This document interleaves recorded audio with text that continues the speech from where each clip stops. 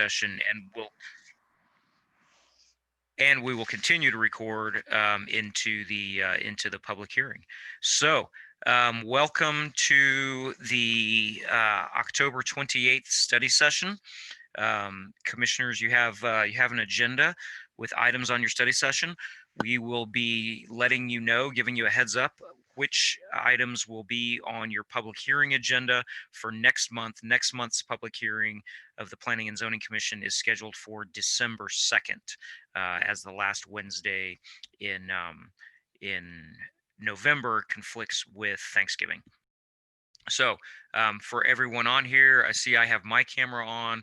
One of our other staff members, Zach, has his camera on. We ask that you leave your microphone on mute unless you are speaking, and you will have a much better you'll have much better bandwidth and have a better quality meeting if you leave your camera off. However, if anyone while speaking would like to turn their camera on, feel free to do so. So the first case we're going to discuss for your public hearing agenda next month is CUP 2045 along with DRO 2006. I believe this is a case that is on your public hearing agenda this evening. However, the applicant has asked that be continued. That'll be an action that you'll need to take during the public hearing. But as of right now, we anticipate this being on your public hearing agenda next month, December 2nd.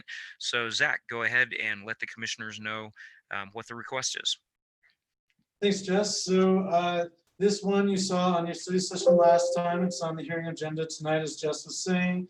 So we're down here in Belmont. The interchange is over here to the east.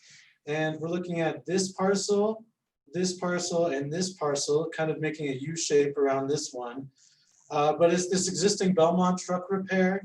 And what they want to do is store different semi trucks and that sort of thing on these lots before they kind of repair them here.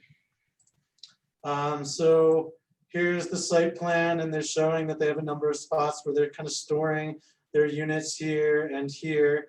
They do want to use cinders for the improvement on the ground here. That's something where I will be discussing with the engineering staff as to, is that appropriate as far as dust control and mud abatement and that sort of thing.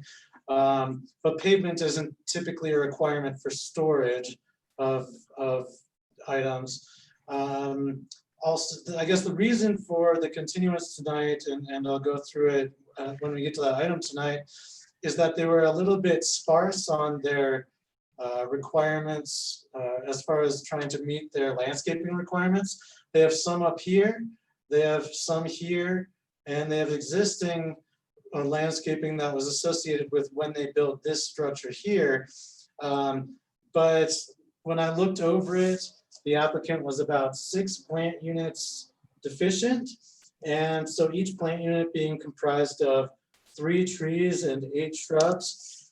And so though staff feels like for this sort of use in this industrial area, a waiver could be supported, staff and the applicant got together and we came to a point where we thought that there might be better merit for a landscaping waiver if they came a little bit closer to the requirements. They are somewhat, pretty visible from Belmont Camp Road and also the highway. So just a little bit more, and the applicant felt like they wanted to kind of hold off and continue in order to brush that up a little bit so as to be more approvable.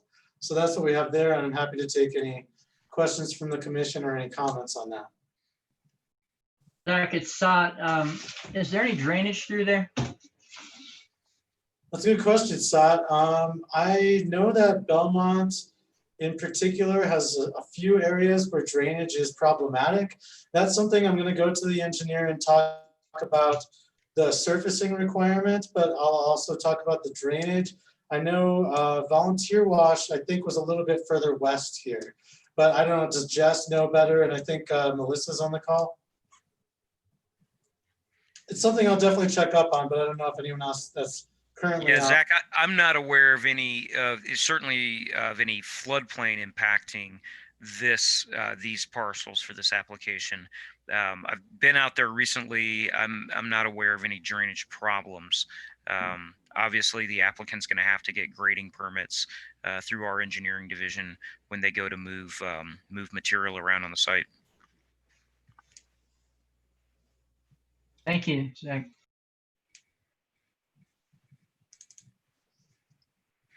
Okay. Commissioners, any other questions of Zach on this case, CUP 2045 and DRO 2006? If not, we'll go to the next one. Zach is managing this one as well. This is CUP 2054. It is permanent residence in a recreational vehicle on 1.93 acres in the AR zone, and this is in the Kaibab Estates West area. So Zach, go ahead. Right, so this is again in the Kaibab Estates West area. So this is pretty rural and out there, very close to the border of Yavapai County and Coconino County. And this is the thing, I think the commission has seen recently a number of requests in Kaibab Estates West area to do the travel trailer as a permanent residence. Typically in the AR zone, we allow a temporary use permit for 120 consecutive days. So that allows someone to temporarily occupy an RV or a travel trailer for the summer and that sort of thing, and then they take it off. Usually people eventually plan to build a house there. With this particular case, we're looking at a corner lot on Pearl and Yavapai. You can see that the roads are not very well improved. There are a number of residences somewhat in the area, but there's also a lot of vacant land around. This is the applicant's site plan. So they want to put it, if they're measuring about 60 foot to the center of road, they're probably about 30 foot off of the actual property line with it. They have a wash running through the property, but they're steering clear of that. They want to put a driveway on the northwestern property boundary here. This is an area where there's a lot of mature pinyon juniper. And so I think it'll be probably pretty hard to see the RV from the roadways here and from neighboring properties. That'll be part, I guess, that's one of the main parts of analysis in my opinion, going forth on a case like this. They'll have a self-contained waste unit that they will periodically dump in an approved place. And they do say in their narrative that within 3 to 5 years, they do plan to build a permanent residence. So it is still somewhat temporary in nature, just more permanent than what's typically allowed. And in this area, this kind of use is usually a fairly straightforward type of conditional use permit. But I'm happy to take any questions if you have any or comments.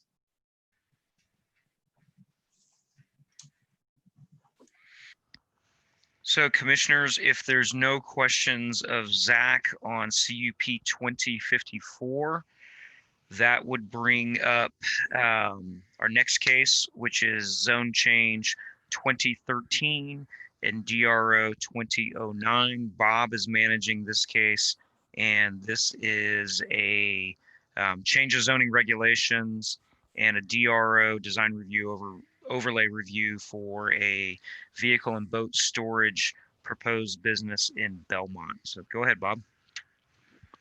Okay, good evening, commissioners.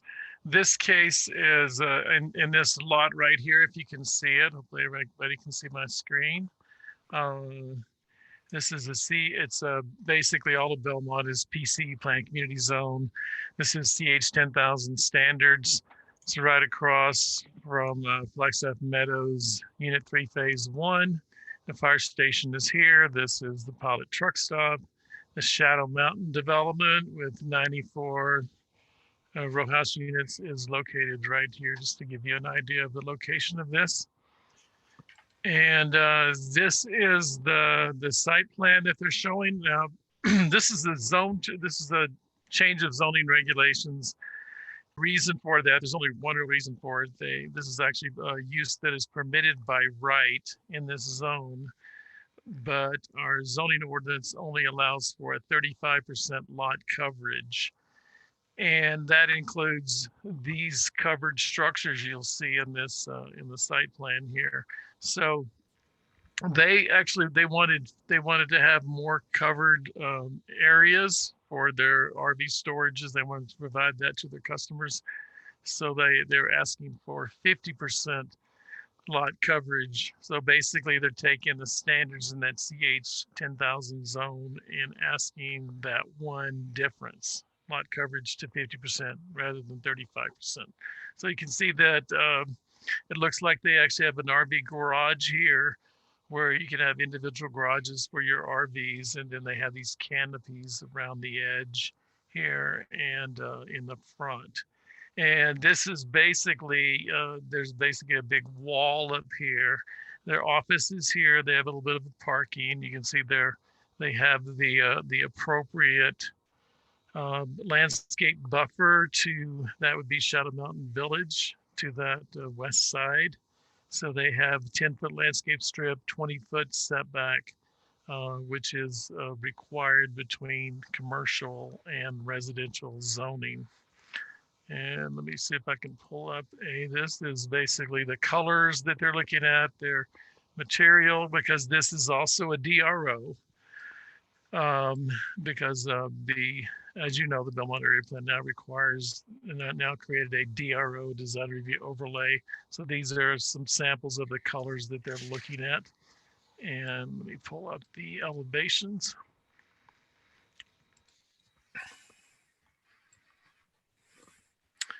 And these are the elevations. This looks like this would be along the front, and you can kind of see what they've basically done is it's taller than fencing would normally be allowed, but it really just becomes part of the structure. So it works, it's more of the height of the building rather than fencing.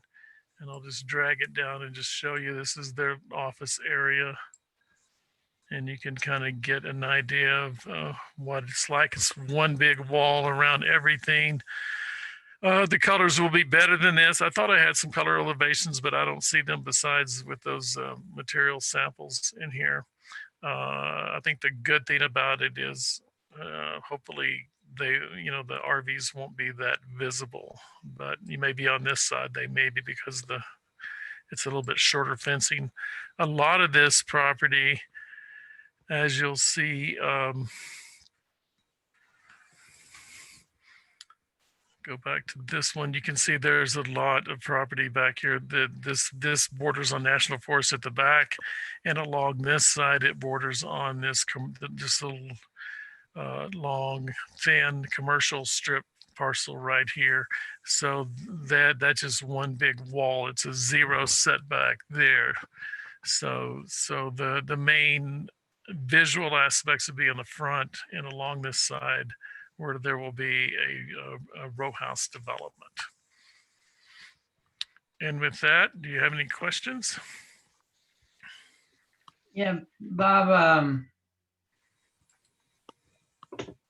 I'm trying to figure out where the orientation here is. So is this short area with the landscaping, does that face the development across the street? Yeah, this faces this with the landscaping is that Shadow Mountain Road. So on this map, it is along here. It's on the south side of the property. They've had kind of turned sideways. Okay. Hopefully you can see this as I switch back and forth. But this is Shadow Mountain Road to the south. This is to the north. This is bounded on the right side. It's bounded by the Forest Service. This is another commercial lot on this side to the east, and then this is their buffer against the residential. Good deal. So this is in our code. This is the requirements that they would have for buffering to the residential. And I guess the theory is that people would pull their cars in when they take out the RVs, because boy, there sure isn't much parking except for that. Yeah, you really don't.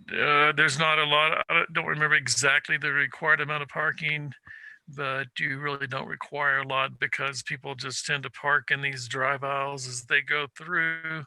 I only see three spaces, actually a handicap and one extra space right here.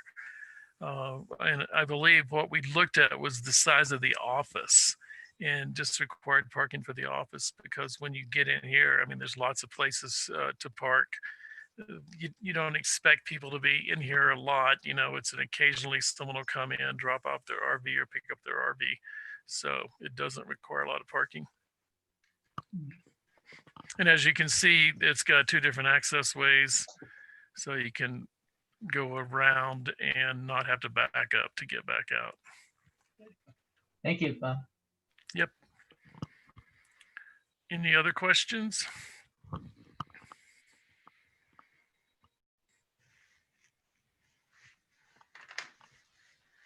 Okay, thanks, Bob. If there's no other questions of Bob on that case, we'll move on to the next one. It will be agenda item number 4. Bob is managing this one as well. CUP 2056. This is a conditional use permit for 6 Met Towers on some Babbitt Ranches land. So go ahead, Bob. Okay, so this is one that commissioners are used to.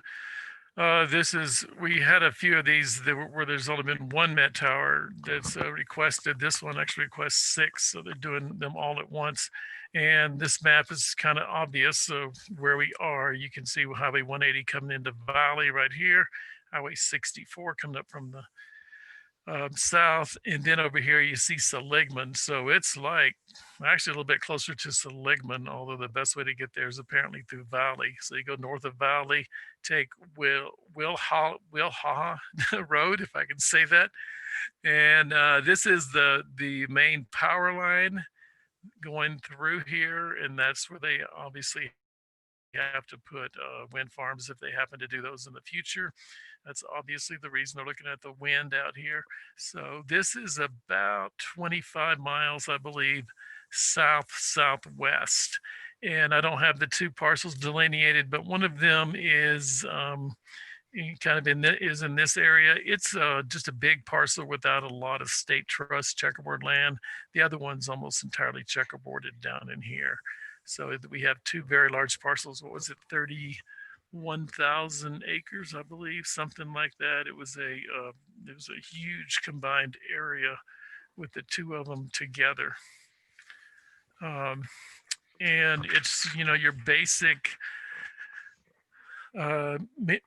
Met towers, meteorological towers. They're 199 feet tall, just short enough that they don't have lighting on the top. We have to have bird diverters, etc., on there.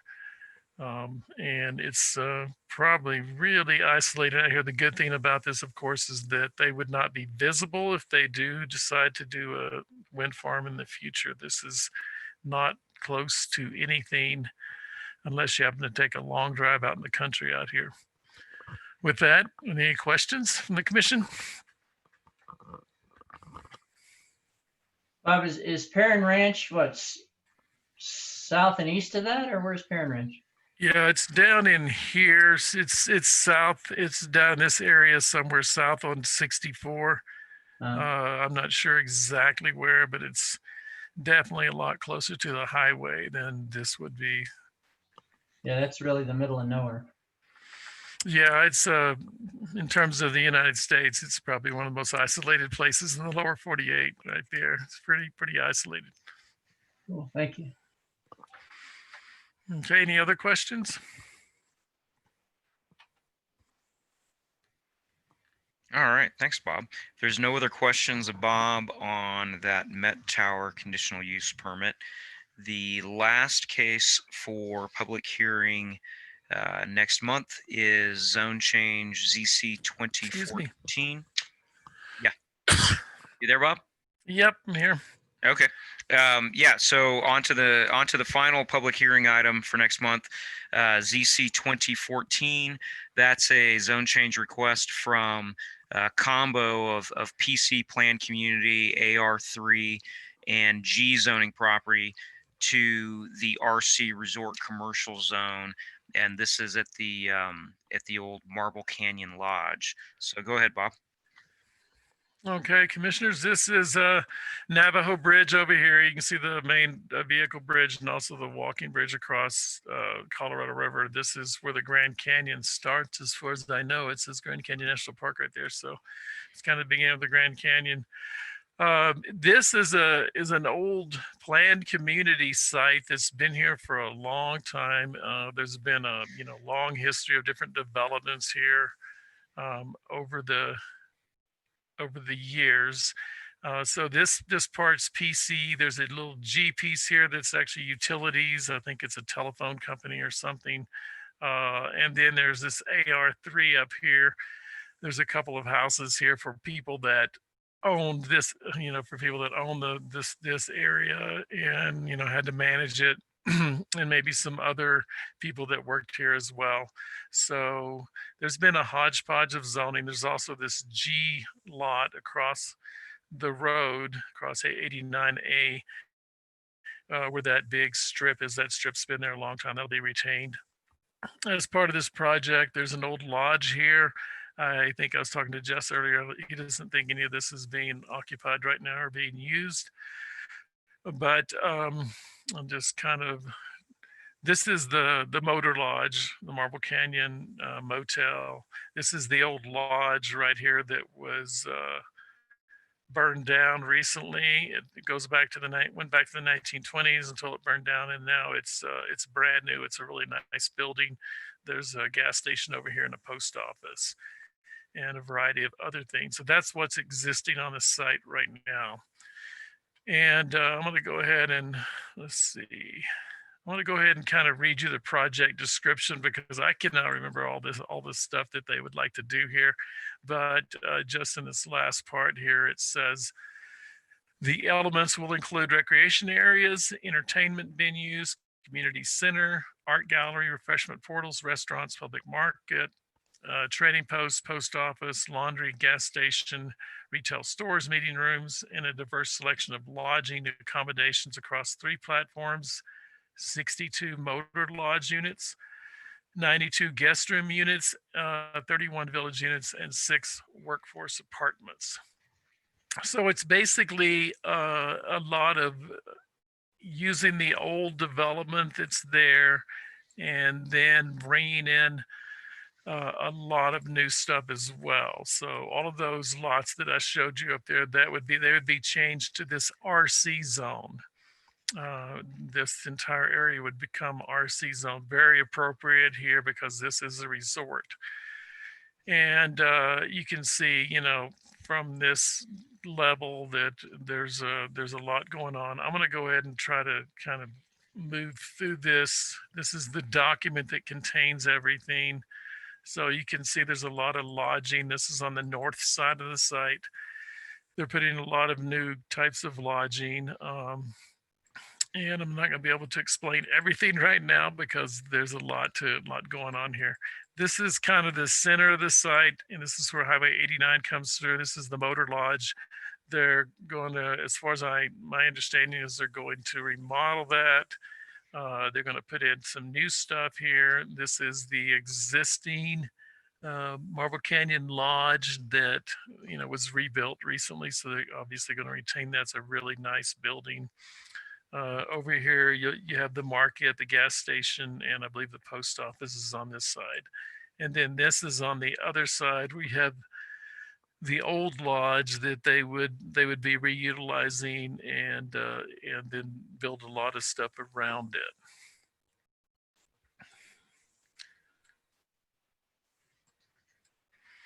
And then as it go further south, you can see some walking trails and pathways through here. And you can see all of this development. This is all lodging. As far as that's my understanding, this is all lodging, and you can see I believe these are porches so that you can take advantage of the view looking down toward the Colorado this way to the southeast, or on this side, you can take advantage of the views looking up toward Marble Canyon, the canyons, the cliff edge there. And then you can see a lot of other smaller units all through here, all appear to have porches and, places to take advantage of the view because it is quite a nice view there. And now I'm going to show you some of the renderings that kind of they're kind of showing what they expect to build here. I wasn't exactly sure where this is. I'll have to look at this a little more, but it looks like this is like a classic old vintage RV, and they'll have a nice deck with it. They have a swimming pool up here, as you can see, and just different kinds of designs.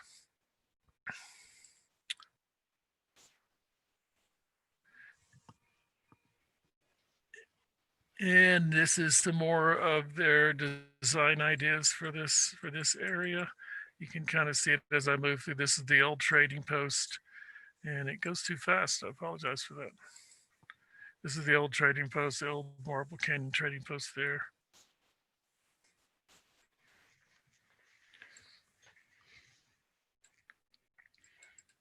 And you can see how they integrate the old style in with the new. This is especially kind of interesting how they're doing these kinds of units made specifically for stargazing. You can see the telescope here, very appropriate. We have comp plan policies that support tourism that take advantage of dark skies, which there will of course be here. Okay, anyway, that's kind of the end of it. I know that's a lot of information. I still have a lot to learn about this as we move forward to next month. But with that, does the commission have any questions? Yeah, Bob, I'm just curious, has a TIA been done or ordered for this? I believe there is a TIA in the file for this. Let's see. I'll have to look to make sure, but if there isn't one, there certainly will be required to be one. And this developer seems to be on top of things. We've gotten a preliminary wastewater plan, preliminary drainage plan, and I'm pretty sure we have the TIA as well. I can look if you'd really like to know. No, that's okay. I just wanted to know if one had been done because You're in. going to be requiring some turn lanes. Yeah, you could require some turn lanes definitely in this area because there's a lot of new development here. Bob, I've got a question for you on this. Okay. I was taking a look at this over the past several days, and I noticed there is one parcel that is not a part of this. It is in the furthest south and east corner of the properties there. It is parcel number 60113001D down in the to the furthest south. Is this it, or is it further down? No, further to the furthest south. There you go. Okay. Oh, my question no, is the open space down here, the OS. No, the furthest south and east. There you go. You got that the arrow one. All right. There you go. Okay. Furthest south and east, right? Yes. What about access to that? Since that isn't a part of this, is there any kind of deeded access that is being proposed, such as a deeded easement, if that were to change hands sometime in the future? Oh, I was going to try to see if I could bring that up, but I guess I don't have that up right now. I have not looked at it that far, to be honest with you. It is an existing parcel, so it might already have some kind of deeded access to it. I'm guessing it probably does, and we can certainly look at that and make sure that happens if that's going to create any kind of landlocked situation. Now, in the RC zone, our new ordinance, our updated ordinance requires 30% open space. So a lot of this area down in here would be used for that open space, because it's not, it's probably the best place to use for it. So. Right. And with that particular parcel I was asking you about, I see it's the same family name that owns it, but who knows what the future holds? And that's the reason why I asked. They may eventually incorporate it into the overall property and what they're doing there, but I don't know. And just thought I should bring that up and ask because it could become an issue in the future. Yep, that's a good point. Thank you, Commissioner Ruggles. You bet. We'll take a look and make sure that they are addressing that issue. Okay, thanks. Bob, I- I've got a comment. Given what we're looking at these days, Happy Jack and others,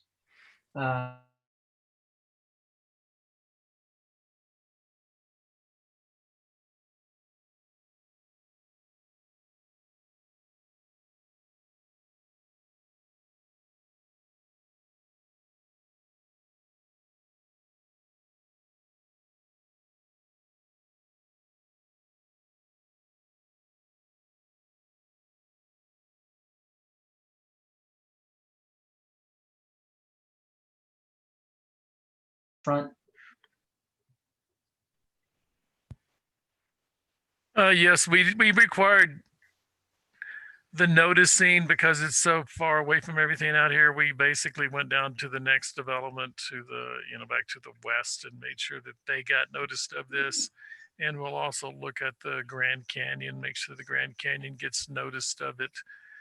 Um, uh, so yeah, we'll make sure and do that. And sorry, I didn't hear a lot of your comments, Commissioner Best. My Oh, system went off and restarted.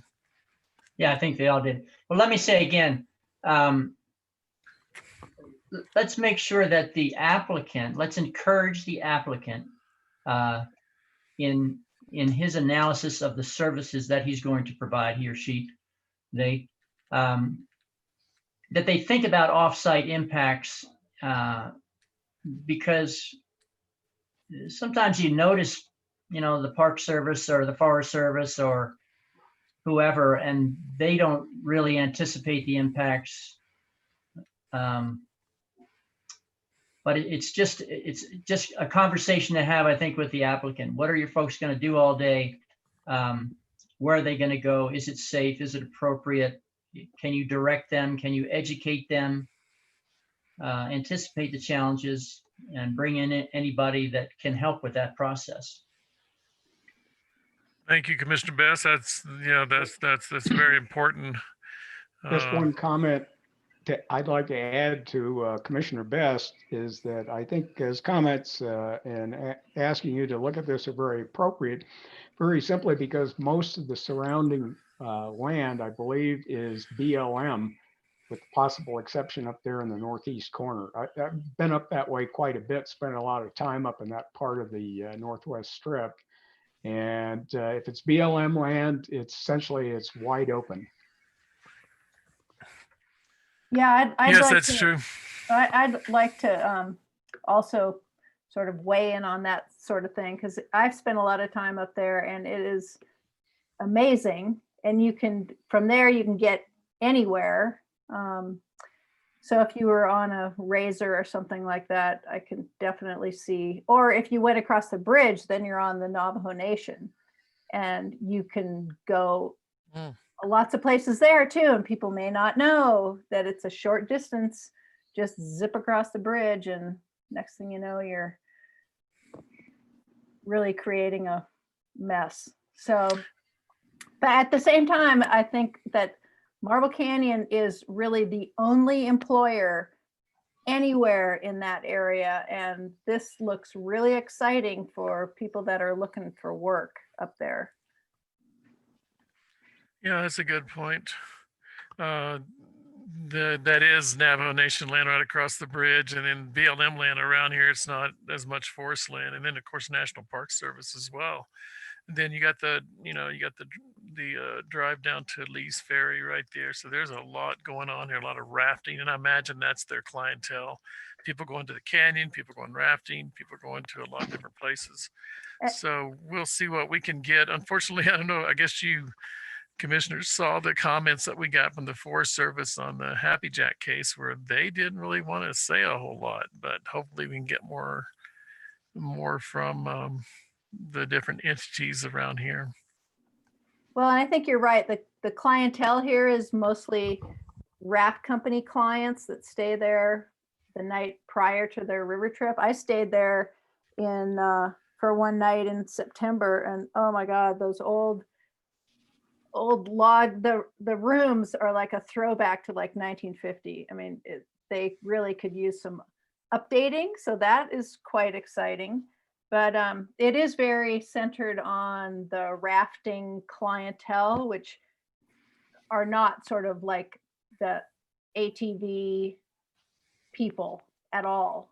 But it's not to say that those people may not discover it.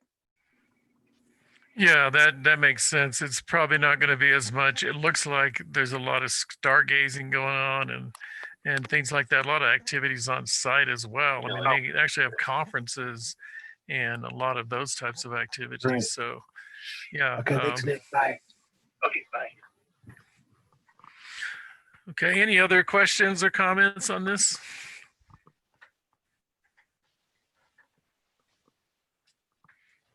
Thanks, Bob.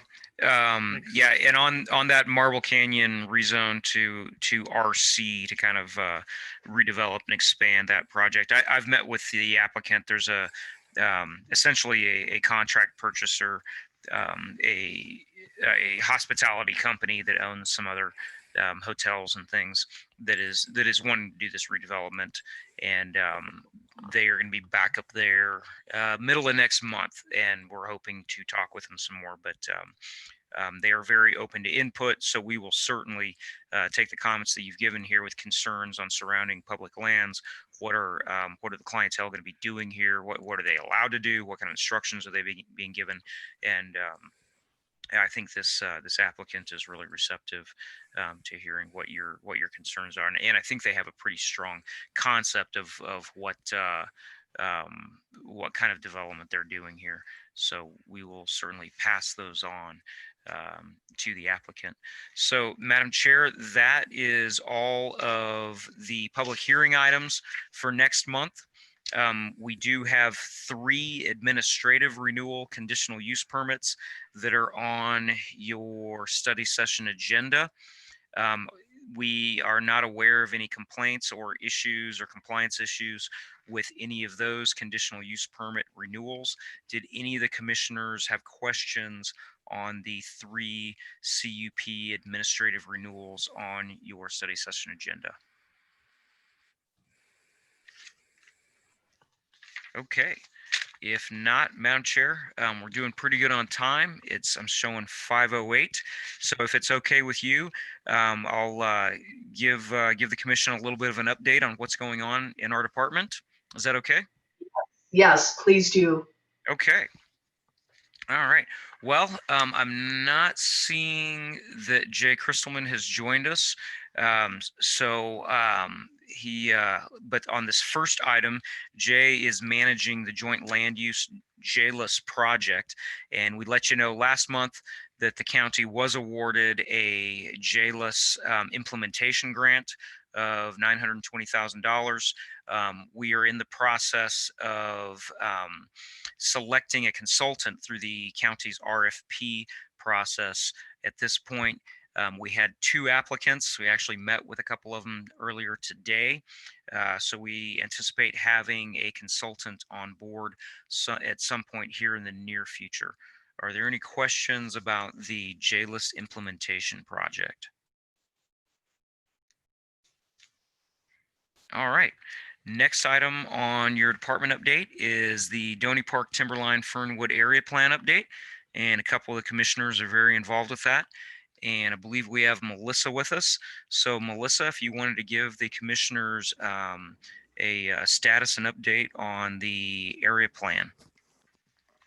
Thank you, Jess. Thank you, commissioners. Yes, we're moving ahead with the project. Currently the community survey is out and available. It's an online survey. We've gotten a very good response rate so far. That opened on October 1st. It will be open.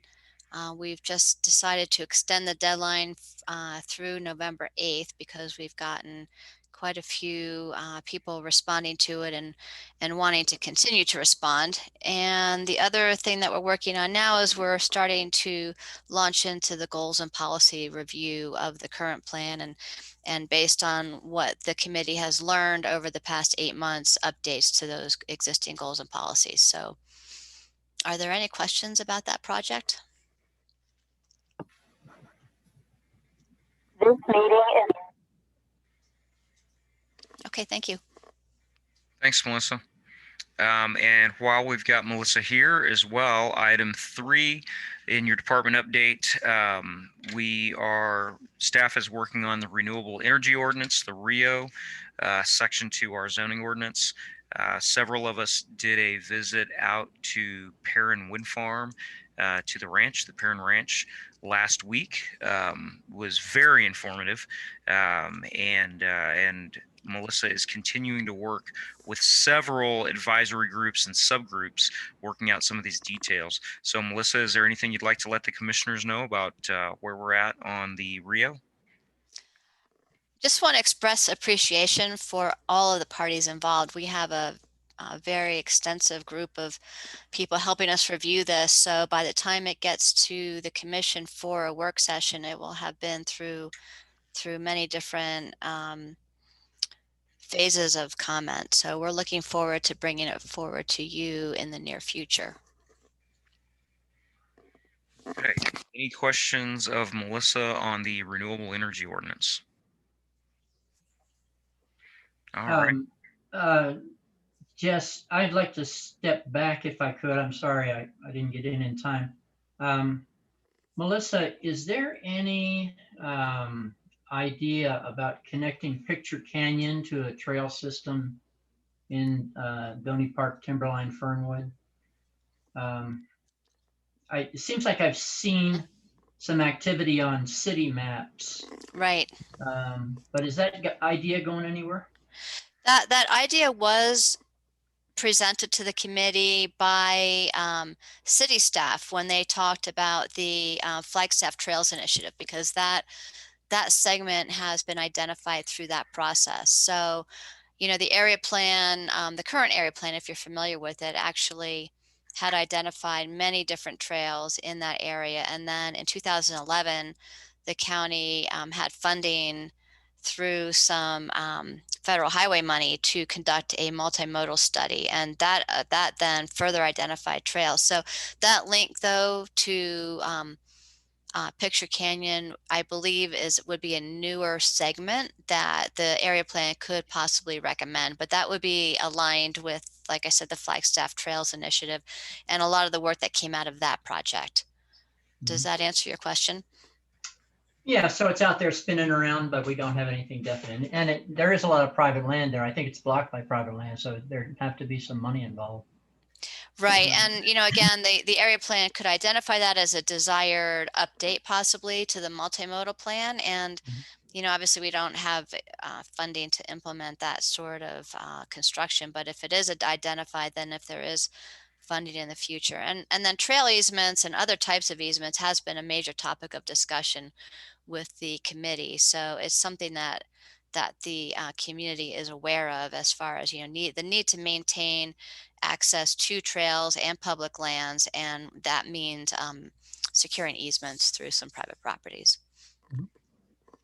Also, Thanks. a question on the Rio. Were you able to get a hold of Robert Brunig? Did that pan out at all? Did you get my I have not seen an email from you yet. So if you could that's the second one. Yeah, I'm going to have to. I'll leave you a message when I send you an email, because we got some disconnect. But okay, thank you. you. That later. Thank you. Okay. Any other questions of Melissa on Donny Park, Timberline, Fernwood area plan or the RIO? All right. If not, one other thing that Melissa is working with that we wanted to let you know about. Our planning staff is coordinating with the City of Flagstaff on a work plan to update the Flagstaff regional plan. So, Melissa, if you just want to let the commissioners know where we're at in strategizing at this point in time for the assisting with the regional plan update.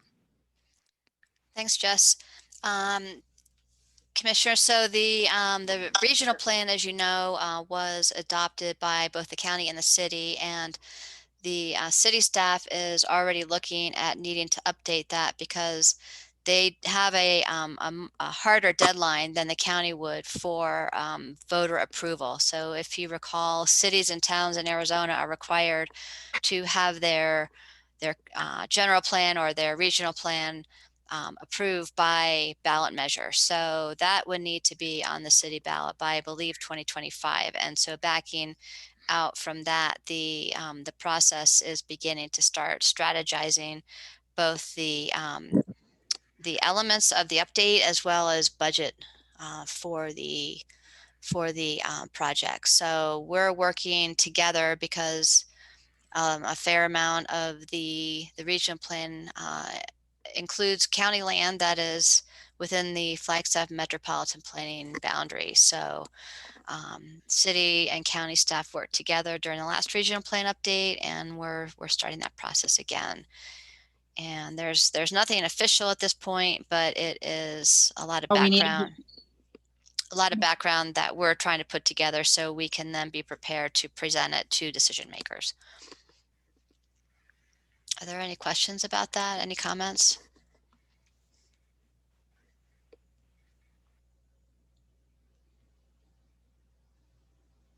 Thank you.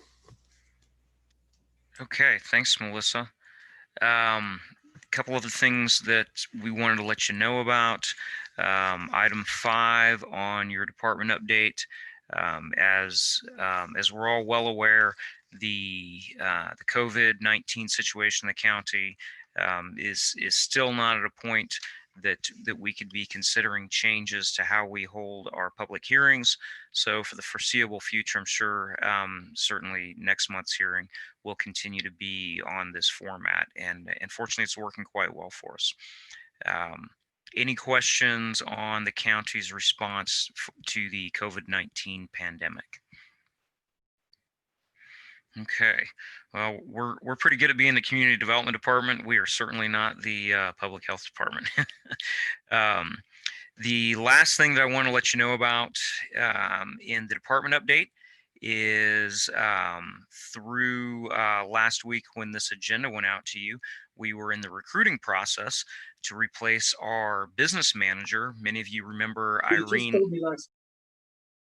Yeah, I think somebody needs to mute there. As many of you know, Irene Loxick was our business manager for a little over 3 years, and Irene retired recently. We congratulate her in becoming retired. So that opened up the business manager position in our department. We went through a recruiting process, had a large number of applicants, both from inside and outside the county and even within our department. And I am pleased to announce that we can congratulate Rachel Davis as being selected for the department's new business manager. And I don't see Rachel with us. If I had been on my game, I would have invited her to join us here to congratulate her. But wanted to let you know that so Rachel will be interacting with the commissioners no longer as a planner within the P&Z staff. However, the business manager is still very active, as you're aware, in a lot of the administrative support to the Planning and Zoning Commission. So if you see Rachel or have interactions with her, please congratulate her on taking that position. That is it for our department update. Just want to let you know what is on the agenda next for the Board of Supervisors. On November 10th, the board will hear, they'll have a public hearing on a couple of items that have been approved by you guys as the P&Z Commission. They will hear Zone Change 2011 and Subdivision 2011. That's the Kachina Highlands Zone Change and Preliminary Plat. And they will hear Zone Change 2009, the Hindman Zone Change. So any questions about items going to the Board of Supervisors? All right. With that, Madam Chair, that is our study session agenda. We have Commission and Roundtable on the agenda, and would certainly open it up to see. We've got about 10 minutes till your public hearing starts, which will be nice to be able to take a break here, possibly. But Madam Chair, if you'd like to open it up to the commissioners for any roundtable items. Okay, thank you, Mr. McNeely. And I would like to take about, we'll see how the commission roundtable goes.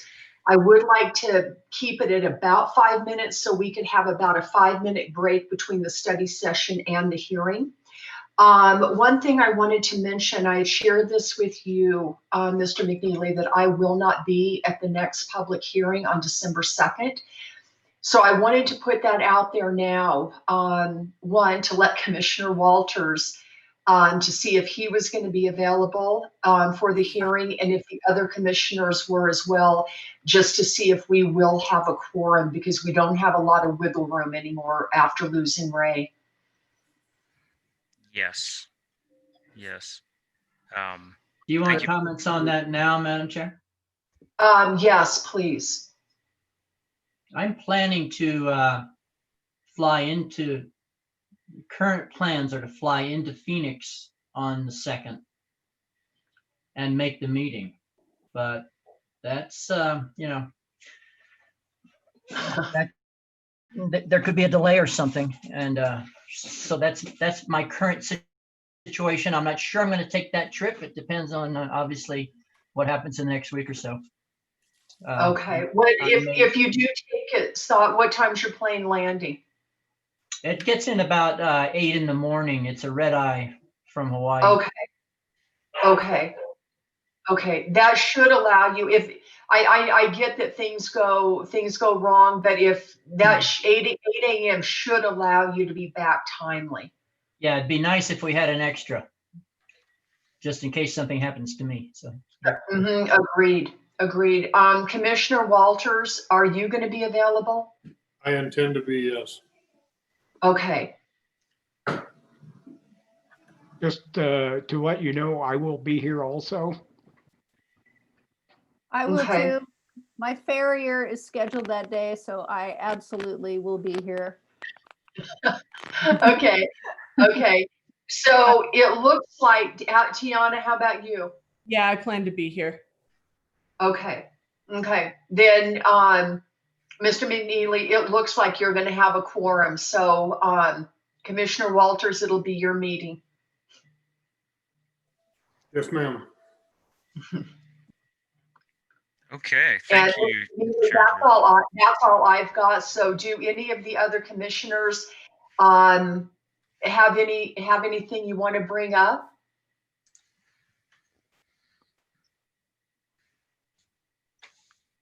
Okay, I'm not seeing anything, Mr. McNeely. You want to, how about we take a break till 5:30 and start promptly at 5:30? Okay. Thank you, Madam Chair. Okay, all right. We'll see everyone in 7 minutes.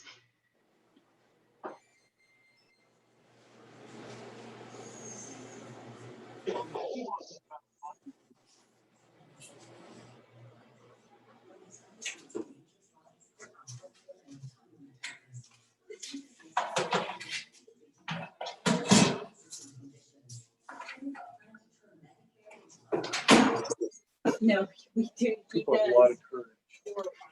We did for conversation. Kids, both of our dads built houses. So we did like he and my brothers built our dads. So now his dad built and Dion built. But our house that we built. You're up, Mike. He's up and running? Oh, no, your name popped up. Mike Mangini. Oh, it's just showing everybody who's in the meeting. Yeah. See, so everyone else, did everyone else? You don't have your mic on, right?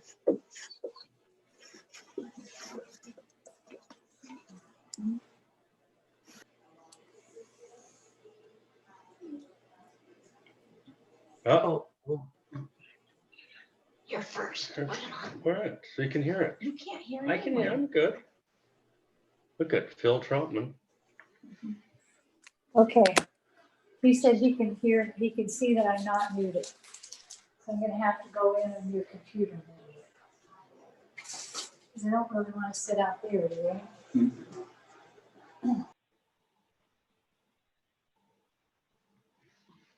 Michael Mangini.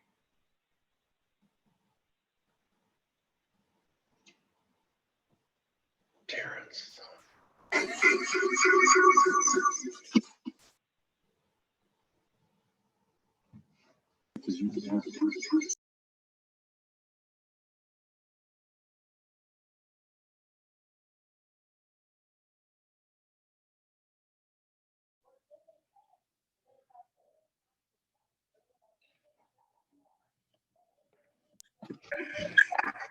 Hello.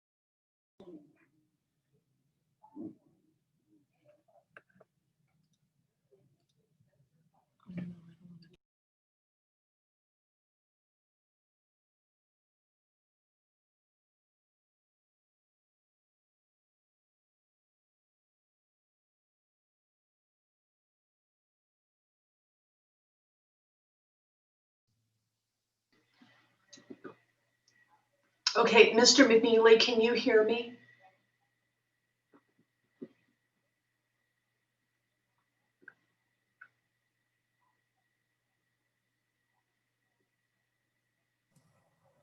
Testing, 1, 2, 3. I don't know. Okay, this is Chair on Tavares. Mr. McNeely, can you hear me okay? Madam Chair, yes, this is Jess McNeely, and I can hear you fine. So I Okay. believe we are ready.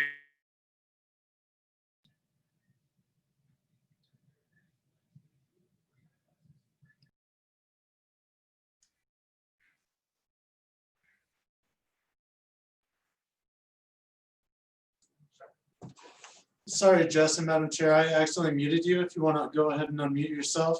There's been a lot of people muting and unmuting lately. Okay, I've got it. Okay, Mr. McNeely, we do have everybody with us. It looks like Commissioner Clifford is back with us. So it is 5:30. Let's go ahead and start the meeting. With that, welcome to the October meeting of the Coconino County Planning and Zoning Commission. Cases will be heard in the order they appear on the agenda. Following the staff presentation, the applicant and/or the applicant's representative may address the commission. As an applicant, if you agree with the staff report and have no additional information, please feel free to keep your comments brief. Any relevant comments are welcome. Following the applicant's presentation, I will make a call to the public. If you wish to address this case, please state your name and address. Comments will be limited to 3 minutes or less. Comments must be relevant to the case. Please address all comments to the commission. No matter how strongly you may feel about the case, all comments must be polite and courteous.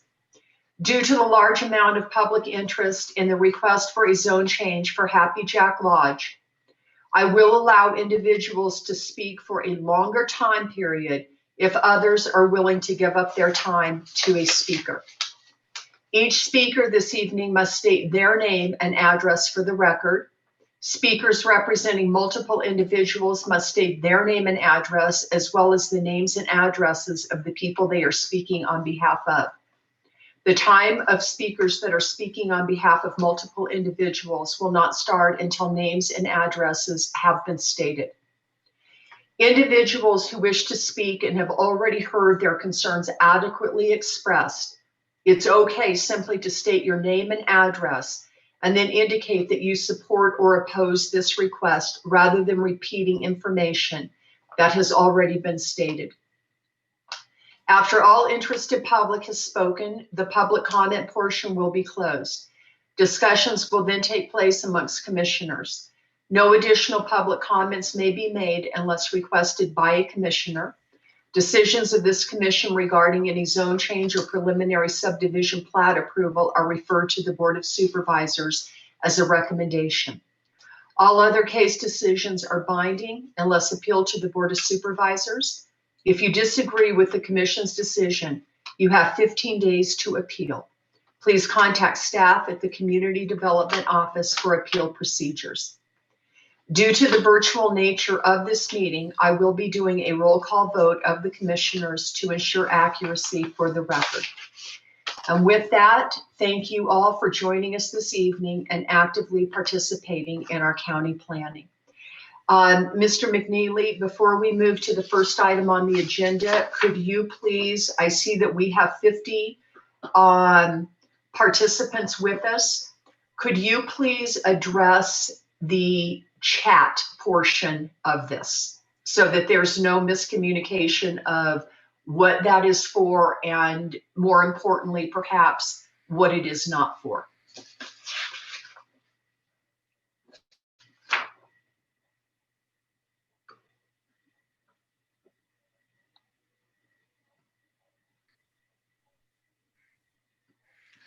Madam Mr. Chair, McNeely? yeah, can Oh, you hear there me you now? are. Yeah, Yes, I apologize. Some of our bandwidth is not that great, so I'm leaving my camera off.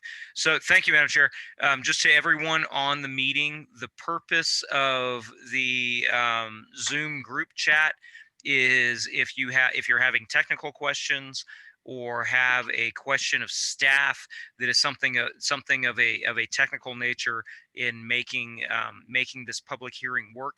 The group chat is not a place for you to make comments about the case, as in public comments to the Planning and Zoning Commission. So the group chat will not be retained for the record for your public comments. If you want to make public comments on a case, then you need to speak on the public comments when acknowledged by the chair. So please do not use the group chat for making comments about any cases. It will not be effective as such. Are there any questions of any of the commissioners on that? Mr. McNeely, I've got one other question. At the last meeting, we had the raise your hand button, so we knew who did want to speak. I can't seem to locate that tonight. Can you give me some direction? Okay, Madam Chair, I'm going to lean also on Zach and Marty. I am one of the co-hosts of this meeting, so I'm not, and I believe you are as well. So I am not seeing a raise your hand function. Okay. So I think that's possibly because we are co-hosts of this meeting. So Okay. Zach or Marty, do you guys have any instructions on hand raising, or any of the other staff that are on this meeting? I see it, Tammy. If you click on participants, Right. on my screen, a flyout comes and shows all the participants on the right-hand side, and at the bottom right, it says raise hand. Okay. Okay, you know what? For whatever reason, I'm not seeing it, but if other people can see the raise hand button, that is going to work. And when we get to the public comment section, I would just like to let the public know to press that button. And then that way I can see your hand raised by your name and I can call accordingly. Okay, with that said, let's move to item number 1 on the agenda, the Pledge of Allegiance. Mr. McNeely, would you lead us, please? Yes, I will. Thank you, Madam Chair, and thank you, Zach, for sharing a screen with a flag. I pledge allegiance to the flag of the United States of America and to the republic for which it stands, one nation, under God, indivisible, with liberty and justice for all. Thank you. Thank you, Mr. McNeely. The next item on the agenda is the approval of the September 30th, 2020 minutes. I will take a motion and a second if there are no modifications. There does need to be a modification. It shows me as present and I was not. Thank you, Commissioner Burton. Second. Okay, so Commissioner Burton, was that a motion that you made in addition to a modification?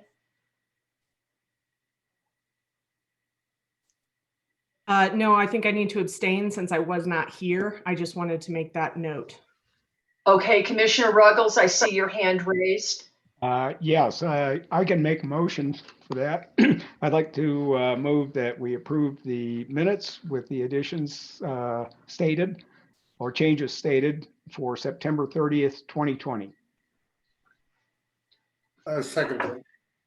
Okay, I have a motion by Commissioner Ruggles and a second by Commissioner Walters for approval of the September 30th, 2020 minutes with a modification showing that Commissioner Burton was not present for that meeting. All in favor, aye. Commissioner Best. Aye. Commissioner Williams. Aye. Commissioner Clifford. Aye. Commissioner Burton. Abstain. Commissioner Walters. Aye. Commissioner Ruggles. Aye. This is Chair Ontiveros. I also vote aye. So the minutes of September 30th, 2020 have been approved. We're going to move into the public hearings now. The first item on the agenda is case number ZC20-007.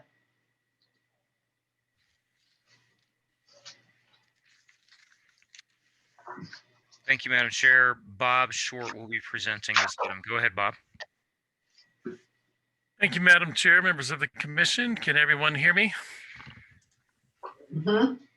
We can hear you, Bob. Okay, thank you. This case is the Two Guns Resort zone change. That's ZC 20007.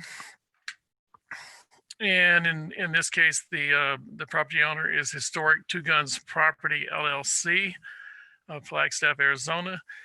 The applicant is John Gunderman of Greenfield, Indiana. The existing zoning on the property is G General, 10-acre minimum parcel size, and the proposed zoning is RC Resort Commercial.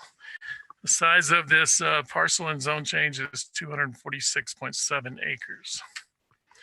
And this is a vicinity map showing the subject parcel. It is about halfway between Flagstaff and Winslow, a little bit closer to Winslow. It is at the Two Guns exit on Interstate 40, as you can see it go through right there. It is surrounded by a variety of land, including state trust land, Hopi reservation land, and also some ranch land. And this is the vicinity map. Again, you can see that Two Guns off ramp. That was for an old development that was here a long time ago. There hasn't been a lot of development here in the recent future, in the recent past. This shows Diablo Canyon as it meanders through the property. As I said, there's Hopi Trust land and state trust land and some ranch land around this area. And you can also see some of the old developments along here. Okay, so this site actually has a varied history. I'll show you some photographs in a minute, but it has Native American history, it has Old Western history, and also there's a lot of development here along the old Route 66. And then it also has quite a bit of natural resources basically associated with Diablo Canyon that goes through this property. It has these canyon cliffs, it has riparian vegetation in the bottom of the canyon, and that also provides a lot of habitat for different types of wildlife. This is kind of an isolated canyon. There's not much out here in this part of the desert. It's kind of a flat scrub country. So there are lots of wildlife that take refuge in the canyon.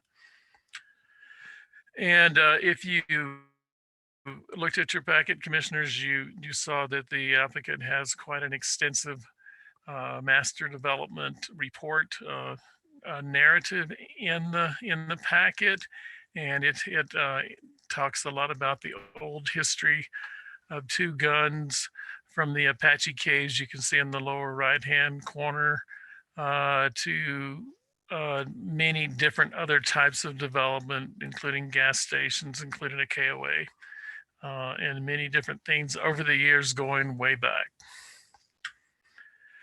So I want to show you some of the pictures from the site, some of the old development. This is the old bridge on Route 66. The applicant does intend to make sure that is structurally sound so people can cross it. Actually, it appears to be structurally sound now. I hope so, because I did drive across it, and it does appear to be structurally sound already, but obviously it could use some upkeep. So that would be one thing that would be done on this site. And this is some of the old stuff. This is around the edge of the canyon. This is where they actually used to keep mountain lions. I guess they had a little zoo here with the mountain lions in it. And this is another little tower next to that. This is inside that ruins where the mountain lions were. There's lots of this old stacked rock, and I'll talk more about cultural resources in a minute, but there definitely can be a few things here that are culturally significant. And this is another ruins. This is on the opposite side of the canyon. You're looking south, actually probably more like west, as the Diablo Canyon goes down and makes a sharp turn. This is a peninsula area. I call it peninsula, that kind of juts out, and it's the canyon goes around it. And there was also an old KOA on the property. This is the swimming pool that was there for the KOA. It's obviously turned into, quite a display of graffiti, and actually some kind of nice graffiti. But that's kind of what's happened to this property over the years. And if you look at this picture, you can see that these are, as far as I could tell, the old electric hookups at the KOA. So this was previously an RV hookup, an RV site with hookups. There was electrical, equipment still inside here, wires and things. So this is not a new use for the site, although maybe a little bit more dense than was here before. And this is some more of the old ruins up there. Okay, so this is kind of a summation of what the applicant is requesting for this site. There are a number of different lodging types that they are looking at. They're looking at some old teepees, Conestoga wagons, cabins, yurts. There's an area of the site that would be used for equestrian people that had horses, and they'd have facilities for the horses. And then a lot of RV sites, 395, as you can see, along with a hotel right on the side of the cliff, about where the same spot as that where the mountain lions were before, in that general area. So the total number of lodging units right now they're proposing is 787, although that could change. And then there's also a lot of other amenities and other features. There's a clubhouse welcome center. There are several different restaurants. There's a helicopter pad. There is a mini golf course. There are 2 different water parks, one for adults and one for families. There's an area that would be used for a reunion lodge that has a variety of different lodging types where reunions and other events could be held. And there's also, very importantly, there's pads for commercial uses, and I'll show you the master plan in a minute here. But those would be for a variety of different commercial uses associated with resorts. So this is the master development plan. You can see the very large RV park on the east side. Over here, you can see some more RVs toward the middle, a couple of water parks. This is the reunion area right here. And then they have teepees, Conestoga wagons. There's treehouse sites. There's many different things going on here. Along this frontage, this is the area where they would have their wastewater system. Our EQ division has indicated it does look feasible at this point. And also our engineering division has indicated the drainage plan looks feasible as well. These are different commercial pads along the frontage. This is the frontage road as you get off of the interstate here. So these would be these various different commercial pads that would be available for different types of uses. You can also see the Diablo Canyon as it goes to the side. This would all be an exclusion zone, of course. We're not going to be allowed to be developed. On this side, you have the equestrian development where people can bring their horses. It's all kind of set up for that. The Cliffside Hotel would be right in this area. And I'm going to show you just a few of these. I'll let the applicant talk more about it. And of course, you had access to that master plan book, so you would have been able to see all of this. These are the Conestoga wagons, the lodging they would look back, kind of a nostalgic theme. These are yurts. This is the water park. This happens to be the one for adults. There's also one for families as well. And I'm going to go ahead and move into some of their other planning. This is their landscape plan. And I want the commission to remember as we look at these that these plans are conceptual, although we would look at them to be, substantially similar to what they're showing. So they're showing a lot of trees that are appropriate, trees and shrubs and other plants that are appropriate for this particular area. And this is the lighting plan. So you can see that they are downplaying the lighting. They're taking advantage of the dark skies in this area.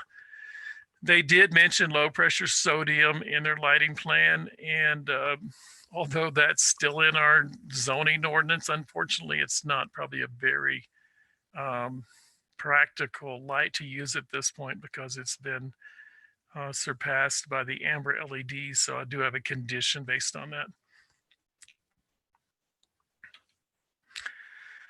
And this is some signage that they are proposing. This particular sign would be right in the middle. This is the main entry sign coming in. and I'm going to say it's taller. I believe it's 24 feet tall, where our standard is 15 feet. So it is taller than our zoning ordinance would normally allow.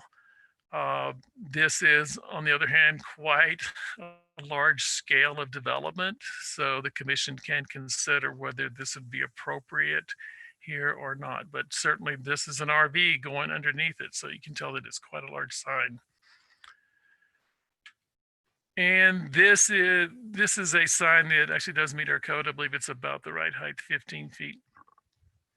There would be two of these, one on each side of the site, basically to advertise the site to people going along the interstate.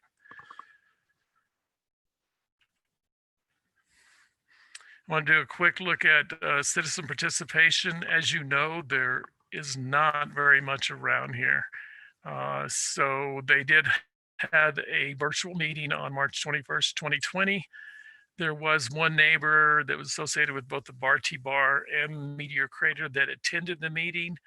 They seemed to be basically in support of it, but they did discuss some challenges associated with the development. So that is basically all we have heard in terms of citizen participation or input from neighbors, just simply because there aren't very many neighbors. I want to go through some of the conditions, and I've included the entire condition here because I think some of these are important. If you looked at the master development plan, you would note that the density is pretty, there's a lot of density of development that goes out on around the edge of Diablo Canyon. And staff thinks it's important that at least a 50-foot setback be maintained from the edge of the canyon. That could be used for trails, but really not much else. It doesn't seem safe to have lodging that close to the edge.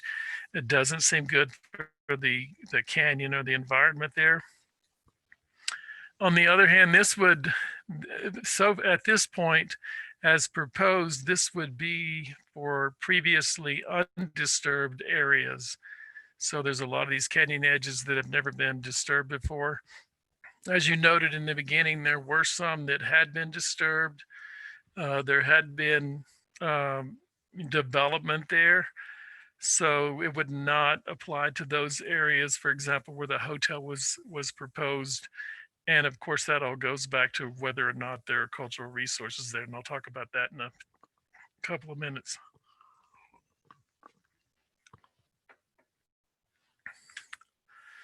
So this is that peninsula that I'm talking about.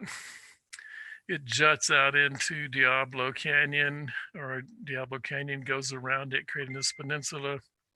So you can see that development of lodging of any kind right up on the edge of this canyon would not probably be a good idea, and probably not be safe as well. And this is the base of that peninsula. It's a really interesting rock. There's some really interesting rocks out there. Excuse me.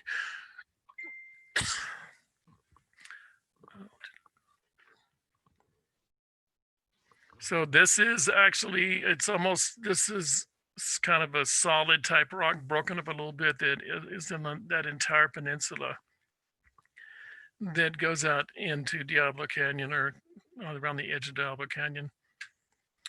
And this is Diablo Canyon looking from that peninsula, looking south. So staff is recommending a setback from this edge, and that would be the top up here of 50 feet, just to protect those edges. On this side, would not be developed. This is kind of an isolated area of the property that wouldn't be developed. And this shows you the edge where that hotel is proposed. I believe it is right in this area right here. This is the area where the mountain lions were before. So there is this existing development. The applicant has indicated in their narrative that they would take these old structures and try to rebuild them, make them stable, so that they could be reused for various purposes.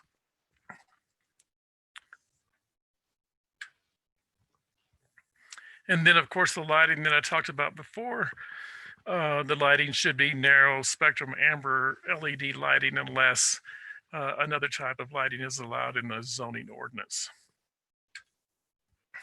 And this is a condition for fire safety. The applicant has indicated they would contract with the Winslow Fire Department for EMT and fire services. They also indicate that they'll be providing these kinds of services on site as well. They'll have equipment and people trained to do EMT services, emergency medical services, and fire services on site, because it's 20 miles into Winslow. It'll take a while for the fire department to get out there if something happens. And these are just a variety of engineering and utility conditions. Staff, considering this site and the potential ecological, issues with Diablo Canyon and the things going on here, staff was just making sure that all the regulations for development were considered, federal, state, and county regulations. And that has to do with drainage and wastewater and water and any other issues. For example, discharging of effluent on the subject property, all those would have to meet regulations. And this is a very important one. This is the one that deals with cultural resources, because there really could be a lot of stuff here. We really, I'm not an archaeologist, I don't know, but I know that there has been quite a bit of activity in the past here. So I'm just going to read this. It says the applicant shall consult with Navajo Nation, Hopi Tribe, and any other applicable Apache groups regarding development of the site. A cultural resource review conducted by an archaeologist or qualified cultural resource specialist approved by the community development director shall be submitted by the applicant. All identified archaeological sites shall be either avoided by the design of the development or subjected to phased archaeological treatment under the guidance of the state historic preservation officer. And a SHPO approved historic properties treatment plan and or monitoring plan to mitigate the adverse impacts. So the applicant has a contract with somebody that would do this type of work for them. I believe that individual is here tonight at the meeting. He indicated he'd be here. So he might be available for questions. And he did look at this condition and did indicate that it made sense. And I wanted to show you one of the cultural resources. This is Apache Cave. This is where there was some type of battle between the Navajos and Apaches. Ended up a lot of Apaches died in this cave. So it is a pretty sensitive site. That is one of the reasons that I had on here that the applicant would contact Native American groups to get comments on this project. Okay, with that, these are the findings for a zone change. I have addressed those in the staff report. And in addition, there are also findings for a planned district zone change. I've addressed those as well in the staff report, so we can discuss those. I've also included a lot of comprehensive plan policies in there that we can discuss if you have questions about those. And staff's recommendation is, if the commission can make the finding, staff recommends that the commission forwards a recommendation to the Board of Supervisors of approval of ZC 20007 with the proposed conditions. And with that, I'll take any questions from the commission.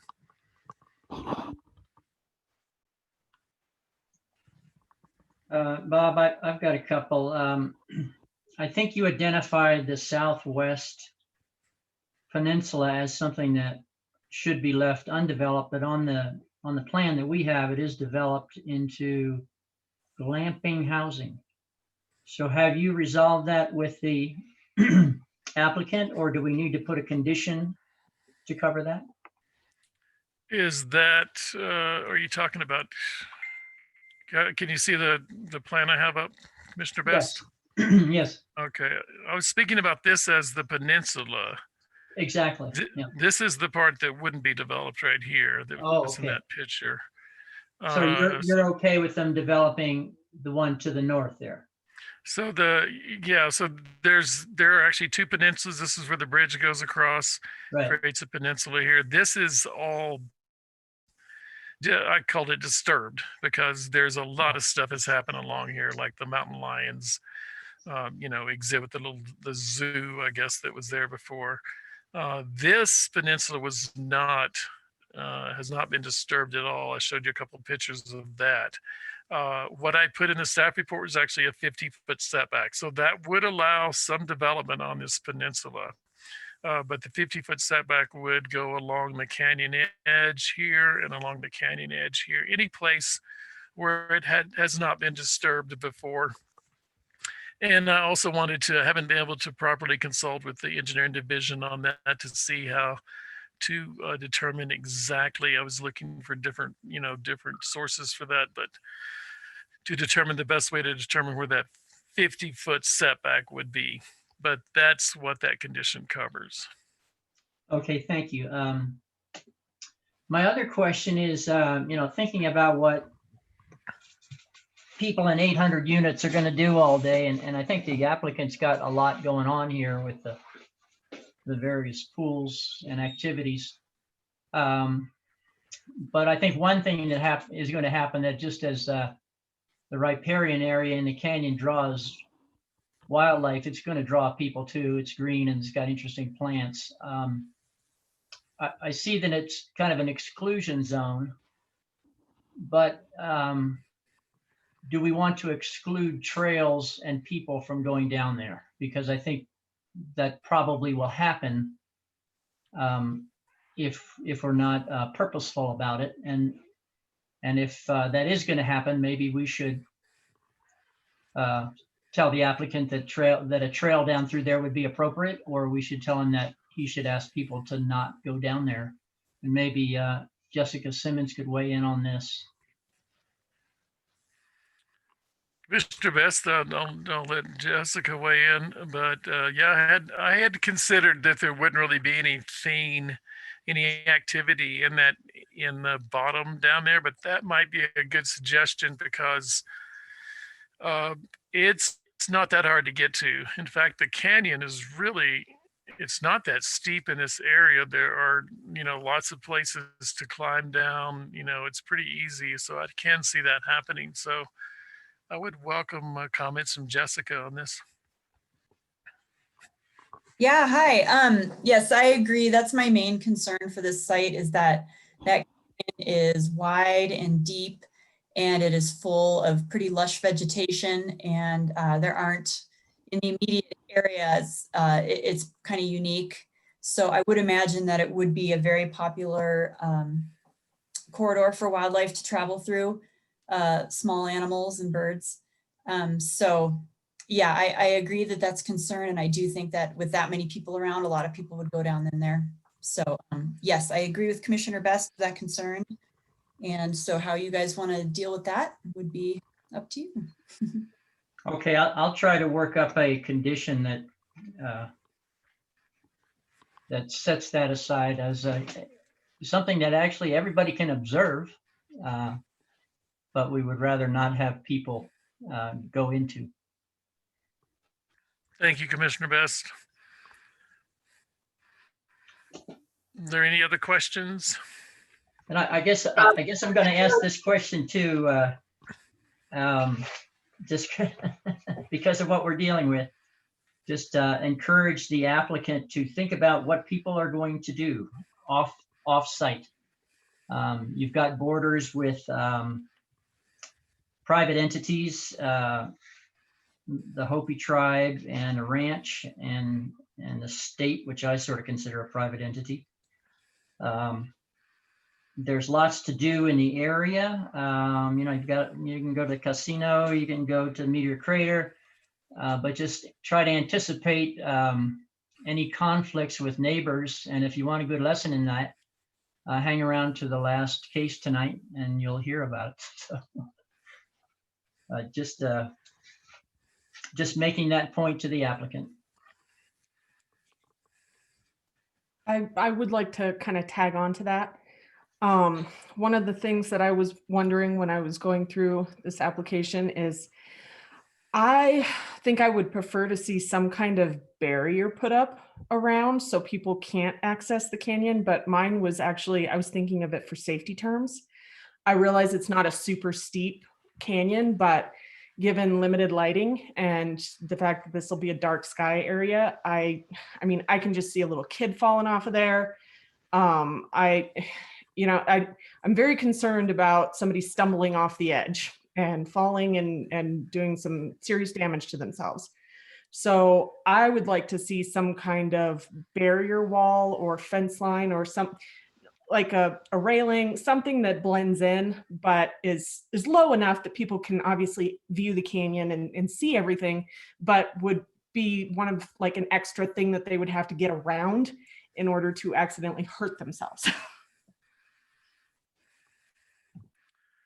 Mr. Burton, I think that makes sense. Since we are looking at a 50-foot setback from the edge of the canyon, that would be an appropriate place probably for fencing to be installed or somewhere in that area. So people could walk along the canyon but cannot get into the canyon. It just does seem right for, I mean, I can see this canyon not being very, yeah, not very nice after a while. If a lot of people are wandering through here, you know, the vegetation could be trampled and yeah, a lot of things. So that I think that's a good suggestion. Yeah, I think if signage was placed along some kind of barrier that says entrance not permitted or something along those lines, or protected wildlife habitat, do not enter at, I don't know, something to because people disregard things all the time. They just don't care and they do what they want to do. But I feel like there'd be some kind of recourse if some kind of signage or posting was put around to try to mitigate the number of people that would try to go down there. You know, I really agree with that. This is Commissioner Best. In my 20 years at the Museum of Northern Arizona, we had 4 people go into the canyon with one fatality right in front of the museum. And it was a constant point of stress. And we used a lot of barrier tape during events. Just a simple single strand of plastic tape made a huge amount of difference. So it doesn't have to be something that you couldn't climb over. It just has to be something that when you hit it, especially in the middle of the night, you know, hey, this is a barrier. Think about your next few steps. Yeah, that's pretty much what I was thinking. Some kind of rustic, you know, wood lined, you know, nothing that keeps animals out, but something that's just, you know, those simple cross, the simple cross like fence lines that are just large pieces of wood that just wrap around it and look, it blends right in with the natural environment. And, you know, Commissioner Best, you are working on a condition. You said that you were going to be working on a condition. I think that Commissioner Burton's concerns and comments are really dovetailing with yours. When you're working on that condition, could you include in there, I think we could include all of this in one condition. Could you do that, Commissioner Best? Bring her concerns and comments in as well? Okay, thank you. And just one quick question, and this is for Jessica Simpson. On the safety issue for the people here, is any kind of a barrier, is that going to cause any kind of a wildlife concern in your opinion? No, it would not. Okay. So do you have any preference, railing, fencing, you know, what do you feel would be appropriate there? As long as it's not wildlife unfriendly barbed wire fencing, it could be anything. Okay, thank you. Okay, that's all I've got. Do any other commissioners have any other questions? Yes, I've got one thing here. I'd just like to give Mr. Short a little bit of a heads up along with the rest of you that I am going to suggest some changes to condition number 3 when we get to the commission discussion, very simply because there is a huge loophole in the lighting requirements for zone 3 that I would like to address during commission discussion. It won't take much of a change, but just bear with me on this when we get there. Okay, and Commissioner Ruggles, could you, I'm assuming that you probably have the wording and the modification that you would like to see. Is that correct? Yes, I do. It is already written up and it only consists of one sentence, so that'll be Okay. a fairly easy one to do. Okay, okay, thank you. Are there any other questions of the commissioners for Mr. Short? Okay, seeing none, is the applicant or the applicant's representative available to address the commission?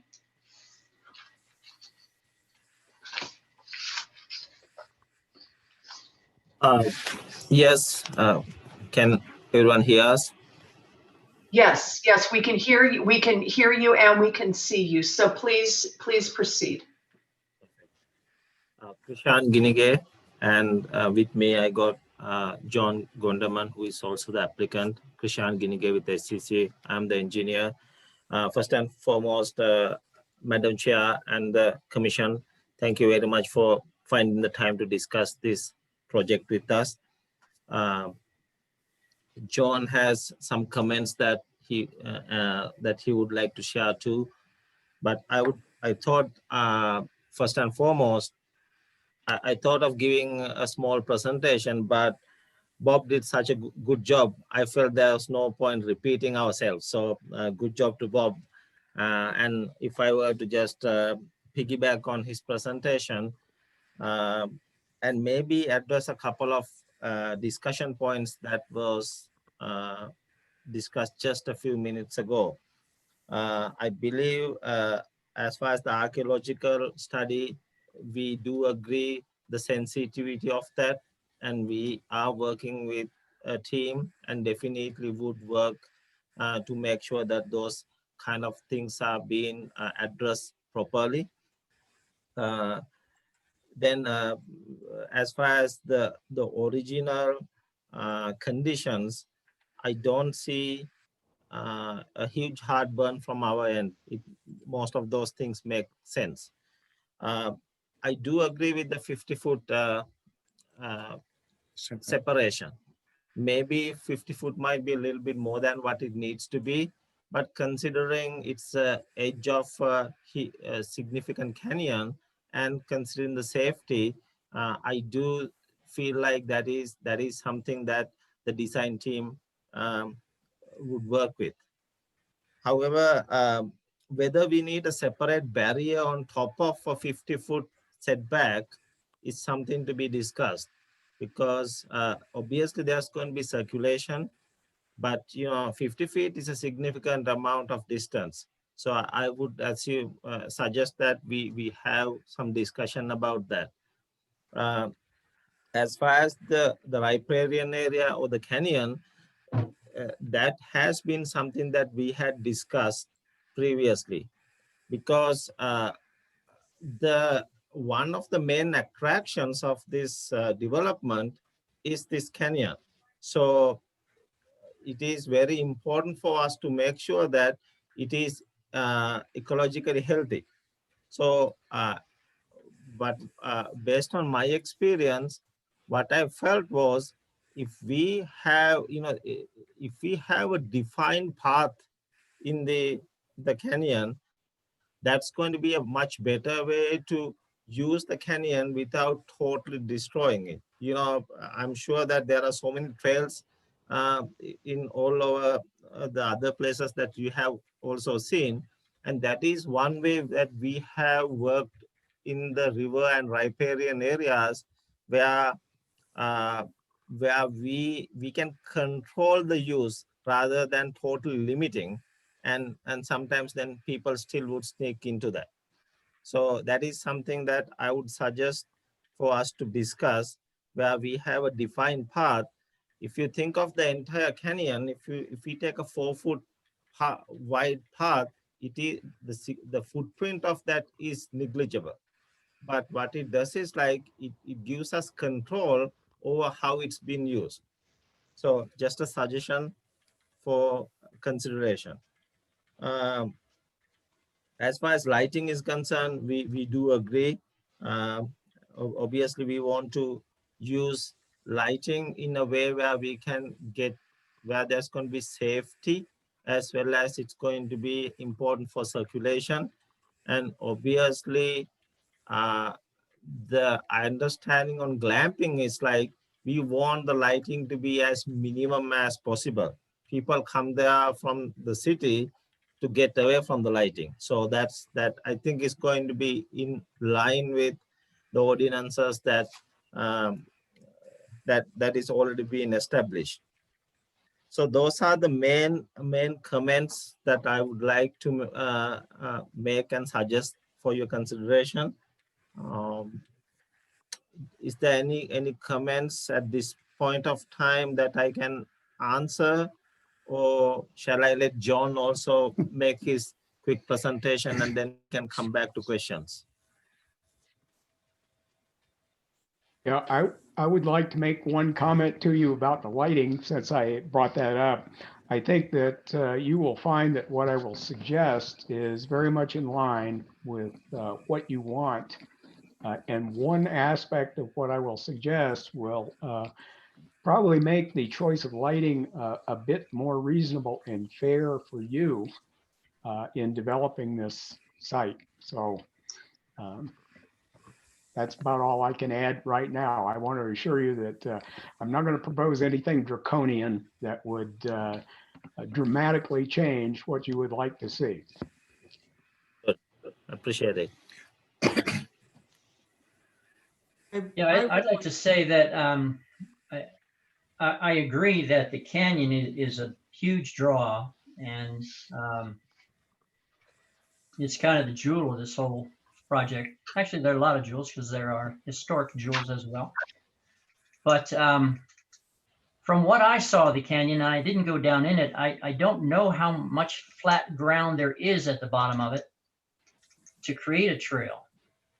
So that's a question in my mind. And another question is, there are some areas where we're doing a 50-foot setback for aesthetics and to leave open space. But it may be that less than a 50-foot setback would be appropriate in some areas. And so I would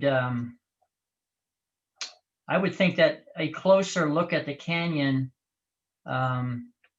might be appropriate, and having some flexibility here might be appropriate. And I don't know quite how to do that without doing a continuance. And I don't know how the applicant feels about that. But I think it is very important. It's a huge attraction. I'm going to say in this condition that I'm crafting, that observation points with appropriate fencing may be established along the edge of the canyon, because I think people will be drawn to it, and that's great. And with some, especially with some interpretation about the importance of riparian areas in this dry country, there could be an educational component. So I think sort of a one-size-fits-all condition, which I'm willing to write, is one way we could go, but getting more into the weeds and trying to design things that might get the people closer to it without compromising the wildlife values might be worth it to the applicant and to the commission in our dual roles of trying to create a great project here. If I may, I think it's a great idea to, I also felt that this is a unique site with different areas functioning in different ways. Now, let's say there's observation area, Mr. Best, your comment is exactly correct, because obviously now we are encouraging people to go much closer to the canyon, and we definitely would want to see a safety barrier. I think there's no one over here arguing about it. So that is a good example of where additional safety is required versus in some other place where if we have 50 feet where it might not be. Again, it might depend on the concentration of usage. So maybe a way to do this is to have 50 feet, or if it is less than 50 feet, to have safety barriers or similar safety precautions, and where we can discuss with the staff and figure that out. Because as we develop this project, I'm sure we are going to have a lot more conversation with community development, engineering, and all other departments, which we will have to figure out some of these issues. Yes, I agree. It's just that this evening, we need to craft, if we're going to vote on this tonight, we need to craft language that assures the commission, our first job really is health and safety. And so we would probably tend to err on the side of safety, thinking about people who are wandering around at night, people who have been partying, people who are little children. That could be, and it's such an irregular edge that some sort of a barrier is appropriate, but it could be, I think if we went out there, or if you and staff went out there and designed this, you might end up with a better plan than if we do it the way we would have to do it to pass it tonight, which would be something prescriptive. So that's up to you and your team to think about, but I would think about it. And Sot or Commissioner Best, I would just like to say that in the condition that you're writing, one way that we have addressed some of this stuff, there's kind of a variable and unknown here, is to say as approved by community development. And as it progresses and comes closer and they are working hand in hand with them, these decisions might be better made a little bit down the road, but with the approval of community development. I'm just throwing that out there. A question that I have for the applicant: did I understand you correctly that you are going to put a trail into the canyon? That is something that we talked about. We talked about the same concerns that was brought up, which was the overuse or access into the canyon. Actually, if I were to step back, there were a couple of things that we discussed from a very broad operational standpoint. We want the project, we do not want any access to the neighboring properties from our project. So that is going to be discouraged. So that's number one. But as far as the canyon is concerned, in our overall master plan, it is open space. So we haven't got too detailed into the designs of that. But based on my previous experiences on designing similar projects, where we have been able to use the natural environment without significantly disturbing it, is to create a defined path. That way, for example, if we create a 4-foot wide path, and people will use only that 4-foot wide path. Mm-hmm. So I think a compromise between totally discouraging use,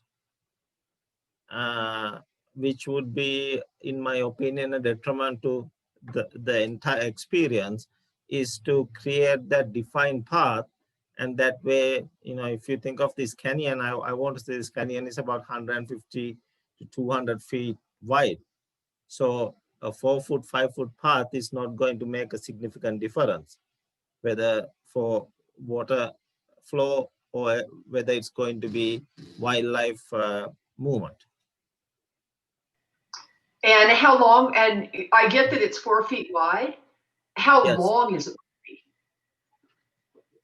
Usually, we will have to find 2 access points if we can. That would be the best way. We are going to have trail systems within the development, and hopefully we can connect it to those trail systems. And my experience in other places, most people don't want to get there. There's only a few people who want to really, use that, but that opportunity would be there if ever they want to do that. But I guess I did not exactly answer your question right now, Madam Chair. I don't know exactly where those 2 points are. When I start looking at the topography and start getting into details, we will be able to share that information. Okay, thank you for that. And this will no doubt come up during commission discussion.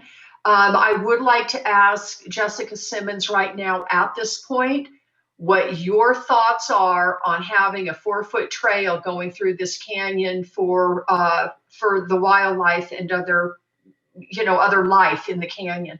Can you please address that? Yeah, I can appreciate that's a good idea as far as putting a trail in and hoping that people will stick to the trail, because it's probably inevitable that people will be curious about the canyon and want to go down in it. So maybe controlling it to some extent by building a trail might be good. And maybe possibly building just a super short loop trail. So maybe people can go down there and just come back up and say, oh, we've seen the canyon now. Might be the least impactful choice possibly, than possibly a trail that goes along maybe the entire canyon for a longer length. Okay, that's kind of what I was looking for, Ms. Simmons, was your guidance there. Thank you for that input. And that's all I've got right now. Do the commissioners have any further questions for the applicant? Madam Chair, if I may, John Goodman is here too. I just wanted to address a couple of these technical concerns. If you do have the time, he does have a statement ready. Yes, he can address the commission at this time. Thank you. Mr. Gunderman, please go ahead. Hello, Madam Chair and Commission. Thank you. Sorry, this is new to me, and I appreciate your time. I put a little something together, so if you don't mind bearing with me. My name is John Gunderman, and I represent the ownership for the Two Guns Luxury Glamping Resort. What you have been presented today is accumulation of over 2 years of hard work by some of the very best people on my team, and I'm very proud of what we put together. This resort started out as an idea during a life-changing trip I took across the Southwest following the death of my dear mother. I felt like I needed a new direction. I wanted to do something bigger and life-changing. And as I went from campground to resort in my 45-foot RV, I started to formulate a vision for a premier world-class luxury experience that would cater specifically to RV enthusiasts and offer glamping amenities unlike anywhere else in the world. When I returned to my home in Indiana, I started to assemble a team of people, all experts in what they do, to join me on this journey. Over the next year and a half, my team and I have designed, researched, partnered with manufacturers and retailers, and together we have put together a truly amazing resort experience on one of the most unique properties in Arizona. Two Guns Luxury Glamping Resort will be the first of its kind anywhere in the United States. Both the RV industry and glamping resorts are a growing market with projected revenues this year reaching several $billions. The average age of a new RV purchaser is in their 30s, and younger families are embracing experience-based vacation destinations more than ever before. Two Guns Luxury Glamping Resort was designed specifically with that in mind. It's not a campground. It's not an RV park. It's a luxury vacation destination and fully immersive experience. We are in the business of people, and creating memories and experiences is what will set this resort apart from other glamping resorts in the market.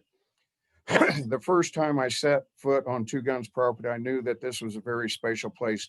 And more I understand about the importance in the history of the area, the development of Route 66, and the colorful past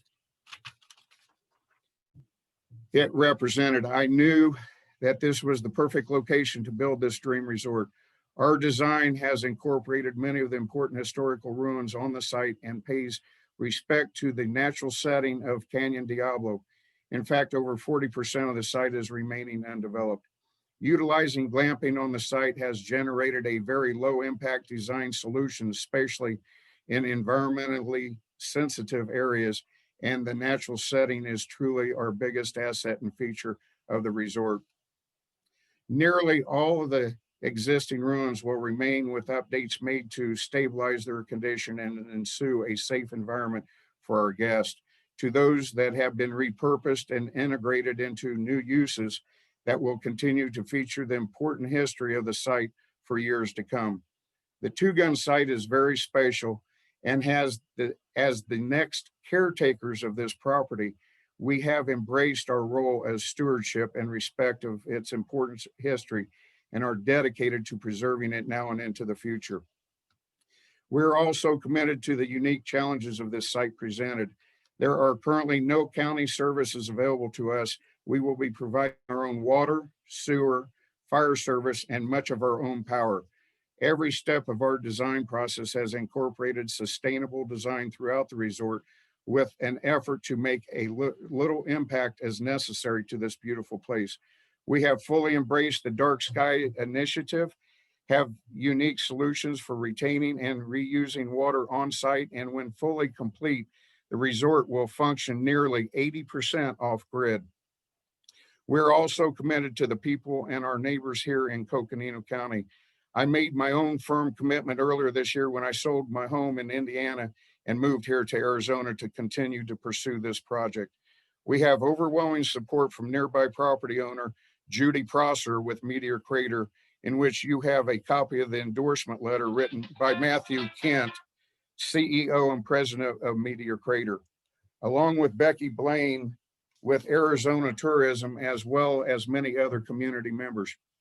With the help of Nikki Seeger with the Historic Route 66 Association, we have identified Two Guns as one of the dedicated stops for the 100-year celebration, and the resort will be able to host many of the celebration events over the next 5 years that are now being planned.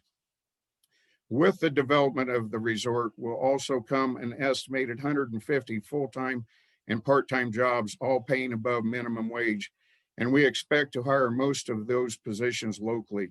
We also anticipate an additional 50 to 75 seasonal positions during peak times.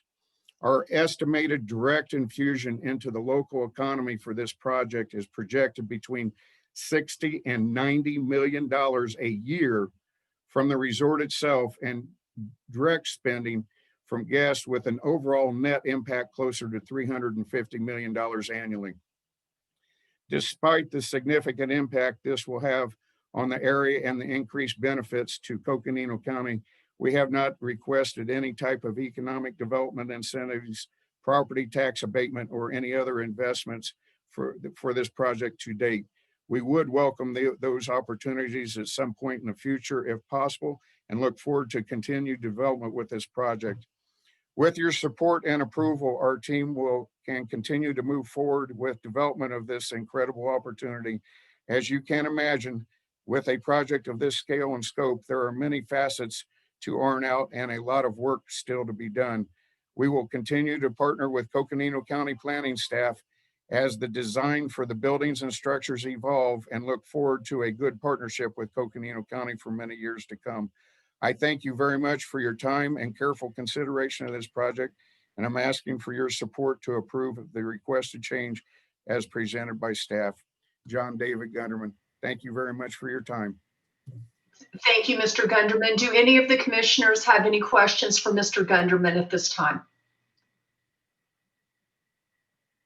Okay, seeing none, I'm going to ask if there is anyone from the public who wishes to address the commission tonight regarding this case. If so, please hit the raise your hand button, and I'm gonna be looking for that.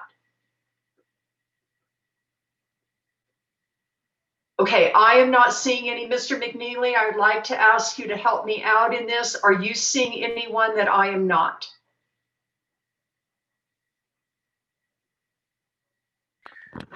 So, Madam Chair, can you hear me now? Oh, hold on. I see Commissioner Clifford has his hand raised. Yes, I see Commissioner Clifford's, and that is the only one I see raised right now, Madam Chair. Okay, thank you. That's what I saw. Commissioner Clifford, please go ahead. Yes, you did. I unmuted earlier and then somebody else started to talk, so I muted again. They mentioned a helicopter pad, a helo pad in there. What is that helo pad going to be used for? Is it strictly emergency, or are you going to have guests coming in and out using that helo pad and leaving a helicopter on site? May I speak? This is John Gunderman again. Yes, please go ahead, Mr. Gunderman. Thank you, Madam Chair. This can be used for multiple purposes. One of the main things, we will open this up and offer this to first responders because of the location.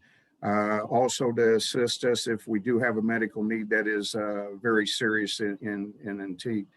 But also there will be the possibility that we're looking into is contracting with some of the helicopter services in this area and providing air tours to the Grand Canyon and other places around Arizona.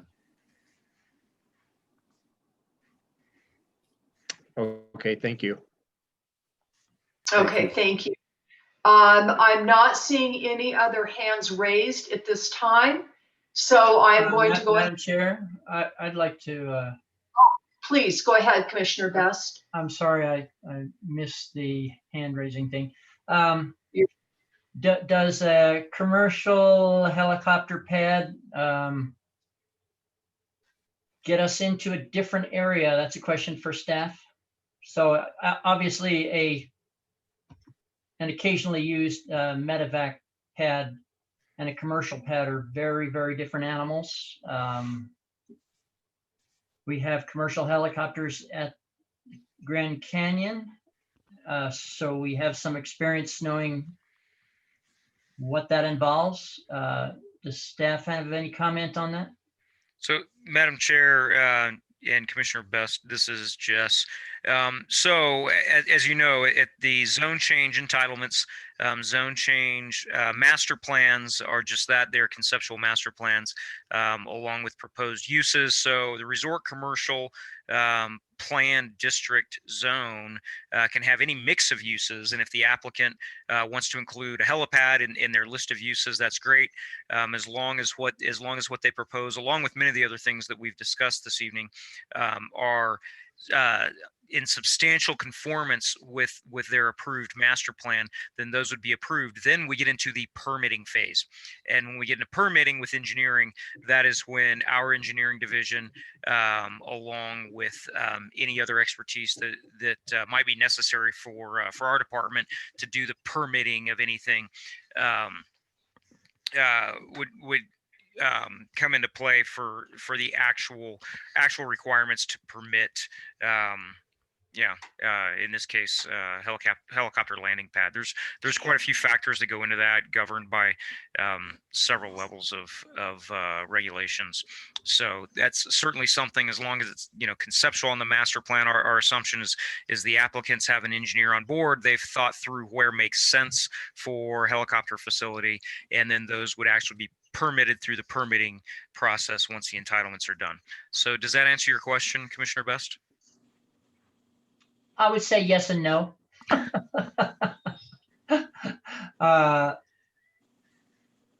Madam Chair, can you hear me? I'm rolling around in my head. Is there any downside? Do we need to get involved? So I'll throw it out to the other commissioners. You're smarter than I am. If anybody's got any ideas, throw them out now. Okay. You know what? I think I heard Mr. Krisselman. Have you joined us? Yes, Madam Chair, Commissioners. Good evening. Can you hear me all right? Yes, please go ahead. Great. So I just wanted to add a little bit to the helipad. So the building codes actually regulate helipads. So there's two classifications. There's helipads and there's helistops. So helipads require all kinds of fire protection because they insinuate that there's a fueling station on site. However, a helistop is nothing more than a concrete pad with the appropriate FAA lighting. So those are approved through the building codes. I hope that helps. Okay, thank you. Thank you, Mr. Chrisselman. It'll probably come up in commission discussion. Sure. Commissioner Williams, I see your hand raised. Yeah, the helicopter air tours, everything was going great for me until that kind of made me stop. Just knowing what has happened in Western Grand Canyon with all the helicopter tours down there. And I'm just wondering who will be affected. Like, let's say this really takes off, who will be affected by that volume of air tours and helicopters coming in and out? And honestly, I really think that if I was staying there, that would really annoy me, but you know, that's up to the applicant. But are there other entities that need to be, you know, like maybe it needs to be beyond however many 100 feet of neighbors if there's going to be a flight path now over people's houses or properties or hogans, or I mean, I'm just wondering how do we have any involvement at that level? Okay, Mr. Chrisselman or Mr. McNeely, can one or both of you address that?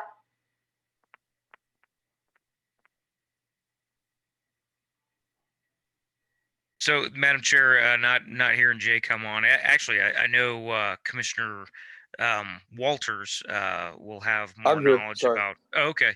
Did you hear the question, Jay? About You know what? how is helicopter flight paths regulated, and where would would this proposed use of having a helipad on this site then be regulated for off-site? Yeah, so the flight paths obviously are Federal Aviation Administration. Like you said, Commissioner Walters could most definitely help to answer that question. Okay, why don't we, I think that might be good if we move this into commission discussion. Are there any other questions from the commissioners for the applicant or staff at this time before I close it to the public and move it to commission discussion? Okay, Commissioner Williams, your hand is still raised. Do you have any questions? Sorry, I'll try to unraise it. Okay. Okay. All right. Then I'm going to go ahead and close it to the public and open it up for commission discussion. In random order here, Commissioner Best, you are up first.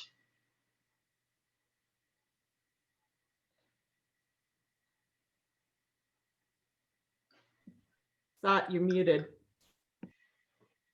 Yeah, Commissioner Best, you are muted. So if you could unmute. Sorry about that. That's okay. And also, while you're kind of giving your thoughts, do you have the proposed condition ready at this time so we could kind of start chewing on that as well? Sure. Okay, go ahead. Diablo Canyon shall be set aside as a wildlife area within controlled public access as approved by staff. A barrier approved by staff shall be constructed 50 feet back from the edge of the canyon. Observation points with appropriate fencing may be established closer to the edge of the canyon. If I were the applicant, I would take this now, and I might come back later with an adjustment to this CUP. I think if you did a lot of detailed walking and planning, you could probably adjust that 50 foot back from the edge of the canyon. As commissioners, we have to err on the side of safety. And so that's what I would suggest. Okay, so Commissioner Best, you're calling Diablo Canyon off limits. And so the applicant's proposal to put a 4-foot wide walking path, and even Jessica Simpson said, loop it if you're going to do that, keep it short.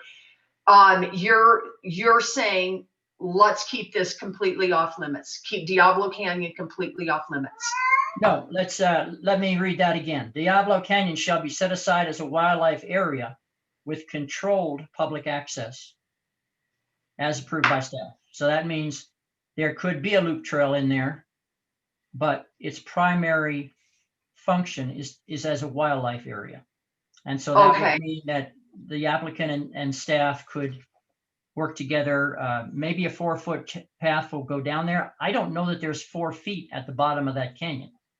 It's really, it goes down in quite V-shape, but I don't know. When I went out there, I did not go into the canyon when I went out there. So that does give some flexibility. And then where I'm not giving flexibility is a 50-foot setback from the canyon. And I think there could be flexibility there, but I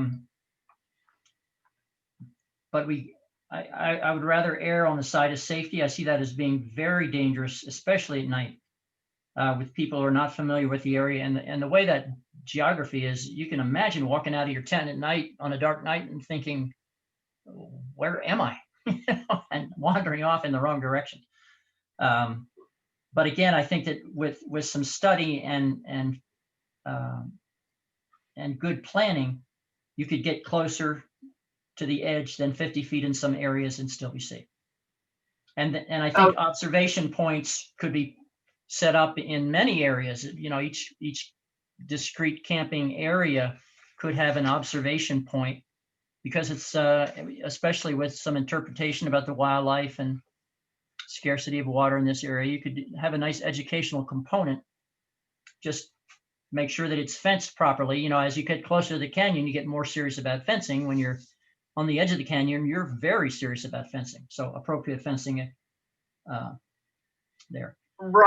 And I'm just going to say, I realize I go last, but I'm just going to say now that I don't know how the other commissioners feel about getting into the canyon, but I will say that I strongly support Ms. Simmons' suggestions on a short loop rather than just an indeterminate path that meanders till wherever. That's really where I'm coming from. Okay, I'm sorry though, Commissioner Best, please continue with your other thoughts.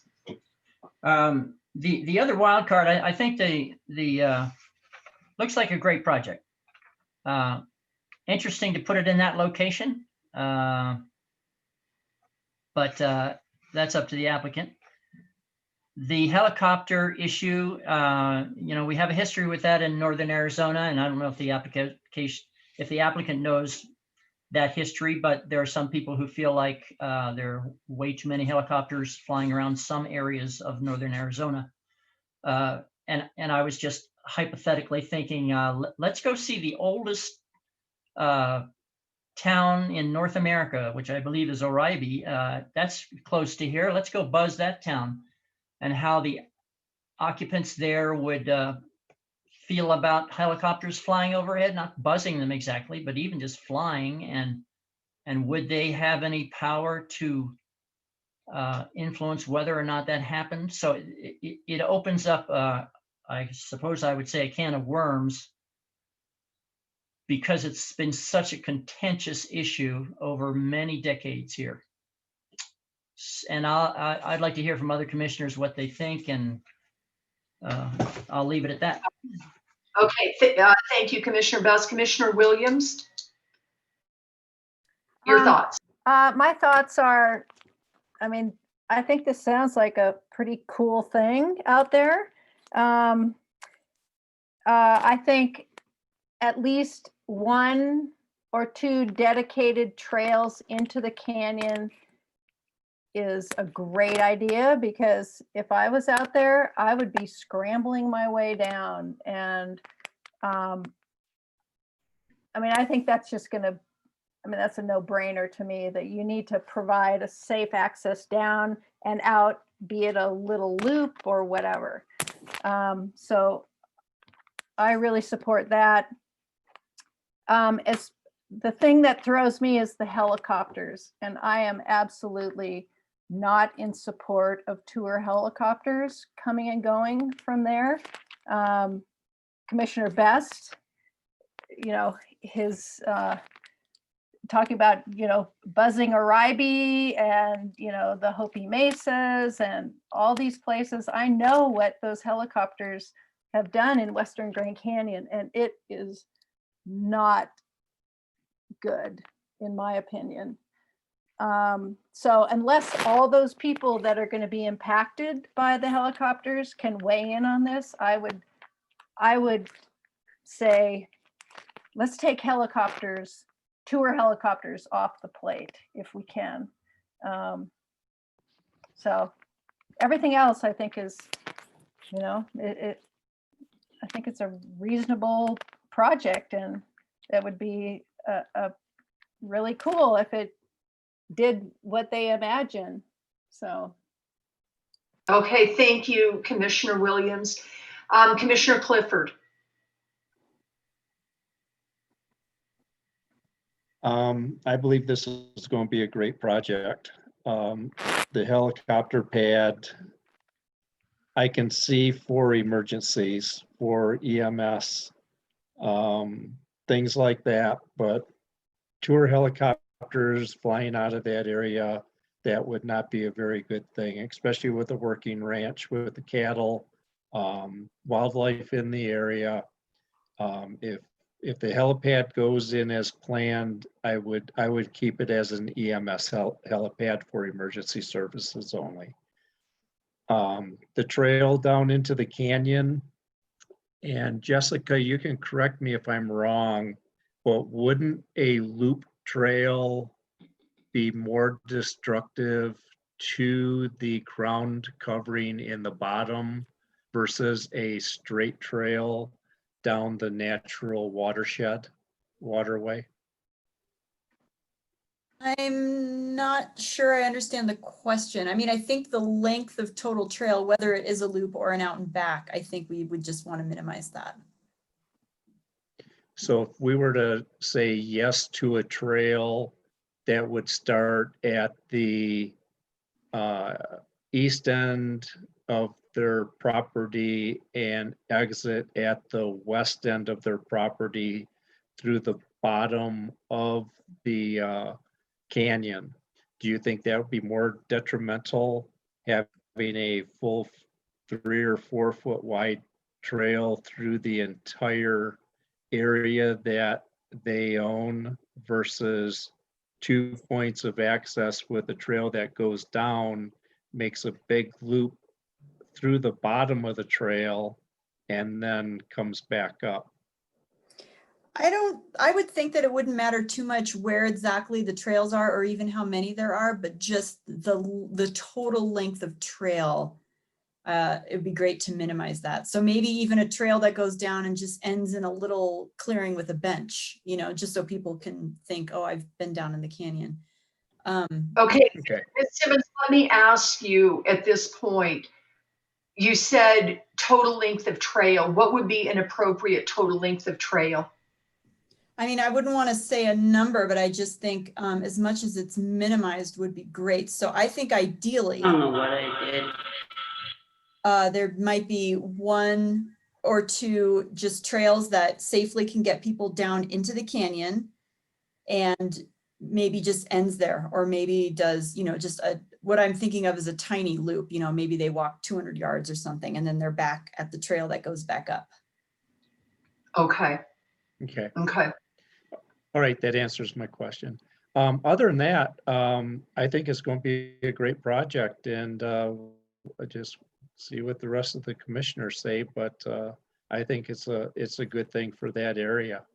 Okay, thank you. With everybody's approval. Okay, thank you, Commissioner Clifford. Commissioner Burton. Yeah, a couple things. I am in agreement with Commissioner Williams. I'm not okay with helicopter tours. I am okay with, obviously, with emergency services having access to a helipad. And if I were staying at a place like that, I wouldn't want to be listening to helicopters coming in and out either. My biggest concern is safety for visitors. Obviously, Ms. Simmons has approved of having a trail, and that's fine. I am a little concerned because during monsoon season, even though it's been horrible the last couple of years, we do get flash flooding, and the storm can be miles and miles away, and they don't know it's coming until it's there. We have slot canyons, people have to exit, and you don't see a cloud in the sky because there are storms in the vicinity. So I think there needs to be some kind of restriction. I don't know if you guys have an emergency PA system where you can alert visitors if there's a thunderstorm in the region. But also, especially if NOAA issues a flood warning. I'd like to see some kind of safety precaution put there to get people out of the canyon before something like that happens. And I still am concerned with people stumbling off the canyon, whether it be kids or somebody doing something dumb with their phone, trying to take a selfie, or stumbling around inebriated in the dark. I know 50 feet is. I don't know why. Oh, that's me. I don't want to. Can you please turn your camera off? Thank you. I know that 50 feet is a good distance for structure or whatever, but people are going to wander over to the edge. Even with lighted paths or whatever, they're going to wander around, and that's a very, very big concern for me. So, but other than that, I mean, I really like the whole concept. I think it's a great project, but I do have a couple of key concerns there. So. Okay. Thank you, Commissioner Burton. Once again, I'm going to ask Jessica Simmons to please give some direction on the concerns that Commissioner Burton just brought up about flash flooding, and what are your thoughts on that? Yeah, I think that's a great point. I mean, that is definitely a danger that we have around here. I mean, I'm not an expert in hydrology or anything. I don't know what I would have to add besides what Commissioner Burton said. I don't have any special knowledge of that, but that's definitely a risk. Okay. Okay. Thank you. Thank you, Ms. Simmons. Okay, Commissioner Walters. I think this is a great project. There's a few things that we've talked about, like the lighting that I think we can improve a little bit with. As far as the trail going down into the canyon, I don't see any need to go all the way to the bottom. I've walked Diablo, I've walked Padre, I've walked Young's Canyon, and they get really muddy in the bottom during the monsoons or after the winter. It's just the idea of giving them a little different perspective to go down over the edge and then look back in the sidewalls. I don't think you have to go all the way to the bottom to do that, and that's not necessary. As far as the helicopter goes, we're planning and zoning, and those are the issues that we look at. We're not regulators, and this overreach that everybody keeps doing is not what I'd like for us to be focused on. As far as the helicopter tours and that thing goes, you know, if that works out, fine. I don't really see that being something that could be there. But the technological advances are happening so quickly that helicopters are going to be virtually silent and, you know, not that far off. So I think that we need to really be focusing on planning and zoning type issues. I think that this is a very well-designed project. I think there's a few little tweaks that we can add to it from a planning and zoning perspective, but otherwise I'd like for the regulators, the development department, to do their regulating and not us from the bench. That's all I have. Thank you. Okay, thank you, Commissioner Walters. Let me just kind of drill down on one thing with you. When you were talking about not wanting a trail all the way down to the bottom, can you give us, could you come up with some wording? What are you envisioning? That's what I'm trying to figure out. Like how far down would you go? Where would there be a turnaround spot? Like what would it look like to you? Well, if you've been to Walnut Canyon National Monument, you see how they've gone over the edge, and they're showing some of the small rooms and caves that are in there, some of the dwellings that were built into the sidewalls, they never go all the way to the bottom. They just have a nice trail, and in that case, it's paved, so it doesn't erode or cause erosion. They have some rails in different areas, and they keep people pretty much on that trail.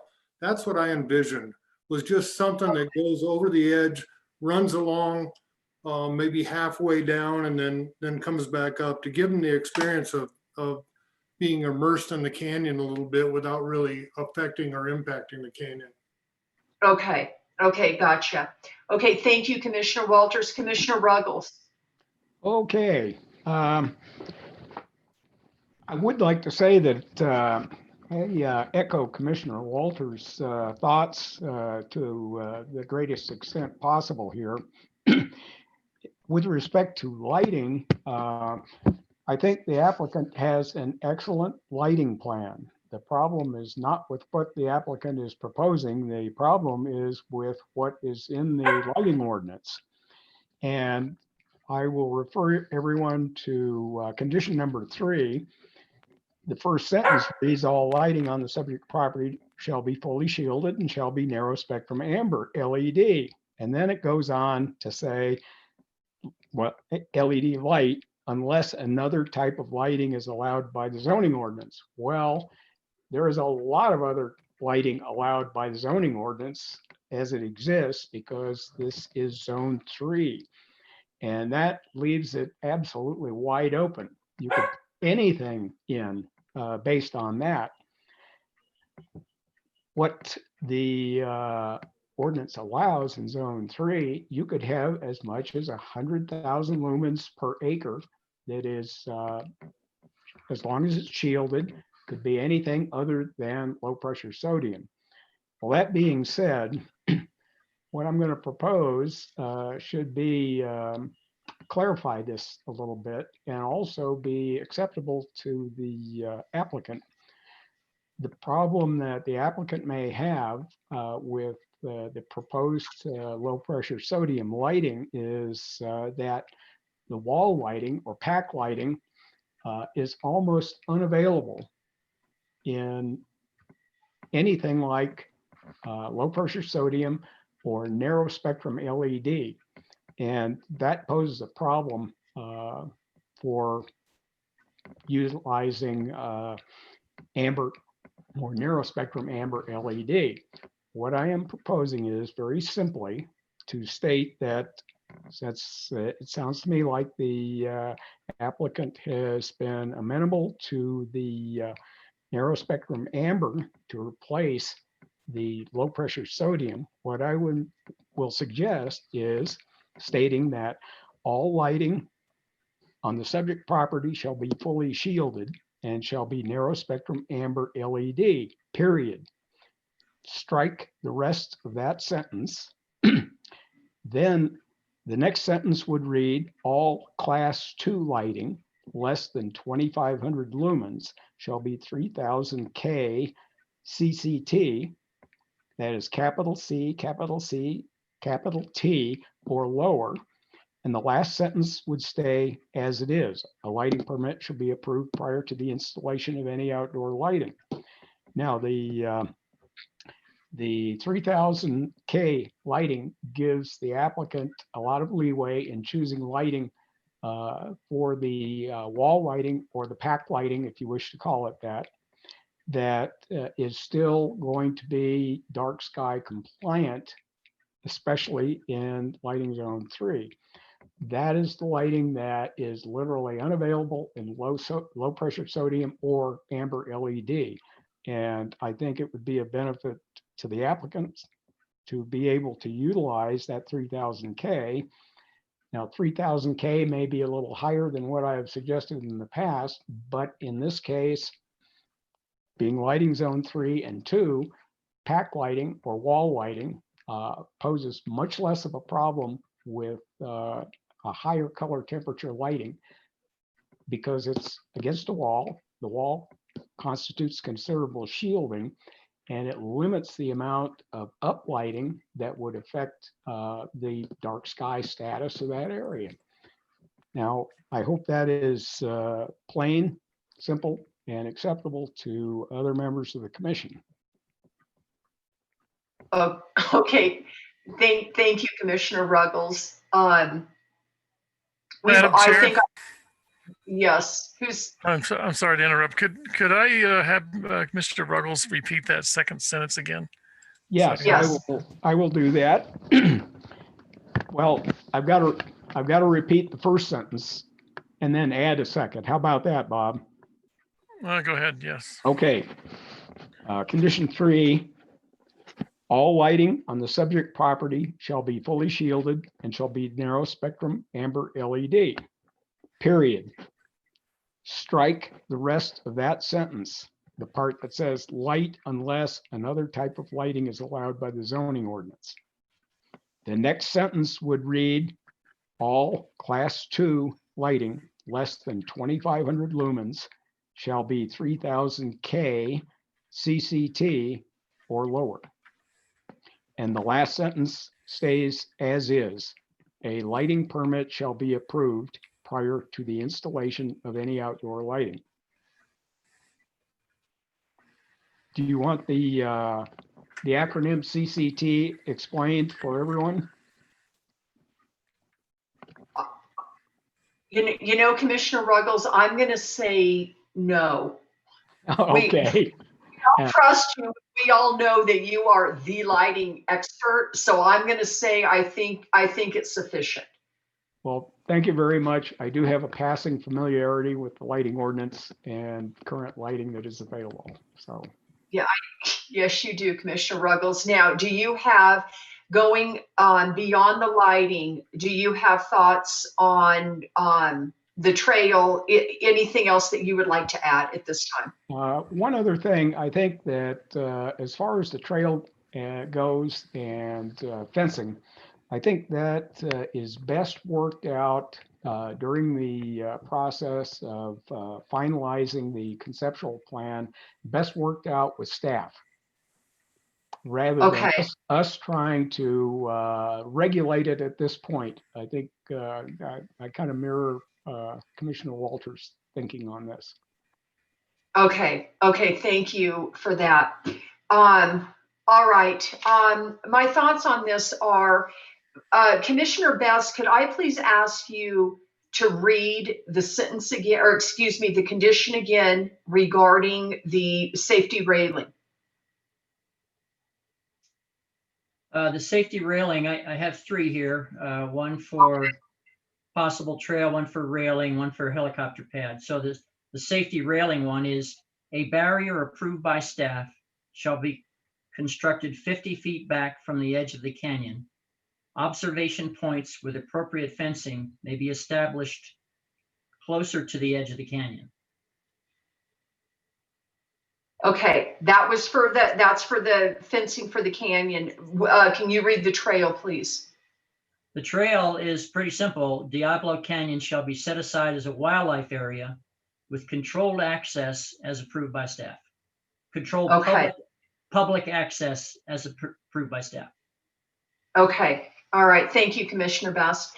Okay. Madam Chair, I think maybe I've got one on helicopters too, and I think maybe we should have a separate vote on that because we have some pretty strong opinions. And what I have said is a helicopter pad may be built for emergency evacuations. The pad shall not be used for helicopter tours.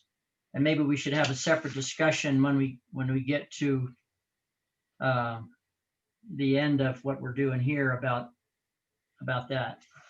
Okay, we're very, very close to the end.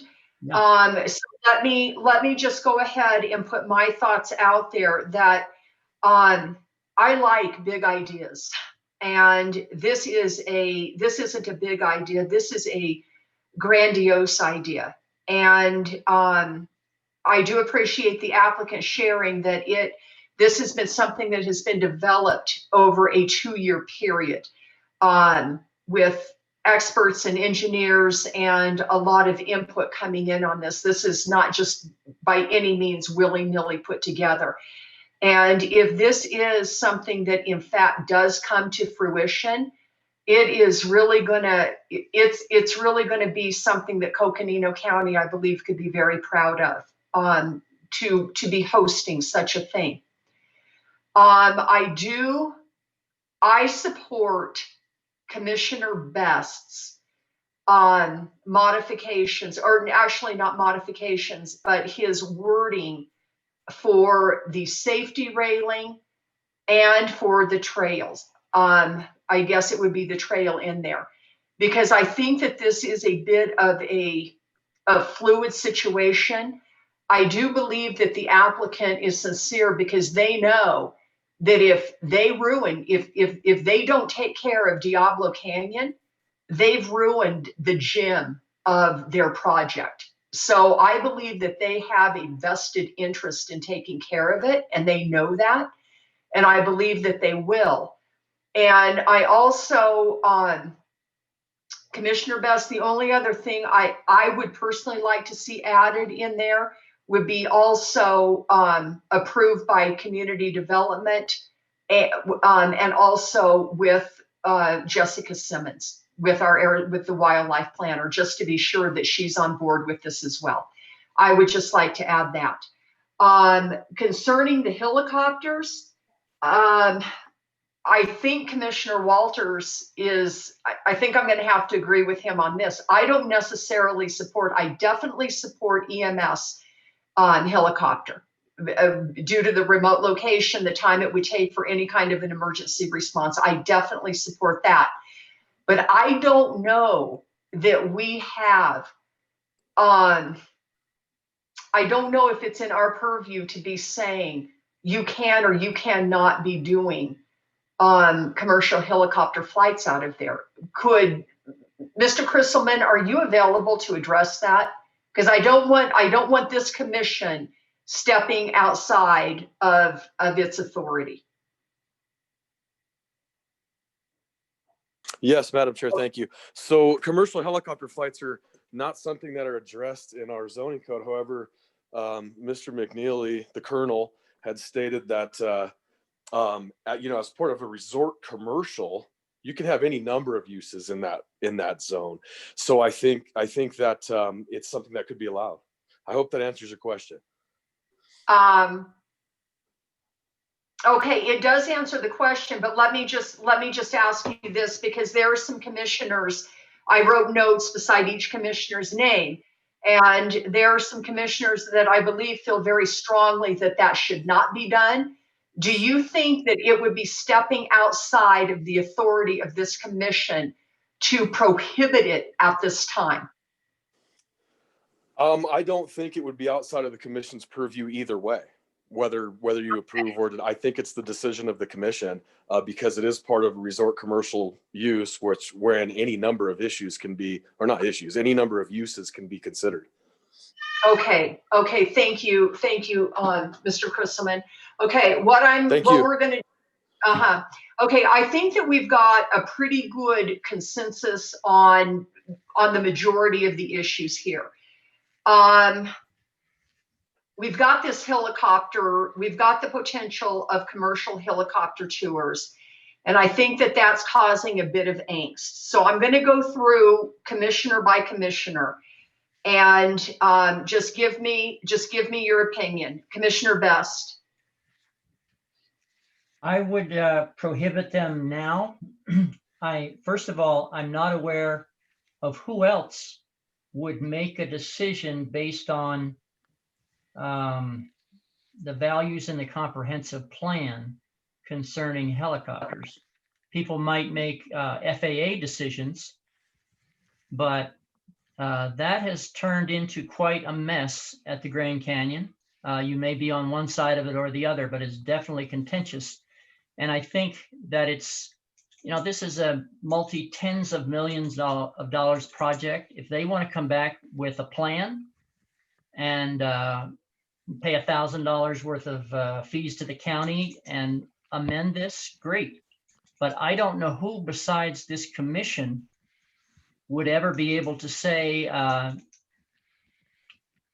it's appropriate for you to go here this many times at this altitude, because otherwise you're abusing your neighbors. I don't, once you're in the sky, I think without us, it's the FAA, and they're not in that business. And I don't know who else is in the business of making this fit our community. So for that reason, I think it's a whole different discussion. And we should limit it now just to EMS. And if they want to come back with a plan, and if they have silent helicopters, great. But there's plenty of not silent helicopters giving tours today. Okay, thank you, Commissioner Best. Okay, Commissioner Williams. I concur with Commissioner Best 100%. Okay. I'm fully in agreement with, this project. I think it's great. The Chairman Walter's suggestion of a loop trail that doesn't go all the way to the bottom of the canyon and around, I think is a great suggestion. I am completely opposed to helicopters just wide open. And I agree, if the applicant gets this thing going and can come back and add to the CUP, then I think we could add a condition that before contracting with a commercial operator, the applicant would need to get approval of the nearby residents, including Meteor Crater and the Navajo and Hopi tribes. But I think that can come later. I don't see that as a make or break deal for the CUP. So I would say at this point to exclude the helicopter tours from this. Okay, thank you, Commissioner Williams. Commissioner Clifford, your thoughts on the helicopters? Well, after listening to Commissioner Walters and I actually looked up a couple things, why everybody else was talking, and I was listening and looking up some stuff. Let's leave it as is, and that will be something that we will hit on later on down the road once this project kicks off and in the planning stage with community development, that will be addressed. Okay, thank you. Commissioner Burton, thoughts on helicopters? So we have in the past addressed helicopters. We have limited the number of trips, that kind of stuff. So it's not outside our purview, in my opinion. I would like to see, right now, like I said, totally fine with emergency access. I think that's absolutely required.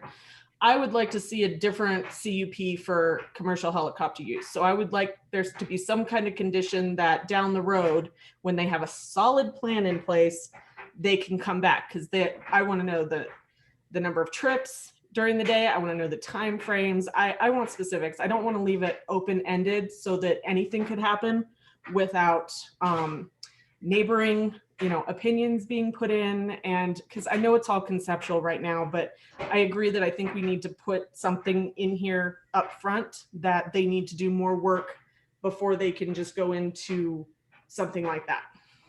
Okay, thank you, Commissioner Burton. Okay, Commissioner Walters, I'm going to ask you, and you just heard Mr. Krisselman's direction that this is something that this commission can make a call on, and we're not stepping outside of our bounds of authority on this.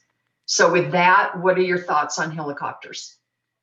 Well, the FAA regulates flight at 2,000 foot above ground level. So that's where those helicopters would have to fly if they did. There's a lot of people that can't get in a vehicle and drive on back roads and go look at all the beautiful things that we have here in northern Arizona. And to limit people from being able to see the beauty that we have, which probably wouldn't happen in this situation because it's a very costly operation to set up and you have to have a lot of people to make it pay off. I think that we're not focusing on the things that we should be focusing on, and that's what a great project this is, and what great revenue that it would bring in. If it's something that they could possibly pull off, I don't see that happening, but I don't think that it's right to limit that. I think that the county will the county staff will regulate that based on all the guidance that we've given them on other projects. So I'm not regulating it. But Okay. I don't see that happening there anyway, just because it's not going to be cost effective. Okay, thank you, Commissioner Walters. Commissioner Ruggles, your thoughts on the helicopter? Okay. In general, I agree with Commissioner Walters, but should the rest of the commission decide to put a limitation on commercial helicopter tours, in the future, there is a mechanism that the applicant has to deal with this, and it is very simply applying for a variance to accomplish this.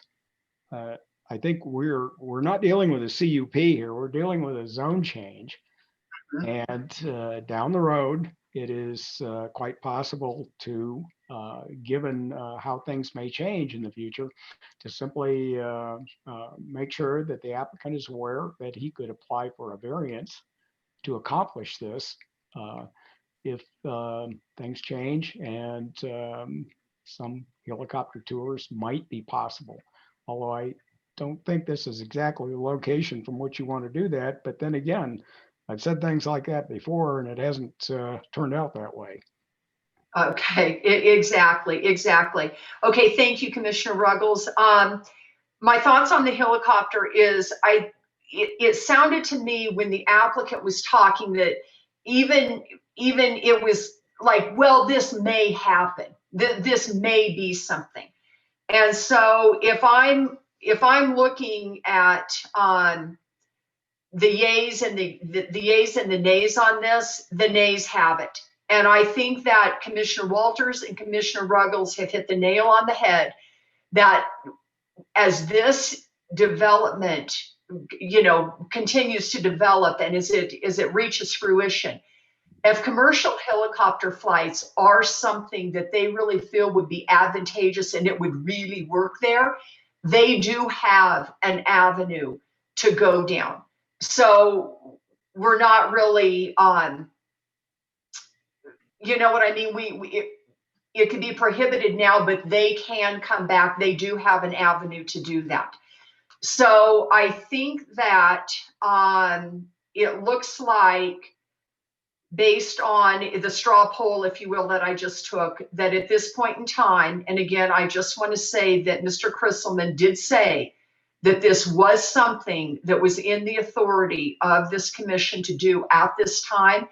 I believe that there is going to be another condition. Commissioner Best, would you like to craft that, please? That commercial helicopter flights will be prohibited at this time. And also, Commissioner Best, I feel pretty strongly about adding that Game and Fish also add their approval on any trail going into and out of Diablo Canyon, together with community development.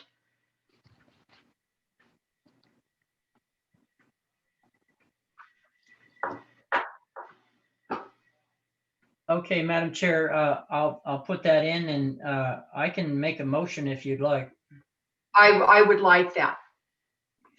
Madam Chair, I move that we approve ZC-20-007 with the 12 conditions approved by staff and the one condition on lighting modified, which I believe we have down. And the following three conditions. Number 13, Diablo Canyon shall be set aside as a wildlife area with controlled public access as approved by staff and the Arizona Game and Fish. A barrier approved, number 14 would be a barrier approved by staff shall be constructed 50 feet back from the edge of the canyon. Observation points with appropriate fencing may be established closer to the edge of the canyon. And number 15, a helicopter pad may be built for emergency evacuations only. The pad shall not be used for helicopter tours. And just a comment on number 14, I think the applicant could work with staff, come up with a more nuanced plan than 50 feet back from every edge and get that through as a variance, in my mind, as long as staff assured us of the safety. Okay, thank you, Commissioner Best.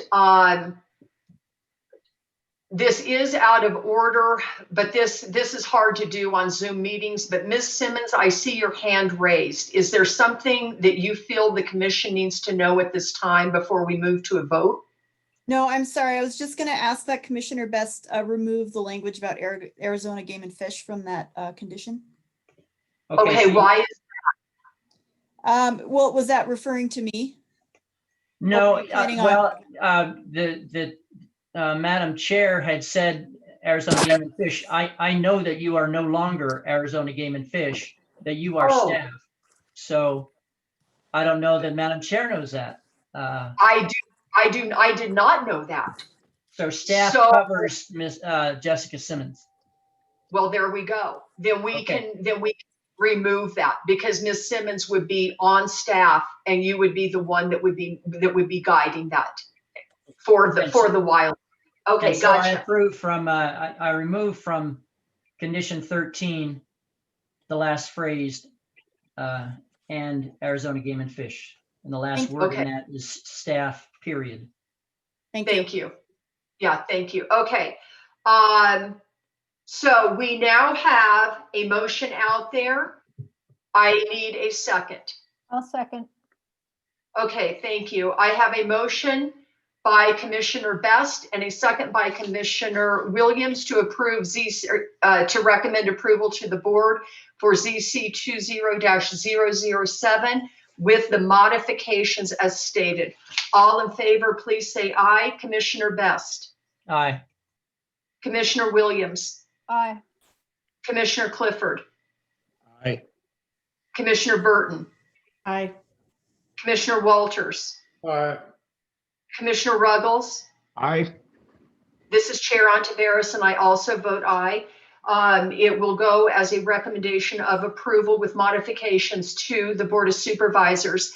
And I would just like to ask the applicants if they understand what happened, and if you approve of the conditions that have been stated tonight.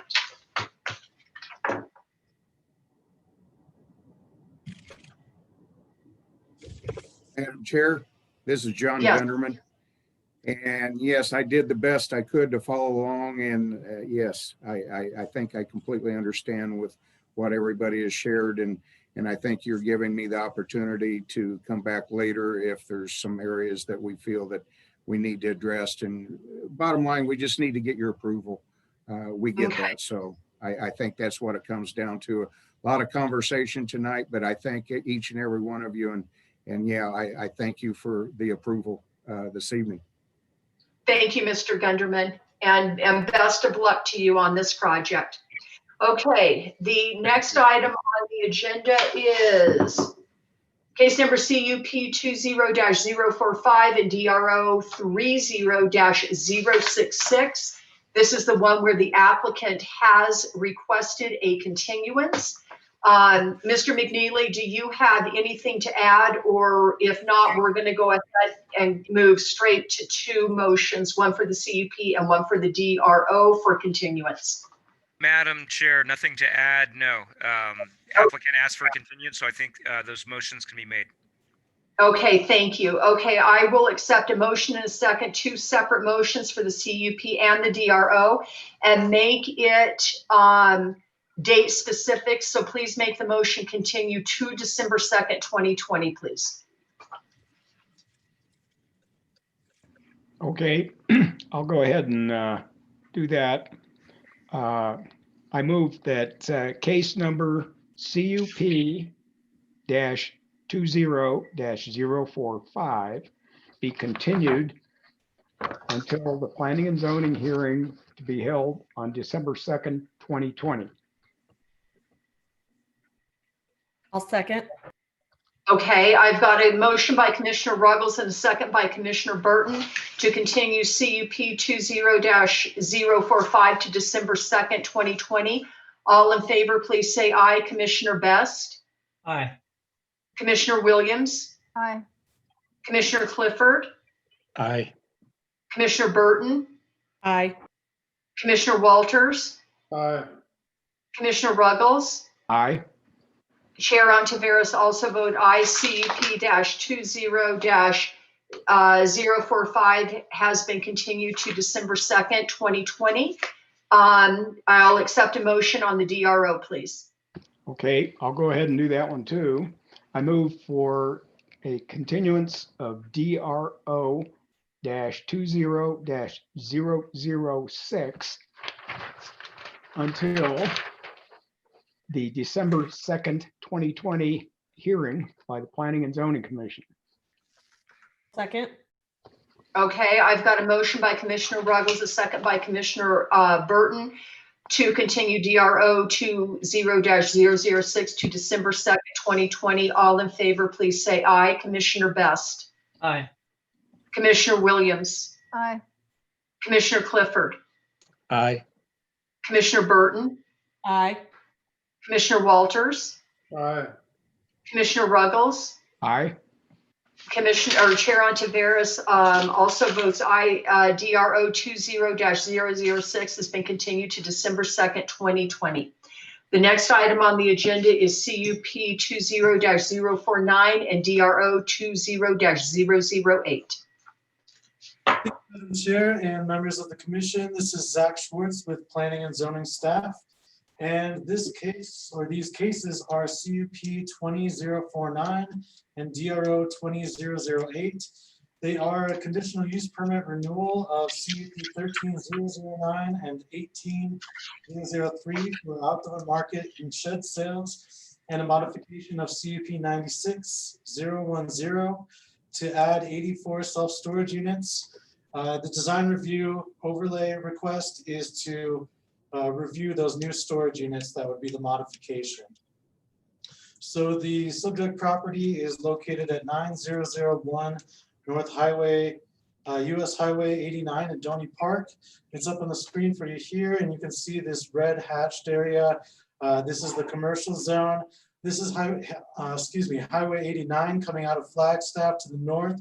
Here's Silver Saddle Road. So this property straddles both, and mostly it's surrounded by properties in the AR 2.5 zone. It's a 2.5 acre minimum single family residential and agricultural zone. The subject property is 7.64 acres. The applicant for this request is Rich Pulaski of Flagstaff, and the owner of the property is Blazing Oak Incorporated out of Santa Barbara. And you can see on the screen here, this is an aerial of the subject property. We have Silver Saddle here on the bottom part of your screen, 89 coming up here. This is the fuel canopy that exists on the property. Adjacent to it is a convenience store, and attached to that, the northernmost part of that structure that exists there is a restaurant. The shed sales that were approved in 2018 are located in this area, and you can't see from the aerial right now, maybe just a little marks in the dust here, is right here where the outdoor vendor sales were approved in 2013. You can see the self-storage units that come up along the back and up to the north property line here. I did take some pictures of the subject property, and these are in the staff report as well, but the top photo is from Highway 89 near the middle of the subject property, looking southeast toward the store and the restaurant. You can't even see them past this berm and landscape, as well as the split rail fence. These were added in 2013. Just barely you can make out some of the outdoor shed sales, and there's kind of some of the bones or the structural pieces where pop-up tents would go over for the temporary vendors. And past that, you can barely just see as well, that's where these self-storage units are. This second photo down here on the bottom part of the screen, imagine if you just jumped the fence and walked a couple feet. That's a better picture, so you can see the stores over here. Here's the other stuff, and back here is where the self-storage units are. Here's a picture if you just walked a little bit to the north here and started looking directly east. So this is from the parking area just north of the vendor area. Looking at the storage units, you can see they're corrugated metal and an earth tone, somewhat matching this compacted AB that's laid out. And this picture on the bottom, you could only see if you were coming off of Silver Saddle, going north into that specific portion where the self-storage units are sort of facing in toward each other. That's where this picture is from. As far as the history of the uses on the property, the first conditional use permit on the property was 1996. That was for a laundromat, self-storage facilities, an RV park, and a car wash. The applicant was also approved for the existing gas canopy in 1997. The owner did not develop the RV park, laundromat, or car wash, but they did add the restaurant and convenience store uses. Those were permitted by right. They didn't require any special hearing processes like a conditional use permit or design review overlay at the time, because the design review overlay requirements didn't start until the 2001 Donny Park Timberline Fernwood area plan was adopted by the Board of Supervisors. After 2001, the applicant was then approved for a conditional use permit and design review overlay for the outdoor vendor sales of miscellaneous goods in 2013. Part of that approval was adding that landscaping berm with all the xeriscaping and the split rail fence that you saw in one of the photos that we just went through. The latest approval that went through the Planning and Zoning Commission was a conditional use permit and design review overlay in 2018 for the outdoor shed sales. And there were conditions that required that those sales only occur in the area that was pretty close to the store that we saw from the aerial photo, and that most of the units generally conform with some of the design review guidelines that are in the Donny Park Timberline Fernwood area plan.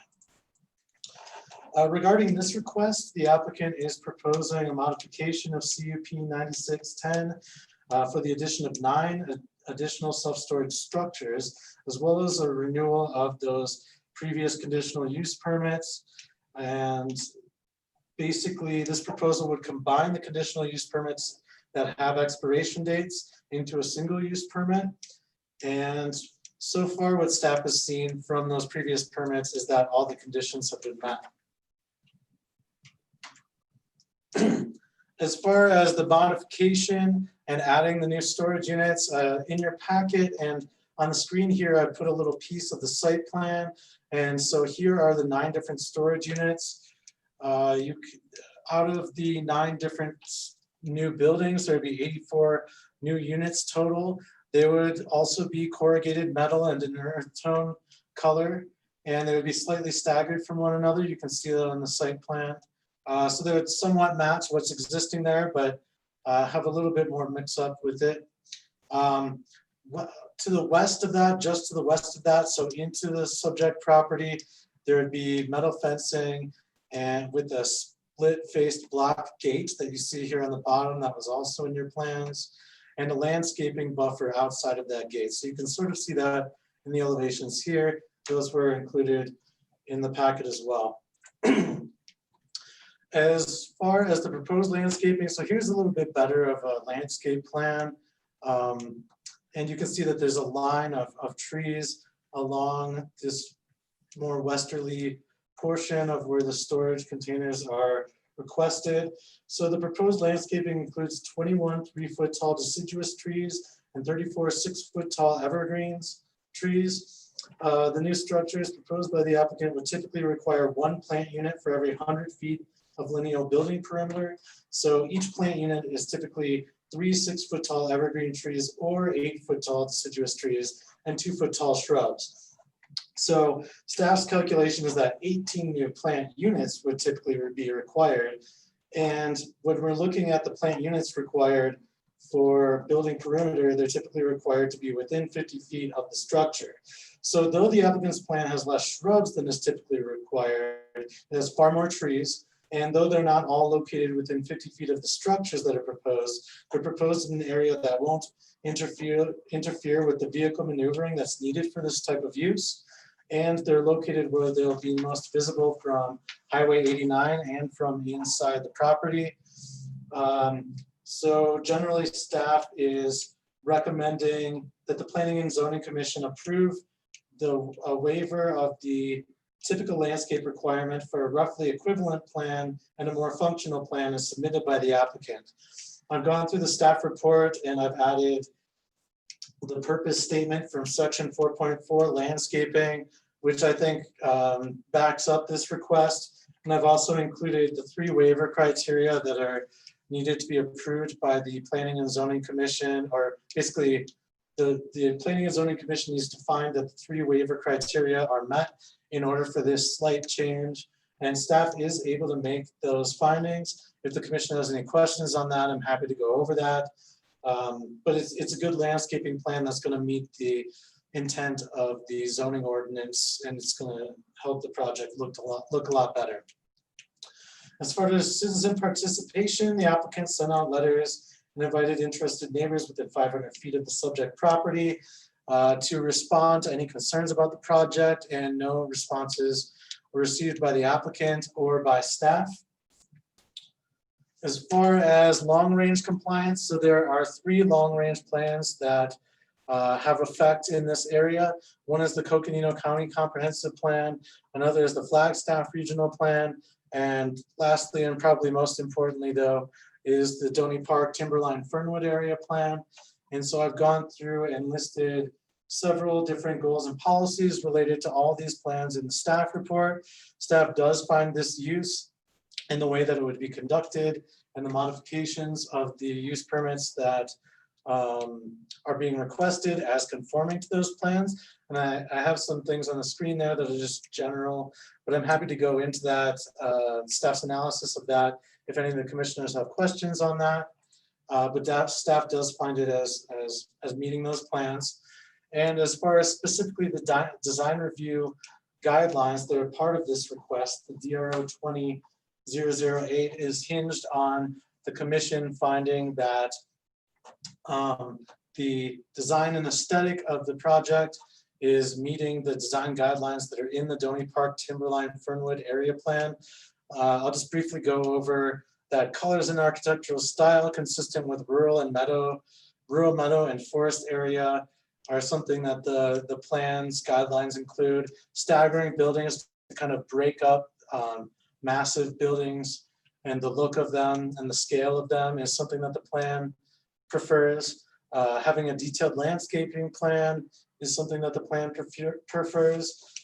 The guidelines do state that modular or mass-produced style buildings are not preferred. So staff's response to these general things is that the structures are mass-produced style, but they generally fit the color and aesthetic of what was existing for the self-storage site. They're also well blended in from view from the interior of the site and from surrounding roads and landscaping, as well as site design. So staff does find that the general design with all of the different aspects included it is consistent with the design review overlay requirements or guidelines. As far as the findings for the conditional use permit, the commission knows that 4 findings of fact have to be made. I've gone through that pretty thoroughly in the staff report and fairly generally in this presentation, but again, I'm happy to go through the analysis of any of these findings if the commissioners have questions. So staff can make all the findings and recommends approval of CUP 20049 with the 6 conditions of the staff report, as well as staff is recommending approval of DRO 20008 with the 2 conditions of the staff report. And I'll remind the commission that this takes 2 motions to do. But with that, I'm happy to take any questions from the commission at this time. Zach, I have just one question. Originally in the packet I noted that the color of the new structures is just simply specified as gray. I don't have any problem with that, but was there any discussion about any modification of that with the applicant? Madam Chair, Commissioner Ruggles, what I worked on was, and I'll bring it back up here, was the elevations and the color that they had shown. Where are we? So I just have like a snippet here. But I guess you could say they're grayish, beigeish in this sort of, in this elevation here. It looks more, I mean, staff's opinion is that it is an earth tone color that's consistent with the design review overlay. If the commission wants to further narrow down what the color would be or change the condition a little bit, that's something that's within the commission's power as long as they're making that decision based on the design review guidelines. So I'm up for whatever you need there. I don't want you to misunderstand what I'm asking about. This is right now just a matter of curiosity in the discussions you had with the applicant. I don't have a problem with the gray. One, gray is a pretty low contrast color, and with the landscaping as proposed, it's going to work very well, I think, especially since it is somewhat slightly below grade level of Highway 89. That's where you're going to see anything over there. So no, this is not a criticism of your working with the applicant on this at all. And by the way, thank you for the reminder that it would take 2 motions. Sure. Yeah, Commissioner Ruggles, I think the applicant and I are just semantically calling this, he's calling it gray and I think it's earth tone. So. Okay, very good. Thank you for answering the questions. Sure. Okay, do the commissioners have any questions for staff at this time? Okay, seeing none, I'm going to ask if the applicant or the applicant's representative is available to address the commission on this. Thank you. Rich Pulaski, 1126 West Azure Drive, Flagstaff, 86001. Okay, thank you, Mr. Pulaski. Let me ask you if you have had a chance to read the staff report and if you agree with the conditions contained therein. Yes, I have, and I do agree. Okay, thank you. Do you have anything else to add at this time? Only the question about the color, it's the color that's available is called stone. And so it's just a matter of semantics. The term stone sounds better than gray. Okay, thank you, Mr. Pulaski. Do any of the commissioners have any questions for Mr. Pulaski? Okay, seeing none, I'm going to ask if there is anyone in the public that wishes to address the commission on this case tonight. If so, please click the raise hand button and I will call your name. Okay, seeing none, I'm going to close it to the public and open it at commission level. Commissioner Best? Thank you, Madam Chair. This seems to be reasonably well designed, and I can make the findings on it. Thank you. Commissioner Williams? I agree. I can make the findings. Thank you, Commissioner Williams. Commissioner Clifford? I can make the findings. They've been a staple in this area for a long time, and I think it's a good project. Thank you, Commissioner Clifford. Commissioner Burton? Make the findings. Okay, Commissioner Walters? I too can make the findings. Thank you, Commissioner Ruggles. I can also make the findings for this, and I'll add to Commissioner Clifford's comment on this. I think they've done an excellent job in the past of maintaining landscaping along Highway 89. It's well maintained, so that's enough. Thank you. Okay, thank you, Commissioner Ruggles. And Chair Ontiveros, I can also make the findings. And I concur with Commissioner Clifford and Commissioner Ruggles' comments on this being a staple in the area and a job well done. With that, let's move to a motion. I need 2 separate motions, please. Madam Chair, I make a motion that we approve CUP-20-049 with the findings and staff report. I will second that. Okay, I've got a motion by Commissioner Clifford, a second by Commissioner Ruggles for approval of CUP 20-049. All in favor, say aye. Commissioner Best? Aye. Commissioner Williams? Aye. Commissioner Clifford? Aye. Commissioner Burton? Aye. Commissioner Walters? Aye. Commissioner Ruggles? Aye. Okay, Chair Ontiveros also vote aye. CUP 20-049 is approved. I need a motion on the DRO, please. Madam Chair, I make a motion that we approve DRO -20-008 with the 2 conditions.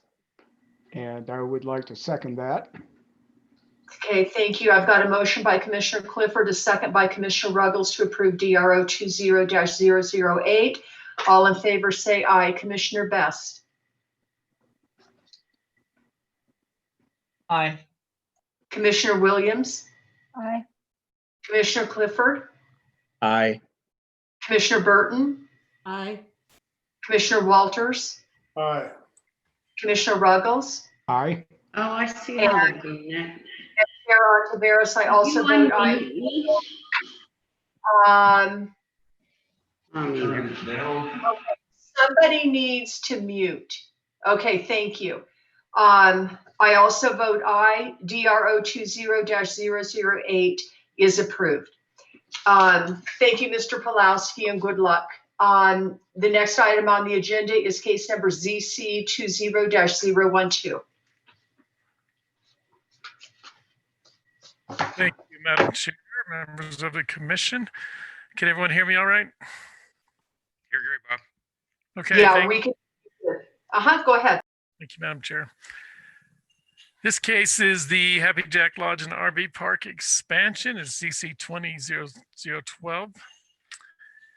In this case, the property owner is Pioneer Title Agency, Inc., Trust of Flagstaff. The applicant is Happy Jack Lodge, LLC of Flagstaff.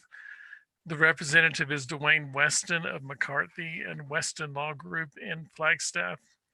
The current zoning on the property is open space, and the requested zoning is resort commercial. The total size of the property is 47.79 acres.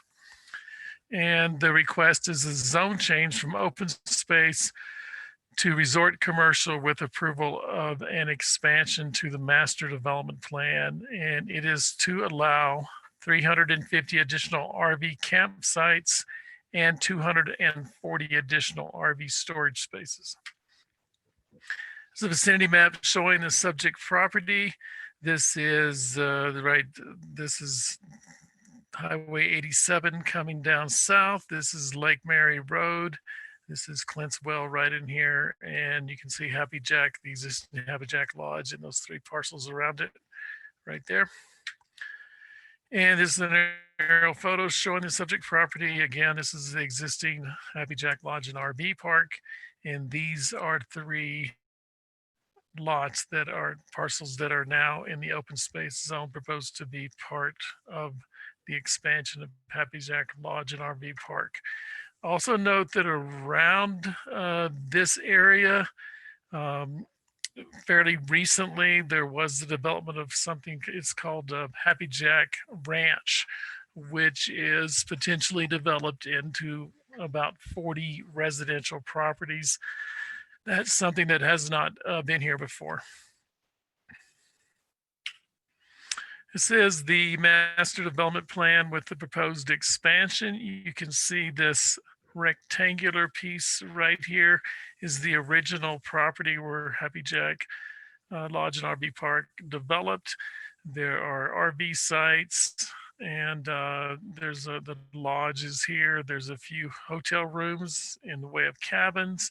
And then on this side, there are existing RV storage spaces. There's some areas down in here that have been approved for various cabins that have never been developed. In 2017, this area right here was developed to the north with, it was approved for, I believe, 121 additional RV campsites. These are dry sites, so they don't have any hookups. Many of the sites within the existing lodge, the earlier sites, do have hookups. This is the proposed expansion area around the edge. This area to the west and north, that would be RV campsites. And this area down here with their very small little sites, these are RV storage spaces. There are 240 of them, but RV storage spaces could hold one RV, one large RV, or two small RVs. So it doesn't necessarily mean that that's just one space per each. With our new updated zoning ordinance, 30% open space is required for RC zones, and the applicant is proposing this hashed mark as open space. It's I think a little more than 31% of the total. You can see the hash mark around here around the edge. They're providing a 50-foot setback minimum from the new residential, the new adjacent residential in Happy Jack Ranch. And then you can see some open areas down in here, more open space over here, some open space into the original Happy Jack Lodge and RV Park, and then throughout. And this is some background on the subject property. This has been here for quite some time. I believe it was started in 1994 when the zone was changed from open space to the RC that is existing there now. And I wanted just to outline some of the existing uses or the previously approved uses for this site. You can see 115 full hookup RV sites, 213 dry sites without hookups, 597 RV storage units, and those are mostly across the road, across Lake Mary Road on the other side. Some permanent employee housing, parking, some cabins that haven't been developed, hotel rooms that are existing on the site, and all these other things you see: a gas station, general store, restaurant, etc. And so there's some pictures of the site. This is the area on the, I believe it's the south side or west side, sorry. Yeah, on the south side. This is the area proposed for the RV storage. And you can see they previously were approved for this solar array right here on the hill. And this is right along Forest Road 122. This is also along Forest Road 122. This is the area or the parcel that where the RV campsites are being proposed. However, this particular area with the slope is being proposed as open space. When you go back further into the woods, you'll get to the actual RV sites. And I just wanted to show you an example of RV sites that are set up on this property. As you can see, the trees have been thinned out a little bit for fire protection, but they maintain most of the trees to create a nice space for people that camp here. And they intend to do the same thing with the new spaces that they're proposing. And I just wanted to look at some of the significant conditions for this particular zone change. First one is a fire-wise plan, and adequate fire service must be provided for the development. And these are just, these aren't the complete conditions. They're in your staff report. I just wanted to have a kind of a brief look at the conditions. The RV storage area is to be screened by an 8-foot metal fence, and the RV campsites are screened from adjacent residential by a camouflage fabric. Some more conditions: wildlife friendly fencing would be approved by the wildlife planner. A 50-foot buffer is required between RV campsites and adjacent residential. And there is a traffic impact analysis required for this particular case. Staff has not previously required that, but at this point, the number of new spaces proposed does require that they do submit a traffic impact analysis, and that is conditioned. They have not provided that yet.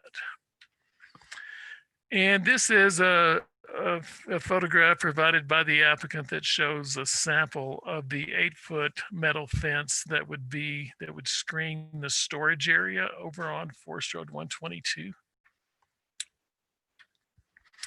And this is a sample of the camouflage colored fabric that would be used to screen the RV campsites from the adjacent residential. And this is a little bit of an unusual type screening, but actually, if you look at the area and the forest, it does blend well and it does kind of fit with this particular project.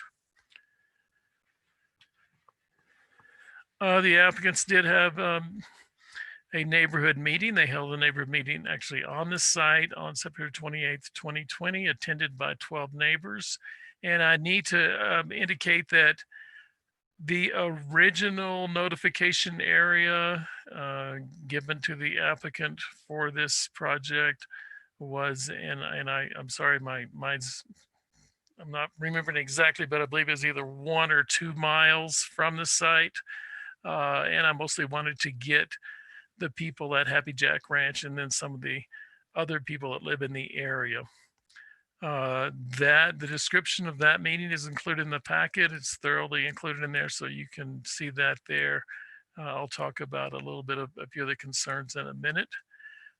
Anyway, after that meeting, I did get notified by some residents from Clear Creek Pines Unit 1 and 2, and they requested to be notified of the hearing.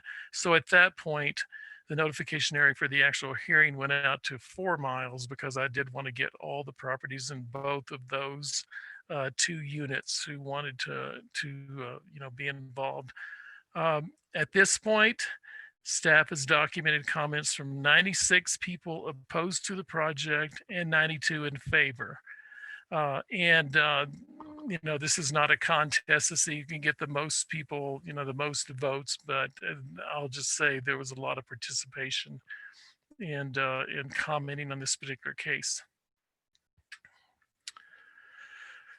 So I want to first talk about some of the concerns about the proposal. As you probably have seen in the staff report, you'll note that one of the biggest concerns is off-road vehicles. And I think that's been exacerbated over the years as some new vehicles called Razors have become more popular, and they've also been licensed to go on highways. And there's just a variety of off-road vehicles. So one of the big concerns is that there's noise and dust created by off-road vehicles, especially using roads through residential developments to access the forest. If you go up to Clear Creek Pines Unit 1 and Clear Creek Pines Unit 2, both of them have a road that accesses the subdivisions and goes through the subdivisions to the other side. And they're forest roads basically. So when the off-road vehicles and Razors go through there, they create a lot of noise and a lot of dust and and other issues.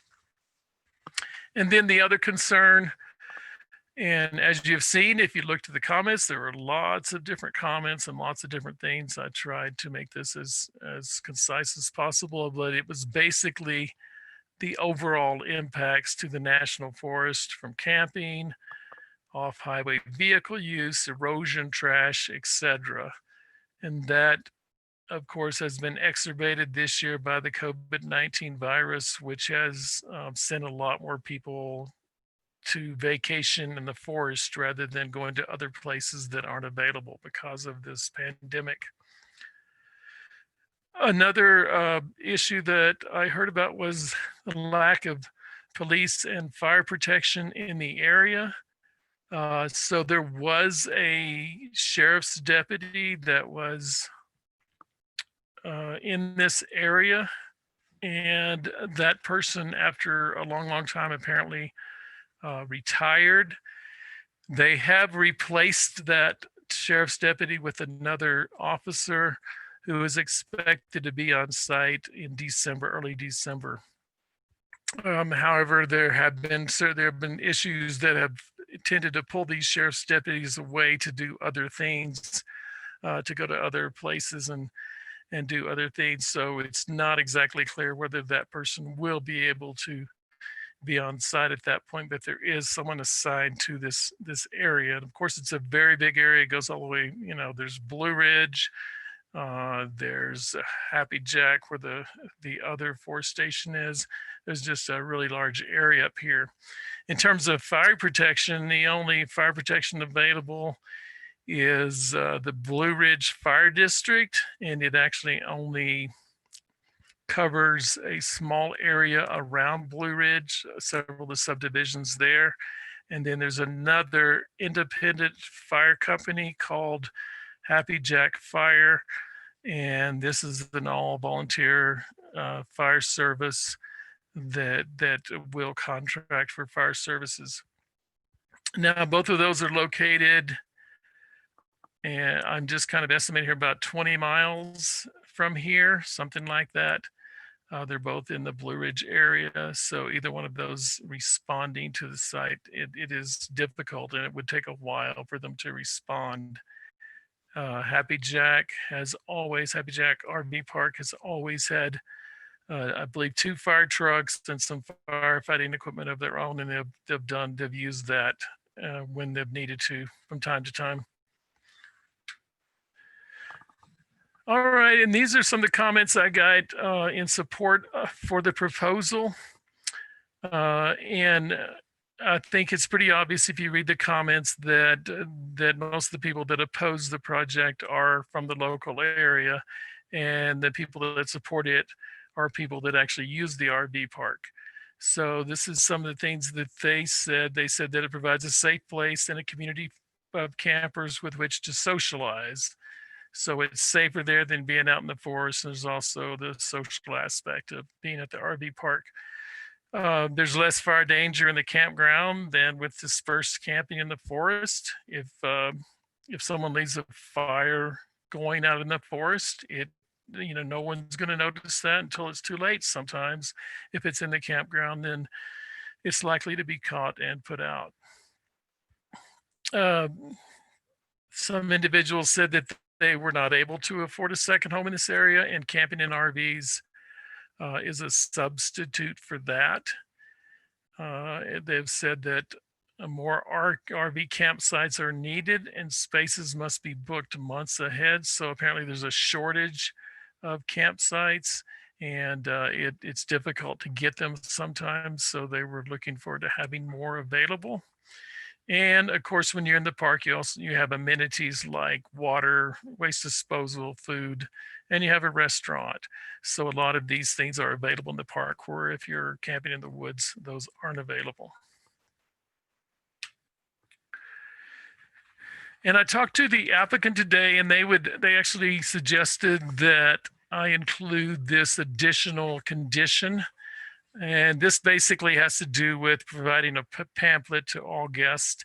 It's more of an educational thing. It's not going to be something that's probably enforceable, but it certainly is a good piece of education for campers that come to the park. I'll just go ahead and read this. This would be added as condition 10. It says Happy Jack Lodge and RV Park shall provide a pamphlet to all guests that will include a map of the area showing all residential areas, including Clear Creek Pines, units 1 and 2, and Happy Jack Ranch.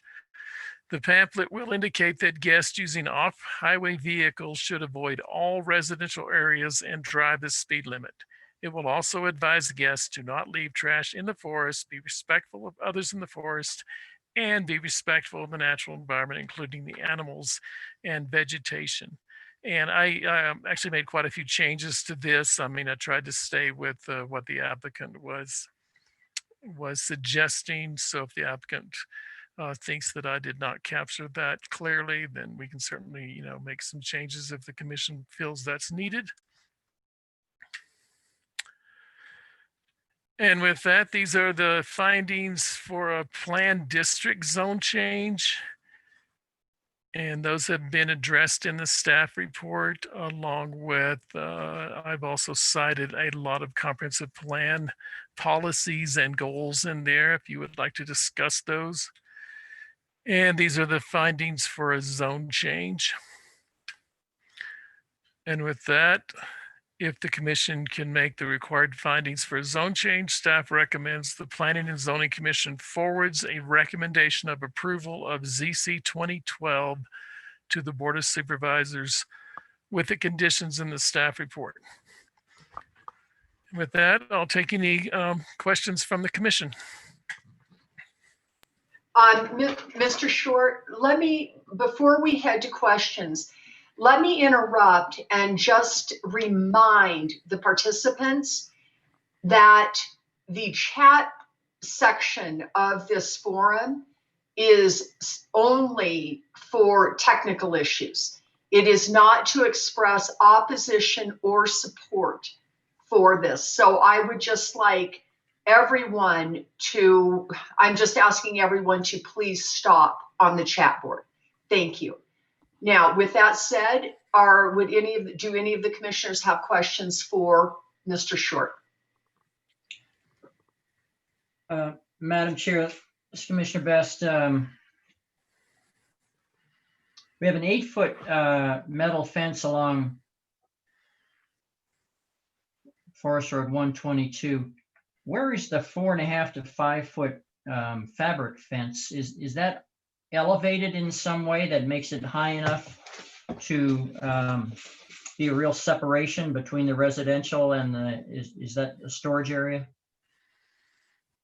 Commissioner Best, the obviously the 8-foot fence would be along the storage area right here along, can you see, hopefully you can see this, right along Forest Road 122, because there are no trees here. There's nothing really to block the RV, the view of the RVs along this area. It's just wide open and it's just meant to screen and block that vision of the RVs. The 4.5 to 5 foot fabric fence, camouflage fabric fence, would be over here in this area to screen the RV campsites from the adjacent residential. So it would be over in this area. Now, note also that there's a 50-foot, well, in some areas, a minimum 50-foot buffer of open space between these access roads to the campsite and the property line to the adjacent residential. So yeah, my understanding is that would be either. And I think it also, doesn't it also drop down a little bit there too? Yeah, the terrain changes in this area. Like there's quite a bit of slope in this area. And but it would be, it would be at grade. It'd be along a fence, so it'd be 4.5 to 5 feet. It would provide some screening, but first of all, you're looking. This is my the applicant can correct me if they had a different idea, but my idea was that it would be, you would have the trees in front, and then you'd have that screening. So you'd have to look through the trees first, and then that would add some additional screening. The trees there, I had a tour. It's a little hard to get completely oriented, but I just want to make sure that there's adequate. That's a little shorter fence than we normally would put between commercial and residential. If the ground is falling away there, the trees are pretty sparse, but we just want to make sure that does in fact provide a visual barrier. So that's just a question I'm throwing out there to staff, and you can work with the applicant on that. All right, yeah, we can check on that and see. I believe I did point out the exact measurement, 4.5 to 5 feet, as the applicant said in the condition. Yeah, I've used that fencing before, and I actually have some around my house. It's worked great. It's held up over the years. Not exactly that color, but I think it's adequate as long as it is tall enough. Thank you, Commissioner Best.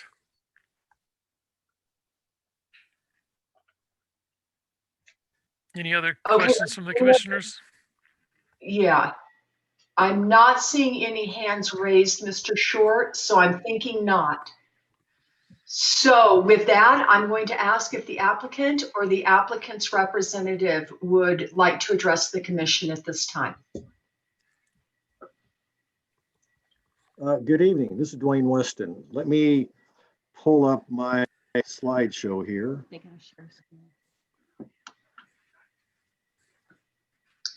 Okay, and Mr. Weston, of course, we all know you, but go ahead and give us your address for the record. Yes, Madam Chair. 508 North Humphreys, Flagstaff, Arizona. So hang on one Thank you. second, see if I can make the technology work. Okay. Can we, it says the host has disabled participant screen sharing. Could we get that allowed? Marty, are you able to assist Mr. Weston right now so that we can get his up? Looks like she's made him a co-host, Madam Chair. Okay. Oh, yeah, here we go. All right.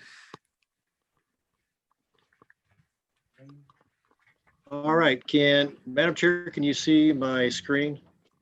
Yes, I can. I think you're good. Mm-hmm. Okay. Thank you.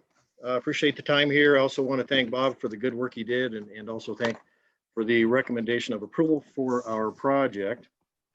What I'm going to do is I'm going to do a brief presentation here, and then the owners want to also do a brief statement as well, so that you can get a feel for the project and also for the history of the area, so you know more than just that this is an RV park. This RV park has been around for about 35 years. It's well run. It's been growing over the years. As Bob said, there were some rezonings and stuff done over the past 35 years. And it's to the point now that it's actually become kind of a community center. And a lot of people from the area come to Happy Jack for various reasons. A couple of them are, one, it's the only place that people can dump trash. And there used to be, is my understanding, used to be a county compactor in the area, but that was closed down. And so Happy Jack took up the slack and said they will be taking care of the trash. And it's trash, of course, from the park, but there's a huge amount that comes from those who are camping off-site. And the owner will tell you how much. You'll be very surprised on how much is hauled in there. It's also the only dump station in the area. And so those who do camp out in the woods, instead of dumping their waste out in the woods, they have the right to come out here and dump in their dump station. And it's my understanding that that's made a huge difference in the area as well. And they can tell you how many people use that as well. So with the site plan, I wanted to point out a couple of things to the commission. As Bob had said, we are rezoning the area to the west and to the south. We have originally proposed 350 sites. However, the area that we're going to be doing it is has some slopes, and as Bob said, there's a lot of trees. And so what my client will be doing is basically going out in this whole area where the RV park will be, and they will site each RV camping site. And they're going to try to not remove any of the trees, or as few as possible, and also not disturb the soil, only as required for the parking spot for the RV and for the roads. And so what they think is they can reduce the sites, the number of sites. The other reason they want to reduce the sites is they have been listening to the neighbors to the west, for example, over here and down south. There were concerns about the number. We've also been listening to the neighbors to the north, and we think that a good compromise would be to reduce the number of campsites to a cap of 250. So that's about a 30% drop in what we had originally applied for. And we think it makes sense. We think it's realistic. We think it's going to turn into a really good project with that. Very, very nice campsites, and it'll be a wonderful place to be. What we've also listened to the neighbors, and what we agreed to do is up on the north end, up here, if you can see where my pointer is, just to the north of that, in the Forest Service, is a gentleman who has a house. Now, the house is actually surrounded on all four sides by Forest Service, but it's kind of close to the north border of Happy Jack. And although Bob said we're going to do a 50-foot setback, we've agreed with this gentleman to have at least a 200-foot setback. So from about in this area down to the closest campsites is about 200 feet. So we've worked with him to say, okay, we're going to pull that back. He had some concerns about it being close, and so we said we'll pull that back a full 200 feet. As Bob said, we're going to do this 8-foot fence, and I think Bob was clear on where it is, but I just want to point it out that on the bottom, we're going to put this right along Forest Service Road 122, where the RVs are. And in addition to putting in the fence, we're also going to be planting some trees there. Over the years, they've tried to plant different kinds of trees.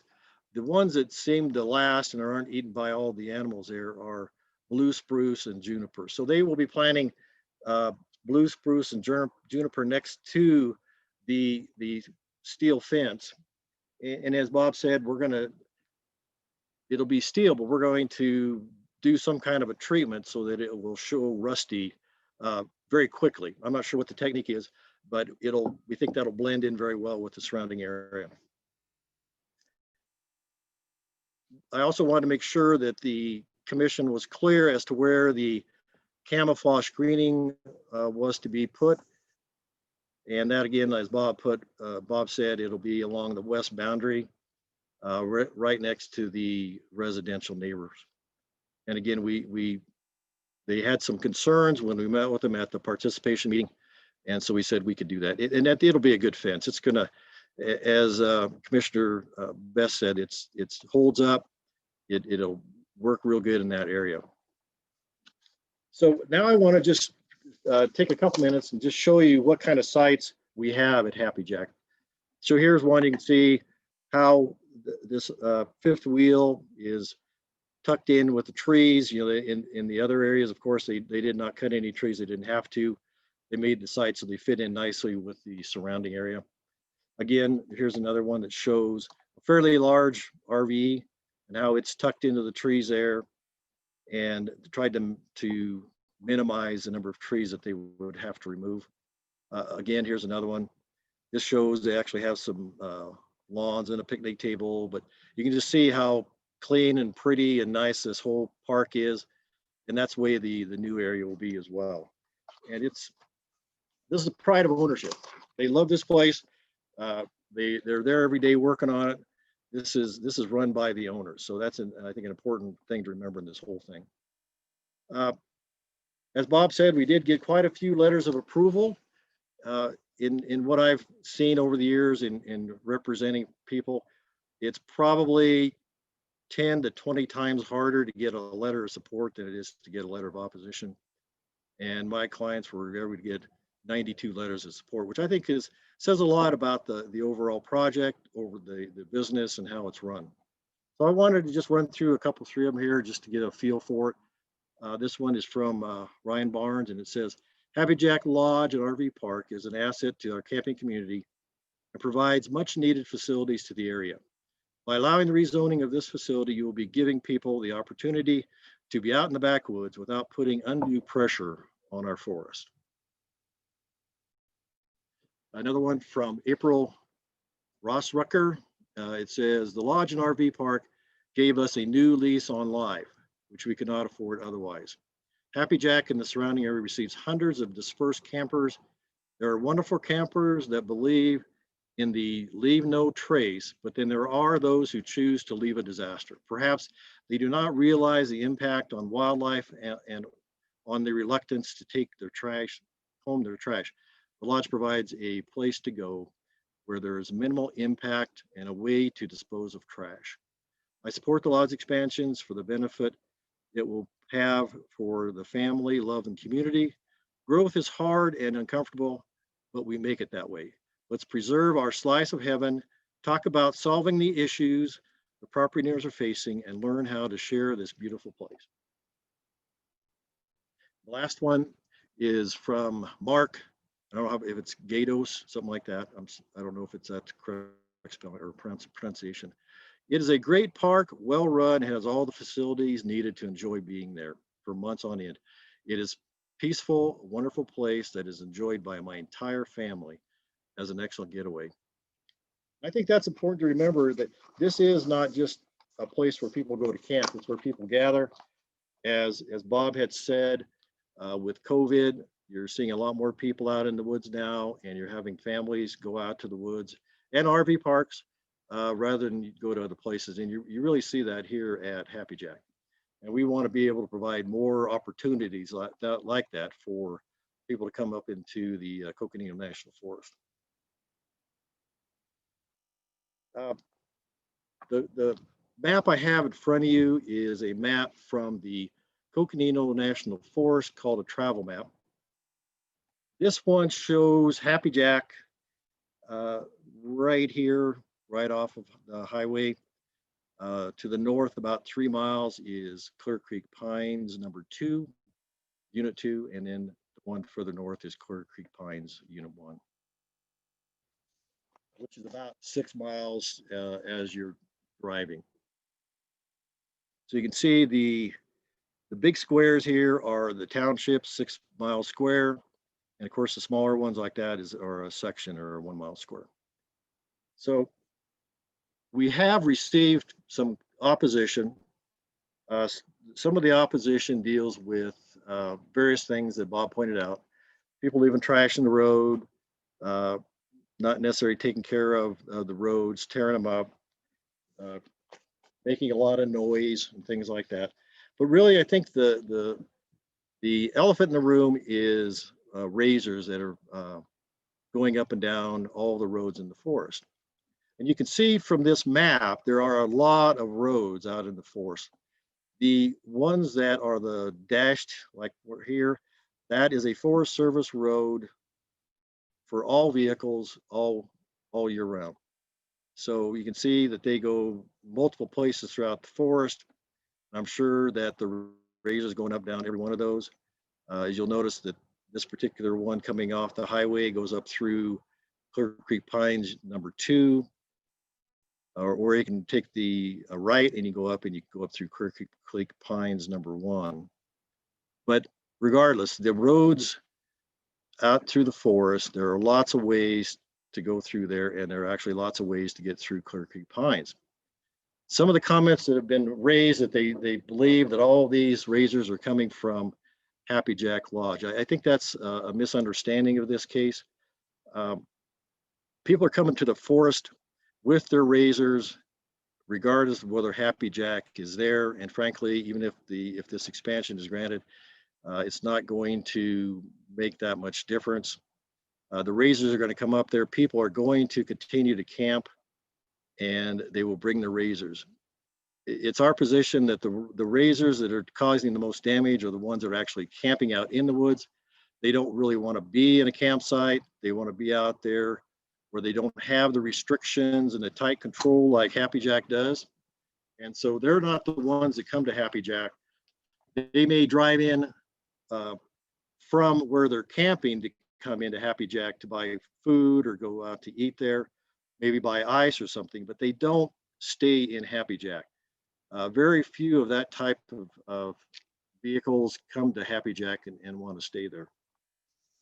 But we know it's a concern. And so what we would like to do to try to make things work for everybody is we would agree to another condition on our rezoning that would basically say the new RV sites, the 250 RV sites, we would not allow anybody to stay there that has a razor.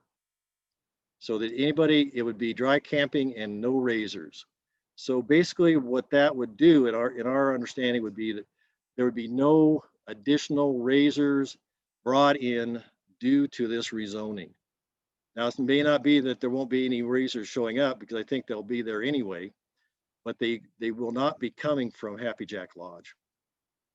Because now the other area, we will keep it the status quo, just the way it has been and will be in the future, whether this is approved or not. But the new area, the 250 sites, will not be used by anybody that is coming in with a razor. And we're doing that, again, because we've listened to the people in the area. We received a letter from Judy Prosser with Diablo Trust. There were concerns from her regarding that. We understand that these razors are a problem. Again, we don't think it's Happy Jack that's causing that problem. I think these razors come from a lot of different areas. It's really hard to track them. They could be coming from Blue Ridge or Mormon Lake Lodge, who knows where, or just camped out in the forest. It's hard to know exactly where they're from, but we want to try to be a good neighbor and make this work for everybody. And so we're willing to add that condition so that everybody feels like we're not contributing to the problem. As I'd said earlier, we have none of the adjoining neighbors have opposed this project. And when I'm saying the adjoining neighbors, I'm talking about the ones to the west. There were a couple letters. One is from the McElhaney's, but they are not adjoining the property. Actually, they live west, probably 200 yards to the far west of the Happy Jack Ranch unsubdivided subdivision. We also received a letter from Mr. Troutman, who again is to the north of the project. And again, we have listened to his concerns. We have agreed to increase the setback or the buffer area for him. The people who use Happy Jack are the ones, and if you read the letters of support, they're the ones that want to get out of the city.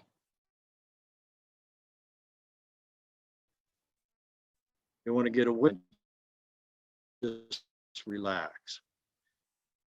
They are not the one, the issues that people have alleged that are caused by those who are staying at Happy Jack. For everybody here, I think that it's going to be a super project. It's going to work well for everybody. The owners of Happy Jack know what they're doing, and this is going to be a very, very nice addition to Happy Jack Lodge. Also wanted to go through quickly the conditions for the planned district zone change.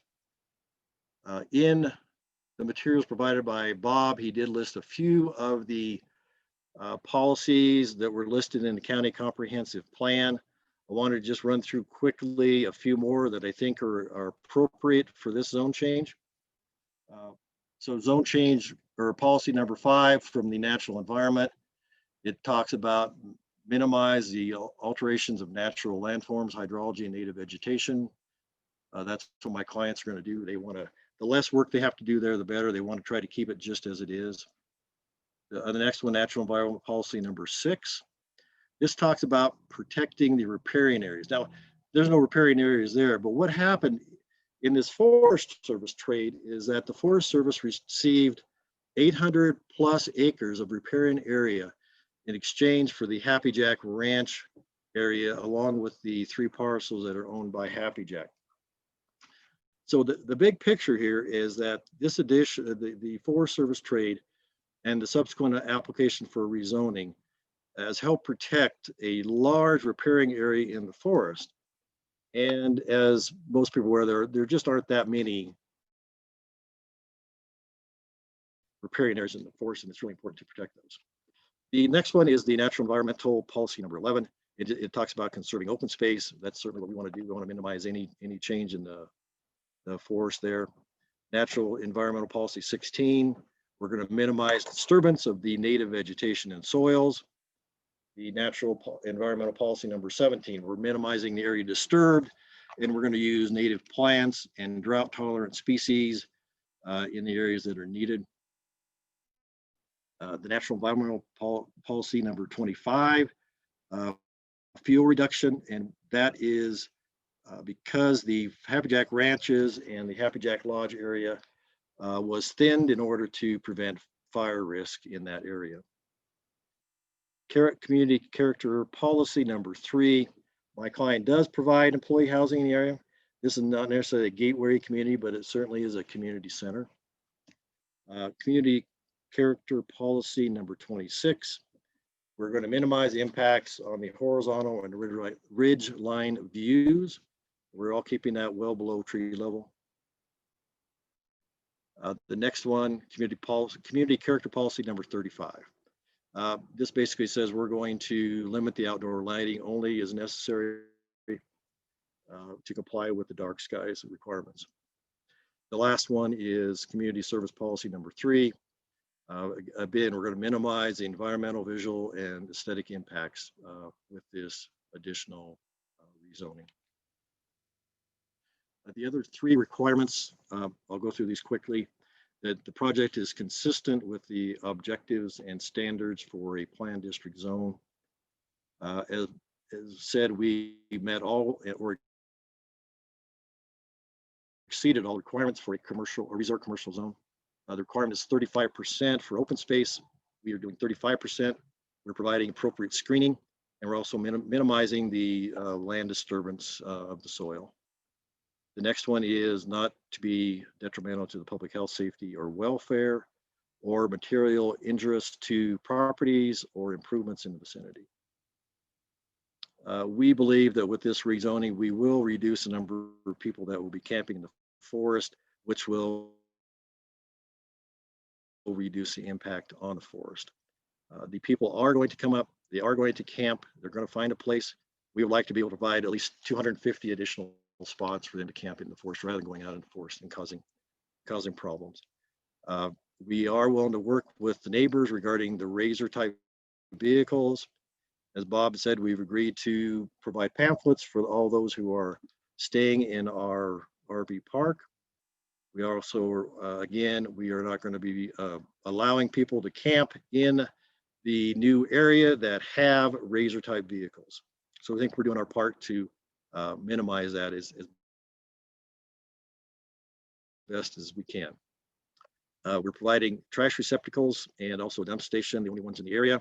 And we're also providing emergency services area. If there is a problem and a helicopter has to be called, they always land at Happy Jack because that's the best spot for it.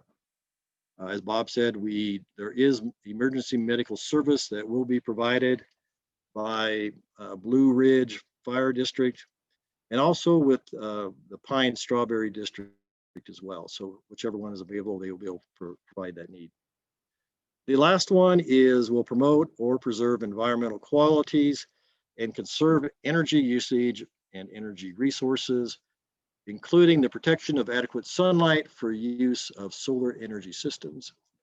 As Bob said, we do have solar panels there. So we are providing an alternate energy. We are going to be minimizing the removal of trees in the area and disturbing the area, providing very few lights, only those that are needed for protection and being able to get around the property, which we think will reduce the impact on the forest by, of course, providing these places to stay rather than people going out into the forest. So with that, I would be available to answer any questions anybody may have. If not, I will turn it over to Mike Mangini for his comments. Okay, Duke, Commissioner Best, do you have a question for Mr. Weston? Yeah, Mr. Weston, thank you.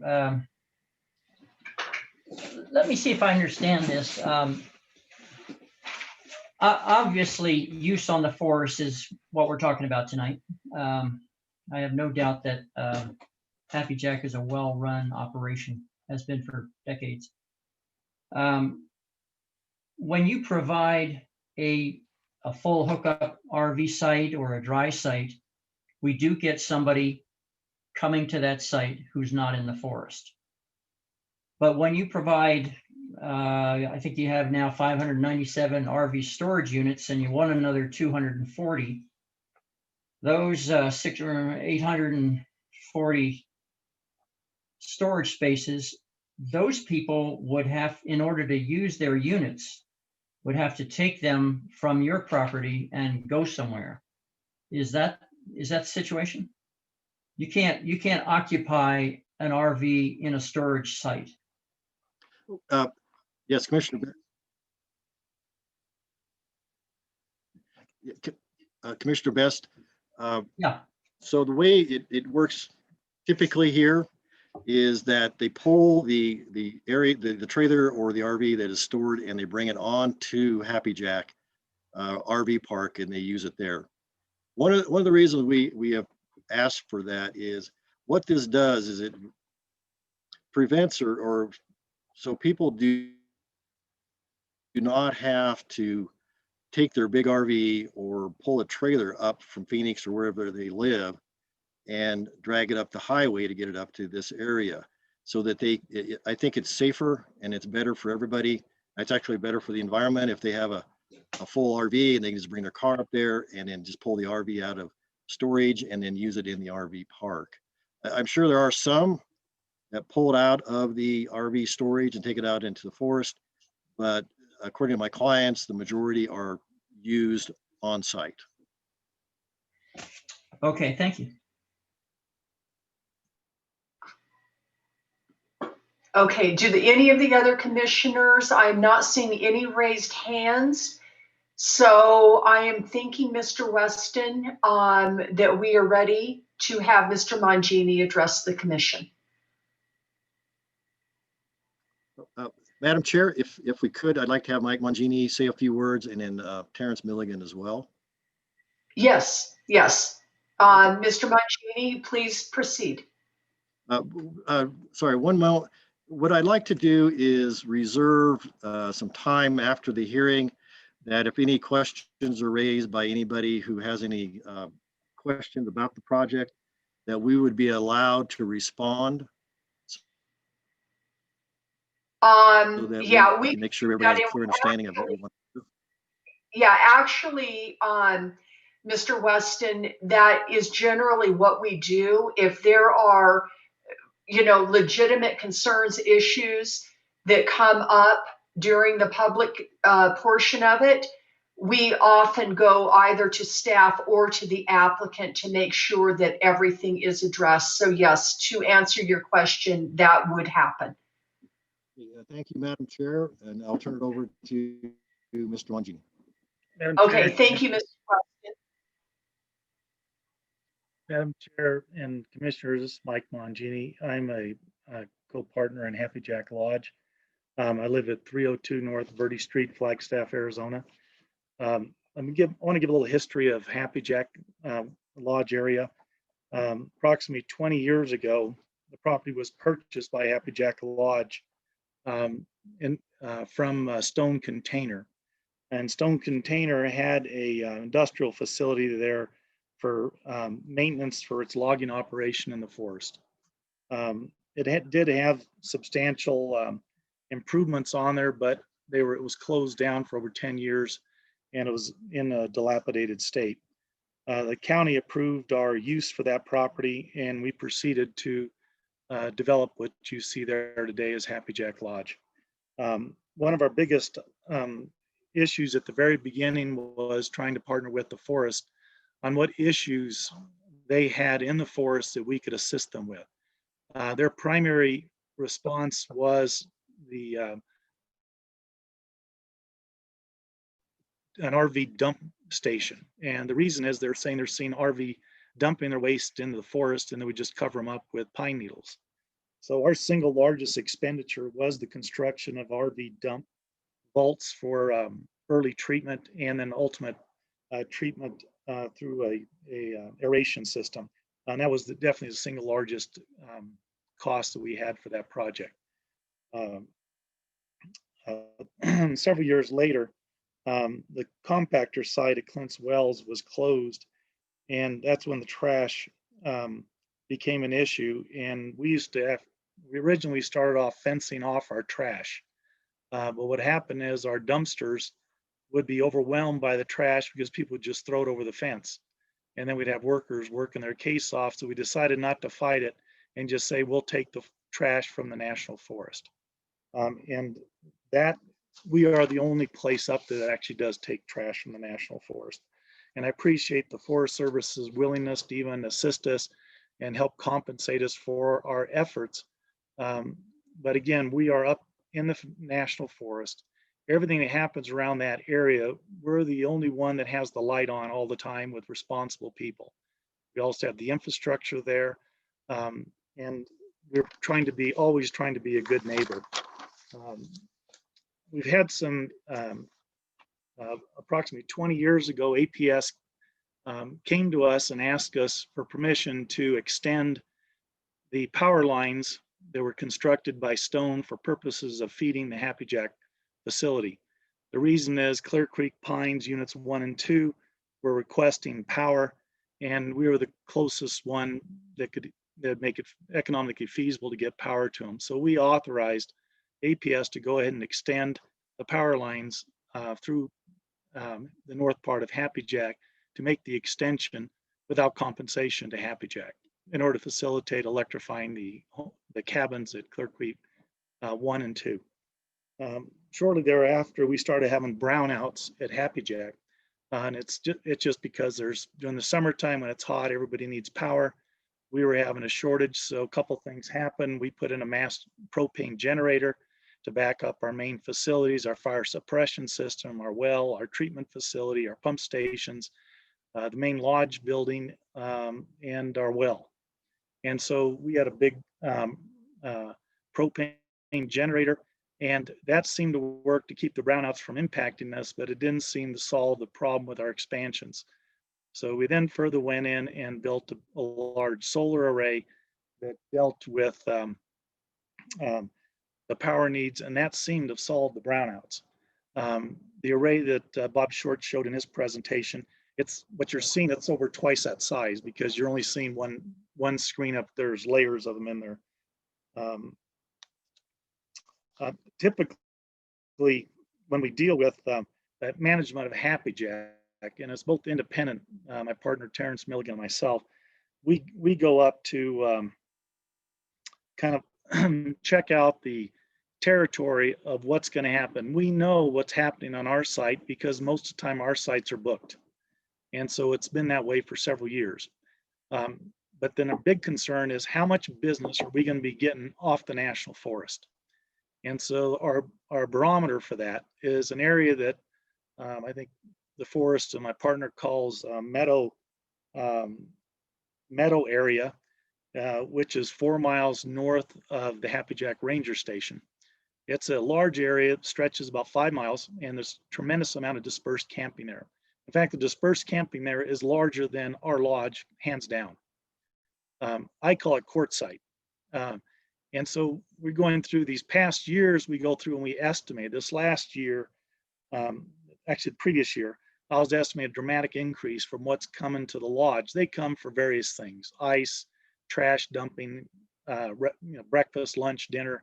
The general store. One of the things that my partner picked up when we say there's so many people out there, you'd see some of those trailers that are out there, they'll have 3 or 4 razors on each one. And the comment was, we got to figure out how to capitalize on this because we're a profit organization. That's the only way we make any money is by making some profit or selling something. So we came up even with razor shirts for the people, Happy Jack razor type stuff because they are pulling into our lodge. And that's because we're the center of everything on the South Coconino National Forest. That meadow area is, if I may be a little bit over exaggerating if I say they're double the size of us. And we did check with the National Forest and they told me that was a 400% increase this last year in that area.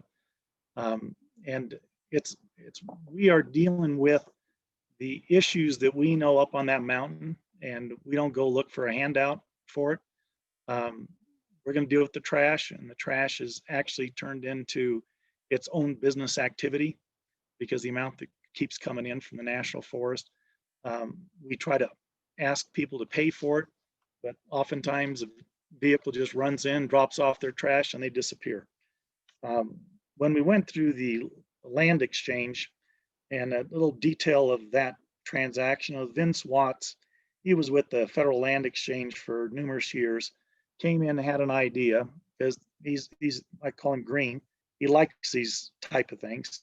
Most of the forest when I first was up there in the 70s, most of that area was checkerboarded private land. And the Federal Land Exchange was instrumental in getting that turned into national forest. And he was talking about a piece that was down in the East Verde, 820 acres. And he says it's got 2.5 miles of shoreline. It'd be nice if, in brown trout, and it'd be nice if that became part of the national forest. The problem is you can never get an exchange approved anymore. And I said, so why are you calling me? And he says, well, you have Happy Jack. How can we do an exchange around Happy Jack? You're busy. We could find you some more land as part of the transaction. So came to deal. We agreed to buy more land around us, and that's how you see those expansion areas as part of that transaction. We had spoke about different areas, the configuration. The configuration for the RV storage was just consistent with getting it to the public road, U.S. Forest Service 122. And so we just bought the land to the Forest Service. That's pretty easy to explain. We had RV storage down there anyway. The area going towards the west was the RV expansion. We kind of picked out ridge lines, and that's what we figured there'd be good screening. We really don't want to look at houses either. We were an island in the national forest, and we liked it. And so we don't want houses building next up to our RV place either. And so we came up with an area where it wouldn't be obvious that people looking back and forth are necessarily even going to see each other. Now, the 4-foot fence that Commissioner Satt brought up, the 4-foot fence, 5-foot fence, we did put a wire fence up there when these other owners ended up having issues with people from the park walking on their property. And we tried to make it a friendly fence. I use that word. I grew up in the cattle business and we like barbed wire, except for the bottom strand. However, we put a soft wire on the top and a soft wire on the bottom. And principally for the wildlife, both going over and under. Now, some of the owners, when we were talking to them, they wanted like a wood fence on that side. We've had a lot of experience up in this area. Our lagoon or sewer lagoon from our treatment facility, when the droughts hit, we are the only water up in that area. And so the wildlife, believe it or not, they come from the west where there's some tanks off the topography there. And they move up into our lagoon. And in fact, I was up there one time. The ADQ said you got to keep the thing fenced off and stuff. And I saw larger, elk being able to get over the fence into the lagoon. The little guys couldn't. And so I just went and cut the gate and said to the workers there, turn in the Texas gate, drop it every morning when they come into water. There's no water anywhere. So that they come from that direction.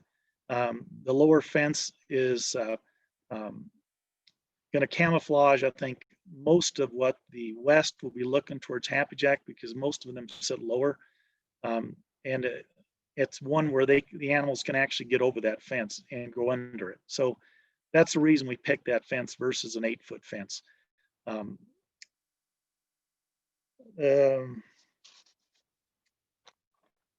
One thing that I need to say about Happy Jack, Happy Jack is not a razor ranch. We're not a razor park. We have razors that we deal with. We'd love to sell them all the t-shirts and sweatshirts they want, but they are just part of a vehicle that's licensed in the state of Arizona that come to Happy Jack. We can't control them. We can give them circulars, put it in our websites. I'm sure we got all kinds of websites that we can say, here's where be courteous for people. We have a 5-mile-an-hour limit. I was even admonished by a security person at the lodge because I was going over 5 miles an hour. So they do enforce it. It is a safe place. We do have most of our clientele are definitely above 55 years old. We've got some in their 80s that show up every single year for the last 20 years. Take the same slot, same park, even pay for a party for everybody in the park. So we have a community that's developed at Happy Jack. It's a safe alternative to dispersed camping in the national forest. I think it's unfair to label Happy Jack as razors. You go to the meadow area, there are so many, I can't imagine what'll be there next year. If this COVID continues, people are getting out. Again, Happy Jack is the sole source for sewer disposal up in the South Coconino. We're the sole source of trash disposal. And we're also, we have a button that somebody can push anytime, day or night. When there's a disaster, something take place, everything, believe it or not, gets dropped off at night at Happy Jack. Happy Jack, somebody responds to that, responsible person, and we deal with the person's emergency. We will be a good Samaritan. We carry insurance to cover our mistakes, but that's Happy Jack, and I appreciate your support. One last thing, I got a text message from the owner of Lot 1, Rick Schust. He's just right next to the RV site. I guess he was communicating through the chat, and he says he's not sure if it went through, but I heard Madam Chair that aren't considering the chat. But he says that he's supportive for the RV storage and in the selecting of the screen fence. You know, the 8-foot fence, he'd like to make sure we can get that approved through you folks. He also said, you know, hopefully they can help pay for some of the maintenance on Forest Service Road 122, or help with the maintenance. And I will, you know, the association, we could give them a couple $1,000 a year for the grading of Forest Service 122, but I just know I don't want Happy Jack to get involved in maintaining public roads. And Forest Service Road 122 is a public road. And I wait for anybody's questions or comments. Okay, thank you, Mr. Mangini. Do any of the commissioners have any questions for Mr. Mangini at this time? Okay, seeing none, Mr. Mangini, did I understand it correctly that Mr. Milligan would also like to offer some brief comments? Yes, he can speak with regard to operations because he actually lives out there. Okay, so Mr. Milligan, would you like to address the commission? How about now? Can you hear me now? Yes, yes, we can. Okay, please proceed. I was trying to get the video portion working so you could see my face, but I'm the on-site manager and partner at Happy Jack Lodge. First, I want to tell all the folks in Clear Creek Unit 1 and 2 that I've read all the letters. I took it all to heart. I really paid close attention to Judy Foster's letter, and I understand the difficulties they're having. And we certainly don't want to add to this. That's why we made the decision to make the extended area so that we don't add any additional razor traffic that could possibly cause them issues. We're more than happy to support and become a community center to support any ideas to help those subdivisions and help the ranching community. A couple of things I would like to point out, though, is if this expansion is approved, that's going to be approximately 250 less RVs out on the forest. It would have a negative impact on grazing, maybe a negative impact on other things, wildlife, etc. So I think it's a good thing to bring them into what we would call a controlled environment where they're better educated and better informed. The other thing that I'd like to mention is that a new report out by the Forest Service says that less than 0.1% of fires have started in a developed recreation site. And so when you see the stages of fire restrictions, the developed recreation site is the least likely to have a fire get away from them. So that's a real positive. Once again, I want to mention and follow up with Mike. During the season, we accumulate 228 yards of trash from folks that are camped on the forest. 228 yards of trash. We process over 5,000 dump station services of wastewater from people that are camped on the forest. So it's a substantial service that we're offering these people that are camped all around Clear Creek's Unit 1, 2, on the entire southern Coconino. One of the other things that I wanted to mention and follow up with Mike is that we are the emergency services center in the event of any kind of catastrophe. 3 years ago, when the fire was over in Starlight, we took all the evacuees over to Happy Jack Lodge. Back in 2002, which many of you may not remember, the Rodeo Chetasky fire, we were the evacuation center for them, bringing them in on our site. So we are a center for whenever there's a problem. The emergency helicopters land and transport out on a regular basis. We facilitate all emergency services there for the entire community operation.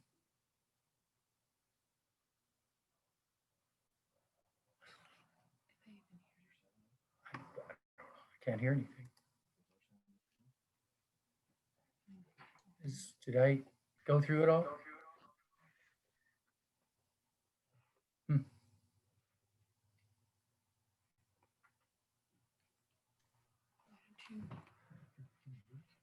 Hey, Terrence, this is Jay. You came across pretty choppy in the beginning there, but we fixed it in the second half. We could hear it coherently. Thank you. Okay, Mr. Milligan, are you done with your comments at this time?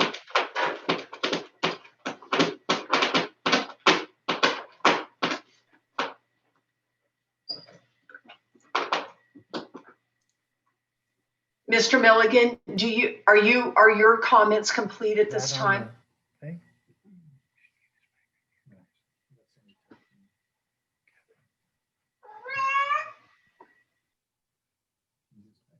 Okay, Mr. McNeely. Madam Chair, this is Dwayne Weston.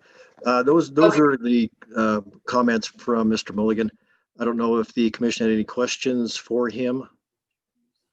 Okay, let me see. Do any of the commissioners have questions for Mr. Milligan at this time?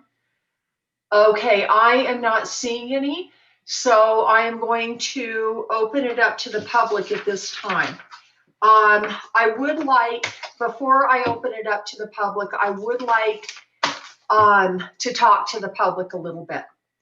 At the beginning of the meeting, I asked that individuals, if there is a speaker that would like to represent several people, I would give additional time to.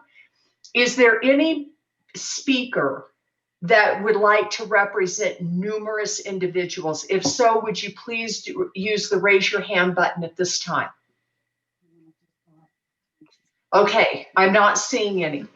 The next thing I want to say is that individuals who wish to speak and have already heard their concerns adequately expressed, it's okay simply to state your name and address and then indicate that you support or oppose this request, rather than repeating information that has already been stated. And I want to give an example. Hi, my name is Tammy. I live at such and such an address. I support this because it keeps people out of the forest. Thank you. Or I oppose it because of dust. Thank you. That is sufficient information for the commission. I also want to assure the people in the public that this commission has read all of the letters in support and in opposition to this project. This commission understands well the thoughts of the public. Additionally, in Mr. Short's presentation, he outlined very well the issues for those that are in support, and he outlined very well the issues for those that are opposed. So I would like to ask that comments be brief.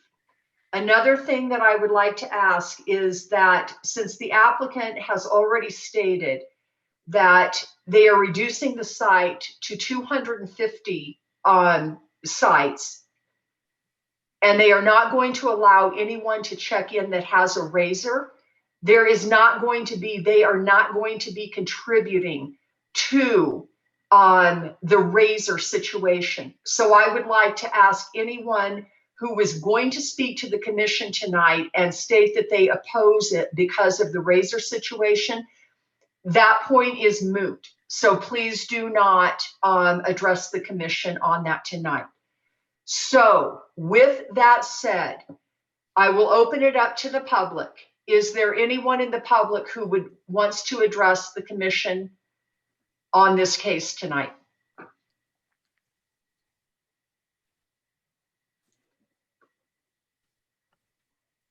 Okay, I see one hand raised, Bob Parrish. Yes, Bob, Madam if Chair. you please state your name and your address for the record. You have 3 minutes. Madam Chair and Commission, my name is Bob Parrish. I reside at 1590 Turkey Mountain Road in Happy Jack. I've had a place up there for 22 years. I'd like to thank you for allowing me to speak to the commission and also for expanding notification out to CCP1 and CCP2 because they are in fact gravely affected. I know you asked not to speak to the razors at this, but I would like to point out that the lodge actually rents razors. They have a tent out front and rent them. And I'd also like to know how they're going to, in fact, enforce no more razors in the back section. I didn't hear any enforcement rules. I am speaking on behalf of CCP1 and CCP2 as I am the president of the Well Association for One. I'm also a retired commander with Maricopa County Sheriff's Office. I have 35 years of law enforcement experience. And I'd also like to speak to the lack of enforcement for the additional people, increase in accidents on quads in the area. We actually had a girl recently lose her arm to a razor flipping. Mr. Weston was correct. The big elephant in the room is in fact razors, and they're terrorizing our neighborhoods. We've been filing complaints with the county, the Forest Service, the Sheriff's Office, and most recently to our representative, Jim Parks. We received no assistance from anybody. It recently got elevated at the county highway. They're trying to get us some signage. But if you drive down the county roads, especially 122, 136, those are really the only roads that you can access the forest in close proximity of the lodge. And the roads are torn up. The people are doing donuts in the roads, burnouts. They're flying through our neighborhoods. They're so bad that we've got people selling houses. They're having to wear dust masks in their yards. It's just horrible. I agree they're not all coming from the lodge, but we do know in fact that some are because they're in fact renting them. We've actually stopped and talked to some of the folks driving the razors. In fact, one was a tour being given from the folks that rent the razors. They're coming through in packs of 8 and 10. So the razors are driving everybody crazy up there. And again, I truly appreciate the concessions that the lodge has made. I really appreciate they're wanting to be good neighbors, and that they've reduced the number of sites they're going to rent. At what point is there a cap? Will there be future requests to increase in size again? Because even though they're wanting to be good neighbors, it's really creating havoc for the folks that have bought places in the forest, wanting to have peace and quiet and enjoy the forest. It's getting to be like a city up there. We're seeing open alcohol. We're seeing reckless drivers. You can't even walk in the forest or on the road without being passed by quads, passed by razors. They're dusting us out. Even if they get a resident deputy in the area, we've been hearing that for the last year, they're going to get one up there. Even if they get a deputy in that area, one deputy on an 8-hour shift, 5 days a week, will not fix that problem during the summer. Speaking from my professional career, during the summer, they need multiple people on during the day. They need a swing shift and a graveyard. They don't have it. So adding more people to the area is going to continue getting worse. Okay, Mr. Parrish, the 3 minutes is up. I'm sorry. I've got to stick to it very strictly. Okay, so thank you for the comments. Thank you. I thought you were allowing more time because I was speaking for several groups, but that's okay. Well, who are you speaking on behalf of? You have to give the names and addresses of the people you're speaking on behalf of also. So I am the president of the Association for Clear Creek Pines 1. As I said, we met on at our past association meeting. So I'm speaking on behalf of my unit. I've been working with the folks from Unit 2 as well. If you'd like, I can pull out my list of residents, but there's 60 of them just in my unit alone. Okay.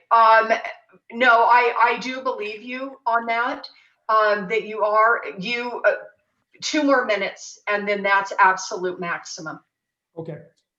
Again, one other thing that bothered me, again, I agree they're trying to be good neighbors, but I saw that the lodge sent a letter out to all of the folks that rent spaces, and they actually use a little bit of trickery or deceit, in my opinion. They stated that we were going out trying to stop campfires, stop all razors, stop all generators, and that drew a lot of comments and letters coming in. So I would like the commission to take that into consideration, even though there was 90+ letters that were positive.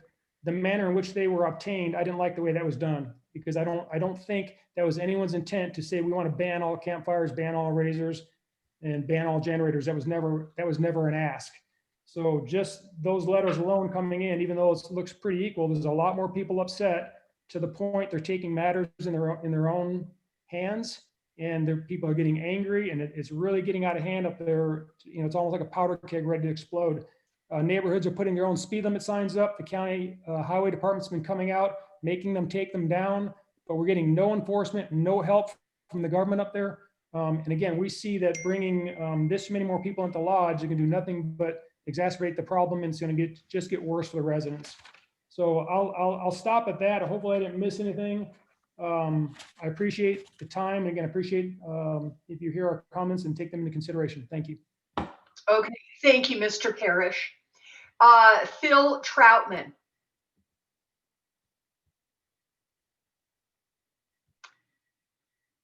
There is a Phil Troutman that has his hand raised. If you can hear me, please unmute. Okay, Mr. Troutman, state your name and address for the record, and you have 3 minutes starting right now.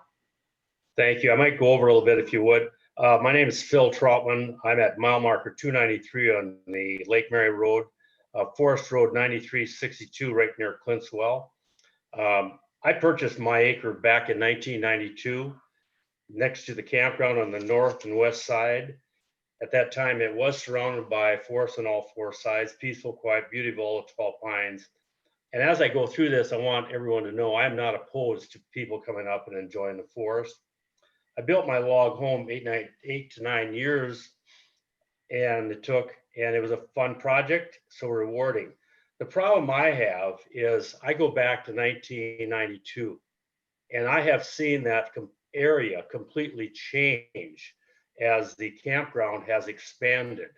We have people coming in off that road in Lake Mary, and nobody's going to convince me that they're not coming from the campground.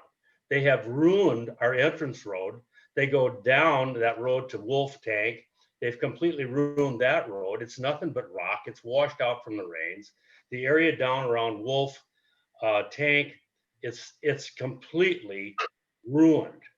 And not to talk about the ATVs, the razors, this and that, but that is the problem. Also, we look at all the campsites over there, the smoke. We're only 100 feet right now from our fence to the campground property. That's not a whole lot of property distance. And in the evenings, our property is lower, and we get the smoke from the campfires coming down through there to the point where we don't even keep our windows open at night. We can't sit on our camp or on our porch anymore because we have no privacy. You got to remember, I've been there before the campground started. I watched this campground start. It was 2,600 feet, a half a mile from my property. Now it's 100 feet from my property, and they want to add another 200-300 campers.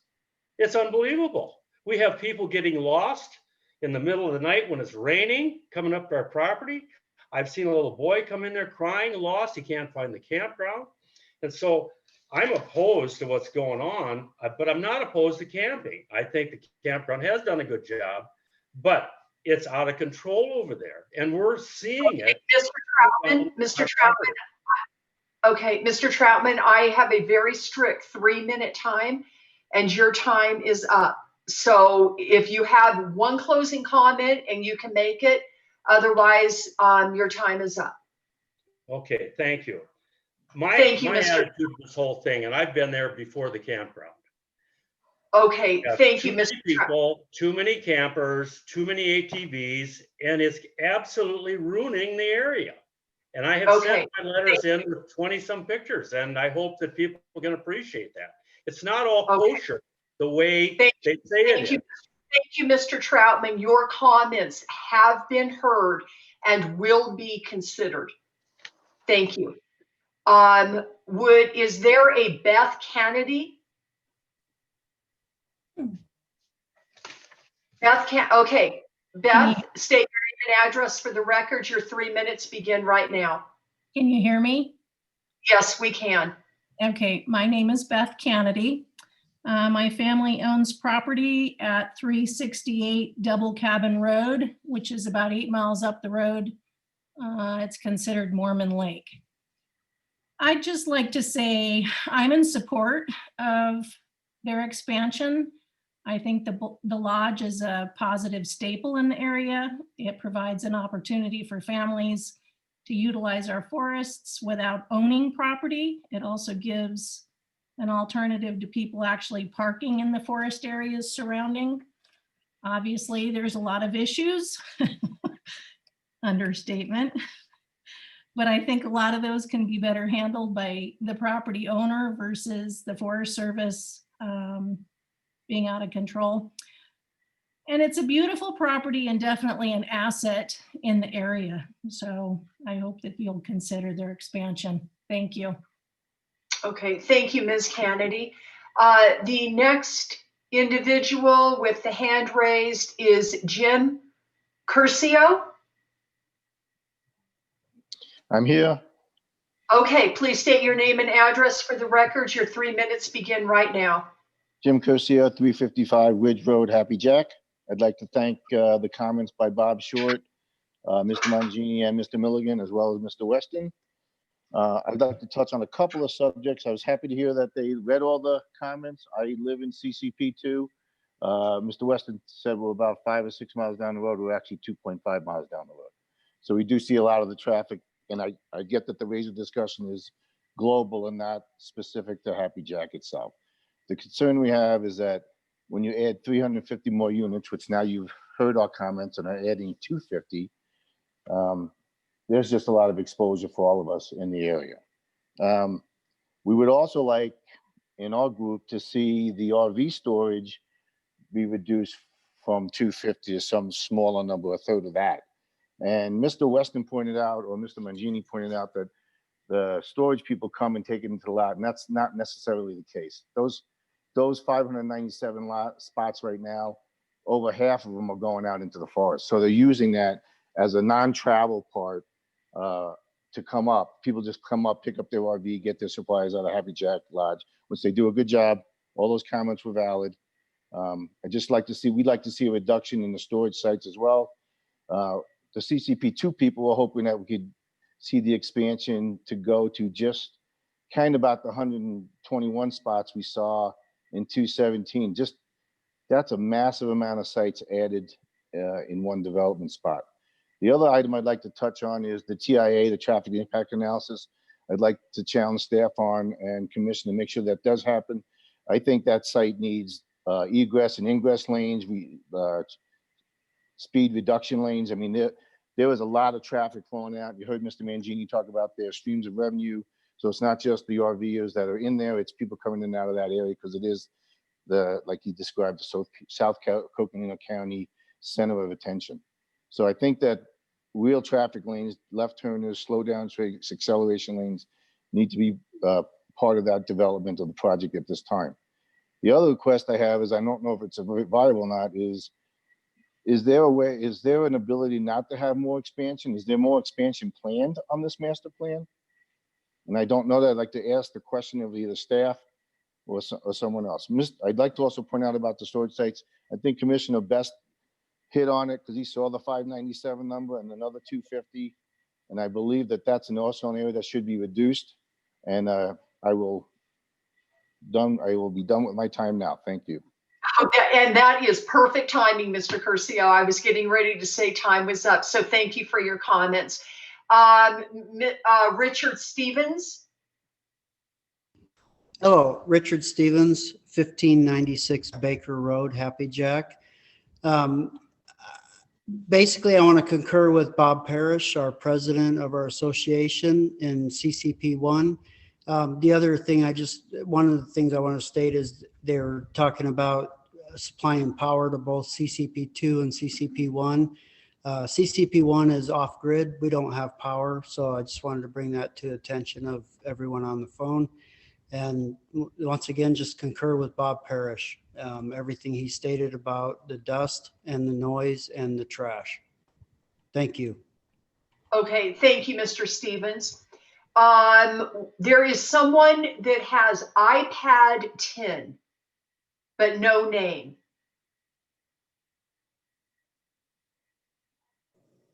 Hi, Okay. my name is Dave Burns. I am live at 5545 West Arrowhead Lakes Drive in Glendale, Arizona. I'm a summer resident to the area. I stay in the Happy Jack RV Park. I've stayed there for over 10 plus years. I just want to say I'm in support of the addition. I believe the park itself provides much needed services and assets to the area. I believe the addition will only improve those services and assets, as well as reducing the pressure on the forest itself. They're a great group of people. They work very hard at policing the area and keeping the patrons of the park in a uniform and consistent manner. And again, 10 plus years, there's not as many razor people as some of the phone calls might lead you to believe. My area, 6+ spots of my own family, as well as a dozen other people above 60 years old, none of which are big razor people. They just enjoy the national forest. So thank you for allowing me to speak, and I appreciate the jobs that you all do. Thank you very much for your comments tonight, and they will be taken into consideration. Let's see. Charter, Charder. Hi, that's actually Carol Harder, and I have a home in Clear Creek Pines, Unit 2, 7539 Elk Trail. Hopefully you can hear me. Yes, we can. Ms. Harder, please proceed. Your 3 minutes begin now. Thank you. I appreciate everybody who has contributed tonight. And Bob, you have been incredibly helpful and responsive with all of us. So I truly appreciate that. The comments that I have is the amount of traffic from razors in the last 5 years alone has been overwhelming. And I do stop and talk to them, especially when they're throwing trash or they're coming around the trails sideways, trying to get them to understand the impact that they're having on the wildlife and the making of new roads. Most people can tell you that people who ride razors are not there to ride them slowly, and they're not there to enjoy the wildlife. The majority of them are going fast. Ms. Harder, could I please respectfully interrupt you here? The applicant, what is done is done. We are looking at a new applicant. We are looking at a new thing tonight. They have agreed that the expansion, they will not be renting or leasing to anyone who is going to be bringing a razor into the new spots. So the point is moot. So if it's just the razors that you're going to be talking about, I'm going to have to cut you off. No problem. I appreciate that. And yes, you did say that. So I will move on. So the questions that I have is we are asking that the storage spaces be limited as well. A lot of those groups are going out into the forest. Most people who go to the forest with their RVs are not park people. And most people who go to the lodge aren't forest people. So I will agree that it takes some of the stress off the forest, but from my experience, it's usually one or the other. Also, we would ask that they not rent razors there. If you're not going to allow razors in the 250 spots, but you can rent them, that seems like a conflict. And then the other question most of us have in CCP1 and CCP2 is, like, when is enough enough? Is there a way to cap this so that going forward, we know that we're limited to no more than 250 spots, and we're limited to whatever the storage is. At some point, the area can only support so many people using it. And with that, I thank everybody for their time. Okay, thank you, Ms. Harder. Affinity Family Care.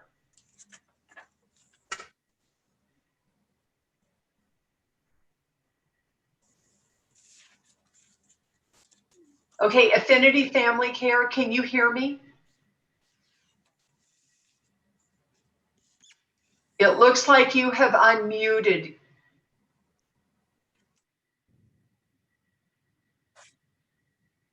Okay, one more time. Affinity Family Care, can you hear me? Okay, we're going to move on. I will come back. Kevin Corsic. Yeah, thank you. And very well done with the last name. Kevin Korzik, 1636 North Los Alamos and Mesa. Can you all hear me okay? Yes, please proceed. Your 3 minutes begin now. Yes. Thank you. I'm an avid hiker and a photographer. I do frequent the area and I have for years. I'd like to thank the council for taking the time to listen to our concerns tonight. I am opposed to this development for numerous reasons, and Madam Chair, in response to your request to keep comments brief and not repeat information, I'll just add my thoughts that have not been specifically addressed or enumerated as of yet. First, the increased density is an issue for the ecological quality of the forest. The people who come to the lodge do not necessarily stay on the grounds. They venture out and can cause damage. And again, the density of people is the main concern. The fragile forest cannot support the heavy usage in a small area, and increasing the capacity of the campground will bring more density, which would continue to cause additional damage to this environment. So I haven't heard that specifically addressed tonight, so I wanted to bring that up. And lastly, for the people surrounding the campground who have purchased land, poured their lives and their life savings into pursuing their dreams of having a place of peace and tranquility and natural beauty, I believe the council has a responsibility to protect these folks' interest as much, if not more, than the campgrounds. And with that, I should be well under 3 minutes and yield my time. Thank you. Thank you very much.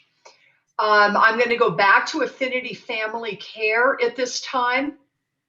Can you hear me? Yes, I can. State your name and address for the record. Your 3 minutes begin right now. My name is Tracy Stewart, and my address is 2203 South Boca, Mesa, Arizona, 85209. I do commend, I stay at the I've been staying at the Happy Jack Lodge for over 5 years. And one of the concerns that I have, I'm not opposed to it, is they have not addressed that there is only one entrance in and one entrance out of Happy Jack.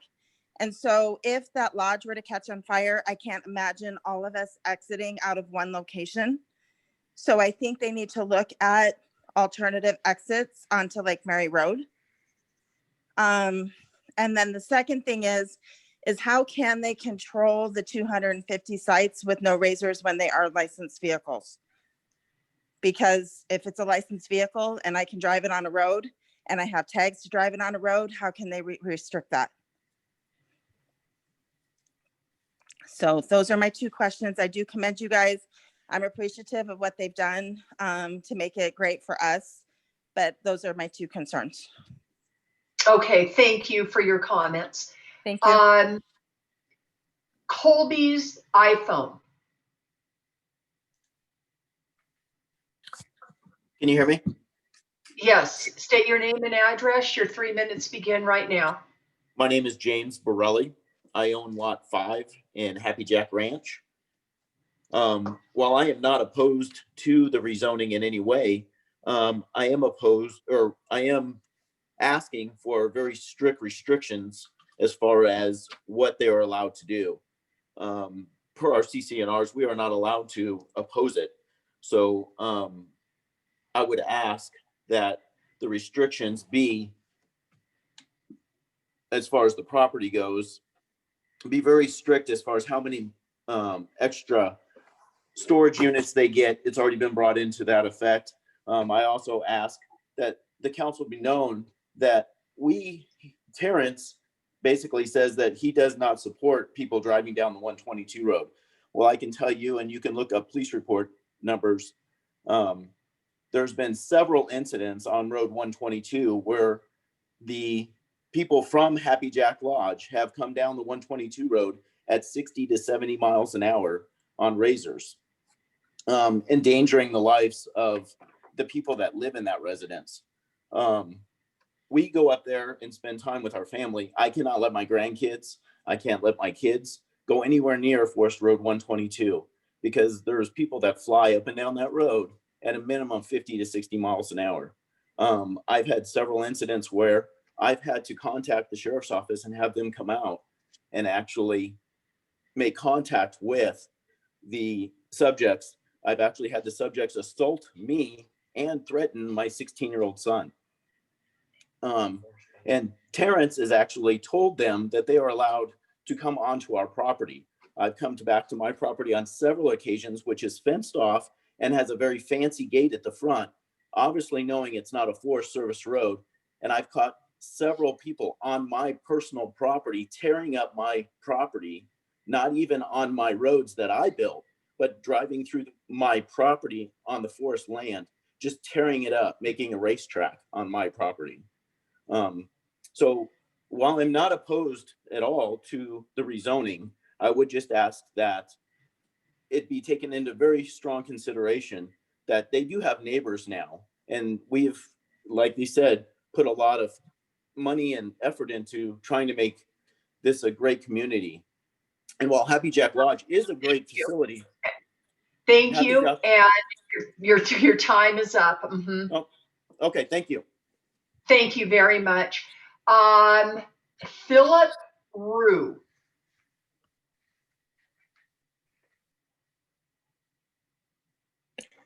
Can you hear me okay? Yes, we can hear you fine. State your name and address, and your 3 minutes begin now. My name is Philip Rue. Good job on my last name. I live at 7825 Forest Road 122, right behind the lodge. When my wife and I were looking at land up there, I've been a resident of Arizona for a long time. I hunt in Unit 6A, which is the unit that Happy Jack Lodge is in. I've been hunting it for 30 years. Know the area very well. I've spent a lot of time up there. I haven't been in law enforcement as long as Bob Parrish, but I do know him. Very commendable individual. I was in law enforcement for 20 years. While we were investigating that area, kind of checking the area out to see if we wanted to live there, we did in fact stay at Happy Jack Lodge quite a few times. And I'm just going to say one thing, and that is they do not have the infrastructure to support what they say they are doing. They do not have the staff. They have folks running around that campground at night, brawling, fighting. We've been there when there's been fights. Friends of ours have witnessed crashes of razors driven by underage people. They go up there, the adults go up there to drink. They hand the keys to their 11, 12, 13, 14-year-old kids, and they let them run around the park in these vehicles. The staff knows it. I've personally talked to staff about it. They know it. There's just not enough of them. They do not have the infrastructure to do what they say they're going to do, period. They barely have the staff to run what they have now, and to expand, there is no way. With the years I have in law enforcement, the deputy that is being assigned to that area is a former employee of mine. I watched him become a sheriff's deputy. He's flat out telling us there is no way he can service that area. They are so understaffed. And to talk about how they're going to have this deputy assigned to the area, no way. Talk to Bob. I'm telling you, there's no way one deputy is enough. A half a dozen deputies would not be enough to service that area. Now they want to add more. It just is not a possibility. And they're going to have problems in the park.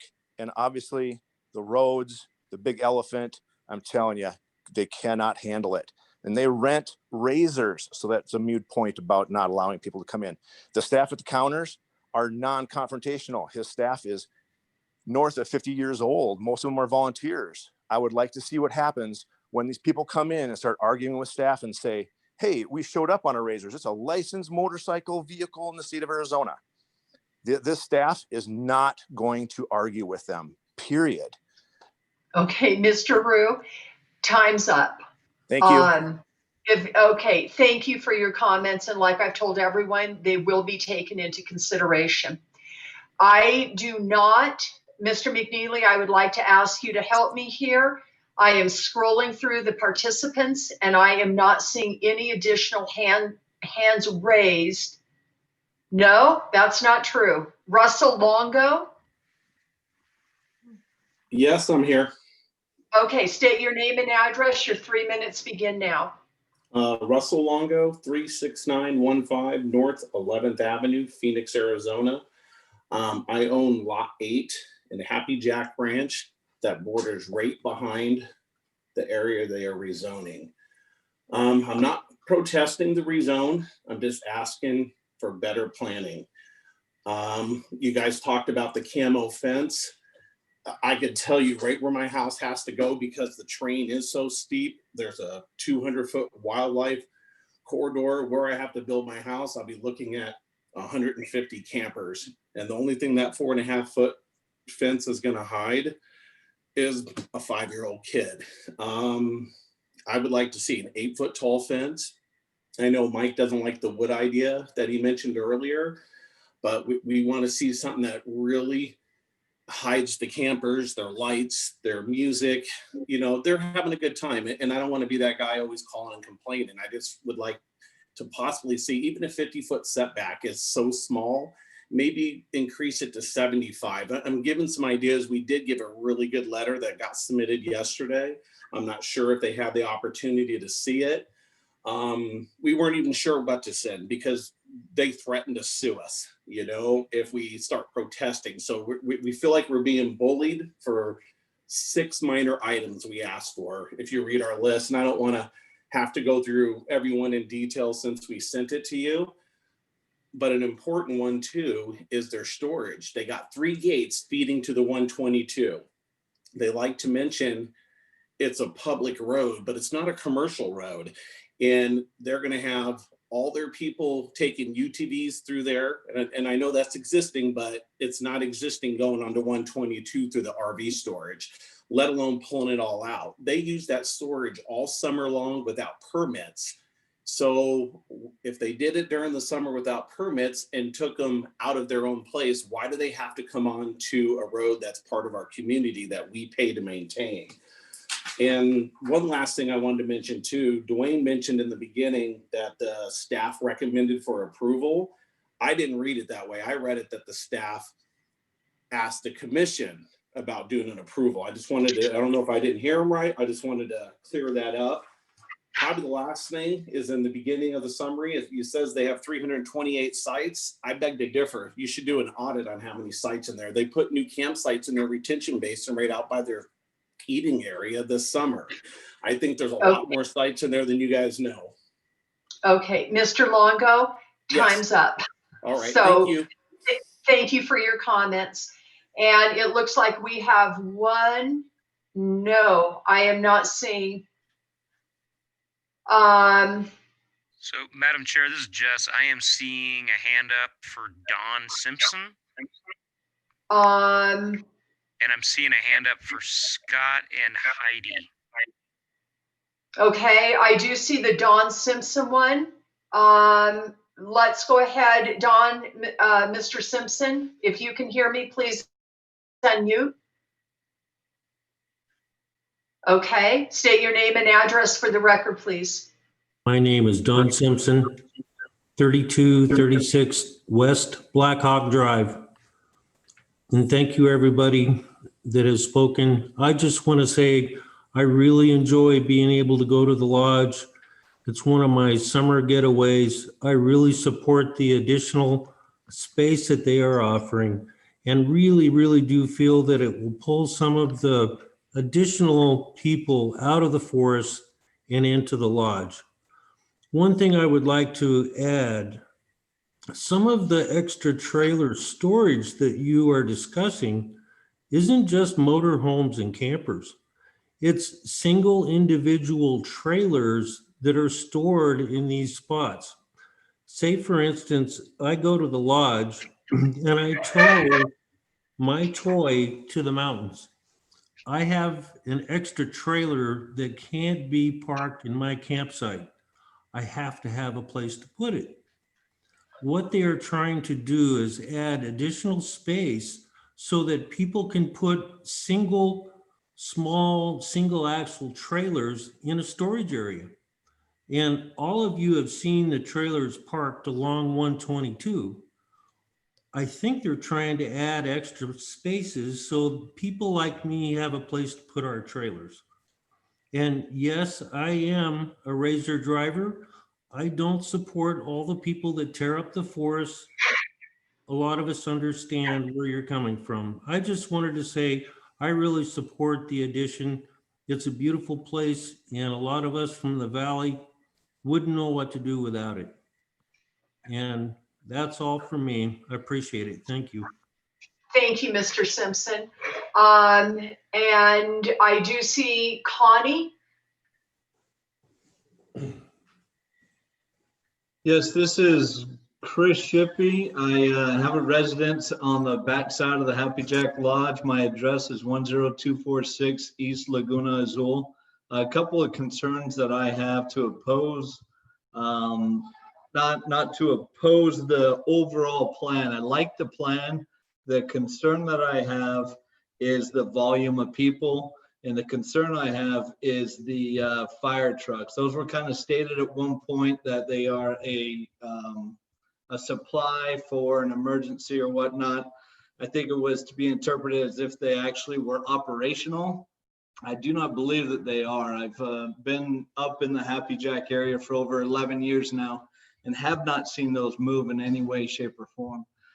My second observation is the additional storage. I'm not seeing any setback of an 8-foot fence where you would have, multiple tiers and layers of some storage areas. I don't think that an 8-foot fence and maybe a little bit of a small 4-foot blue spruce or whatnot tree would really provide much natural forest type look and obscure some of those trailers. And obviously a lot of trailers are bright white and white roofs, and it's just not going to be a natural look at all. If you look at the current storage that's over there, I think that is something that's appeasing. It works for the eye. You've got setbacks, you've got a high enough fence, the road's lower, things like that.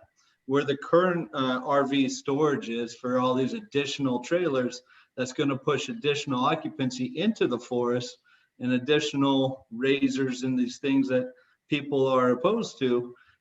It's really going to be an eyesore down the 122 and to the neighbors, to all the neighbors that are in that area. It doesn't preserve the natural forest. It doesn't preserve the reason that people want to go up there. So I would promote if there was some additional means, some additional setbacks, some additional ways to make it more aesthetically pleasing. Thank you. That's all I have. Thank you. Okay.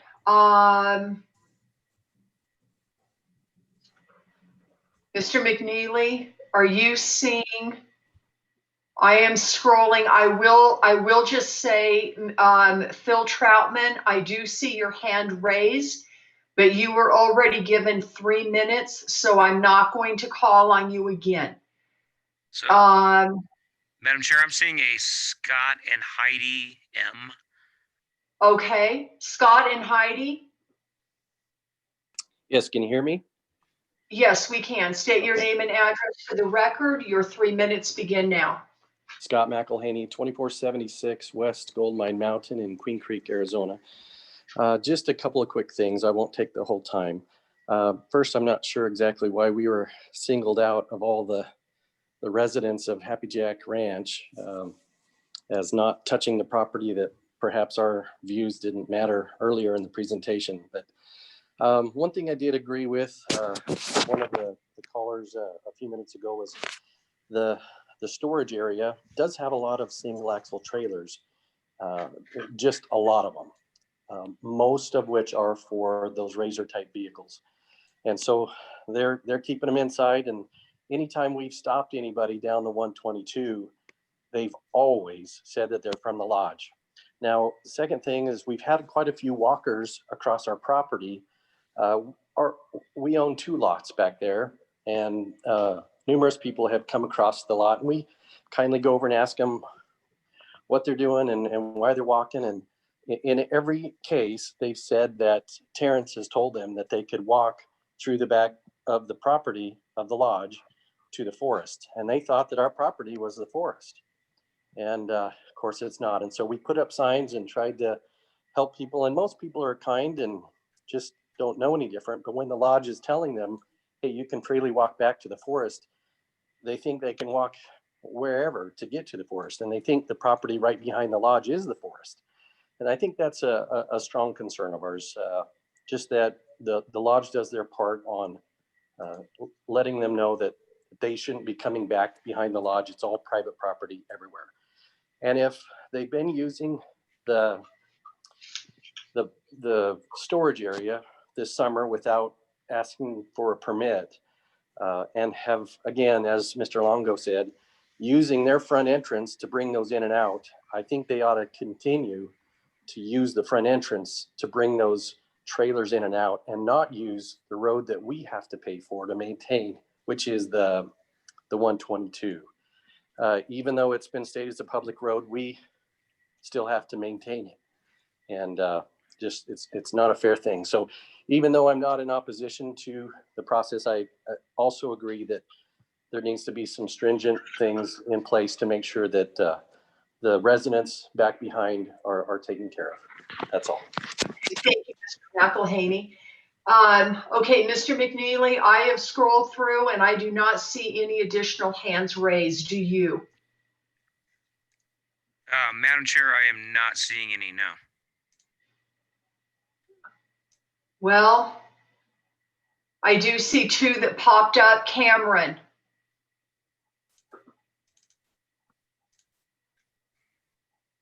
Okay. Oh, no Madam Chair, also, yeah, I apologize. Christopher Tressler, the county engineer, has his hand raised as well. Okay, Mr. Tressler, would you please address the commission?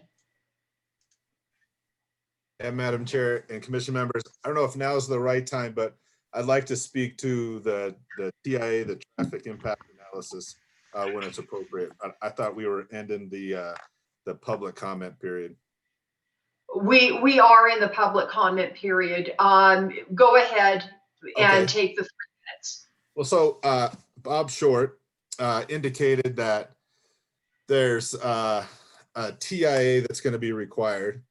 And due to the threshold that we've reached, there certainly is some concern that there are impacts to FH3, to the highway, and that we need to understand those better. And that's what the TIA is going to tell us.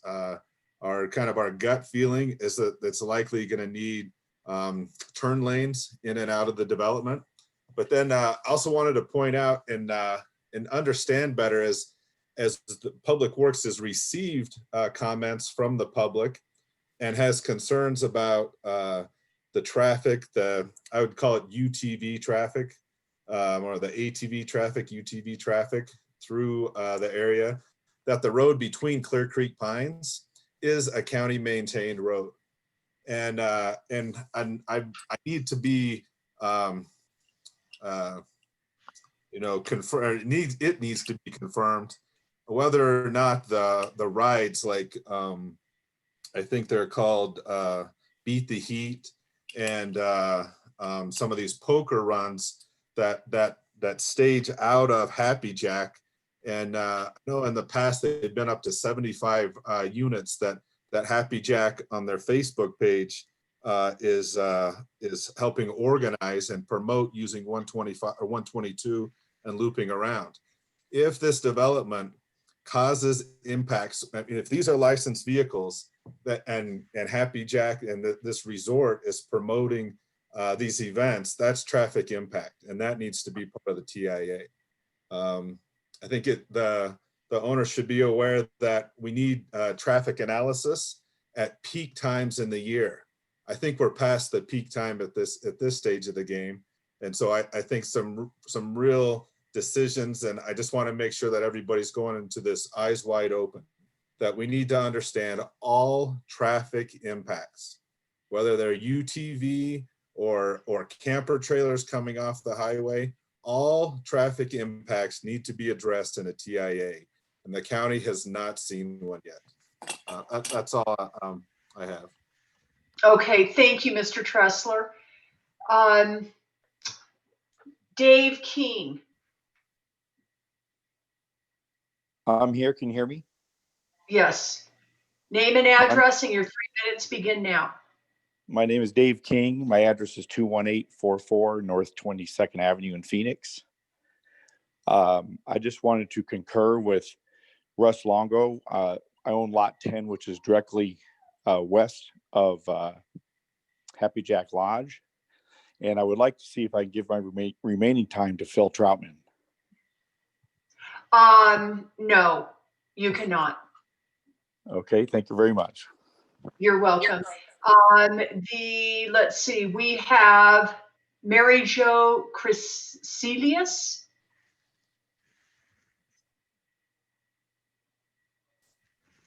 Okay, how about Cameron? I'm here. Okay, name and address, your 3 minutes begin now. My name is Kevin Burley. My address is 1523 West Smoky Drive, Surprise, Arizona. I'm calling to make comments about the lodge. They said that they support the area for all the trash and their sewage and all of that, but they did not say, are they going to expand with all of the with all their expansion, and what they're going to be able to handle all of the new stuff that's coming on, all the add-ons. And also wanted to mention that all the parks around the area, with all the expansion of everything, that there's already a 4-hour wait just to go into the parks or the lakes around the area. And that's, I know, not just from Happy Jack, but if they add that, that's just 100 or 250 extra people that are now going to add to that 4-hour line. That area up there is already packed as it is, and it's not going to stop people. They say they're going to help people by taking them out of the forest and giving them camping space. I feel like they're only going to give, they're just going to make it where there's more people out there, because the people are still going to continue to go out there and camp, regardless of the fact if there's any space, if they provide more spaces for other people. Yeah. I believe that's everything I have for right now. Okay, thank you. Stay in my 3 minutes. Okay, thank you. Thank you very much. And I will reach out one more time to Mary Jo Crecelius. Mary Jo, if you can hear me, please unmute and address the commission.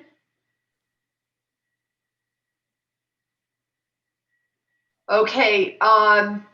McNeely, do you see anyone else? I do not. Madam Chair, the only hand I see raised is Mary Jo Crecelius. Okay. Mary Jo going once, going twice, and now gone. Okay, the hand has been taken down. Okay, Mr. Weston, I told you that I would give you time to respond. Your time begins right now. You heard the comments, you heard the public comments that this commission has heard, and now is your time to respond to what we have heard.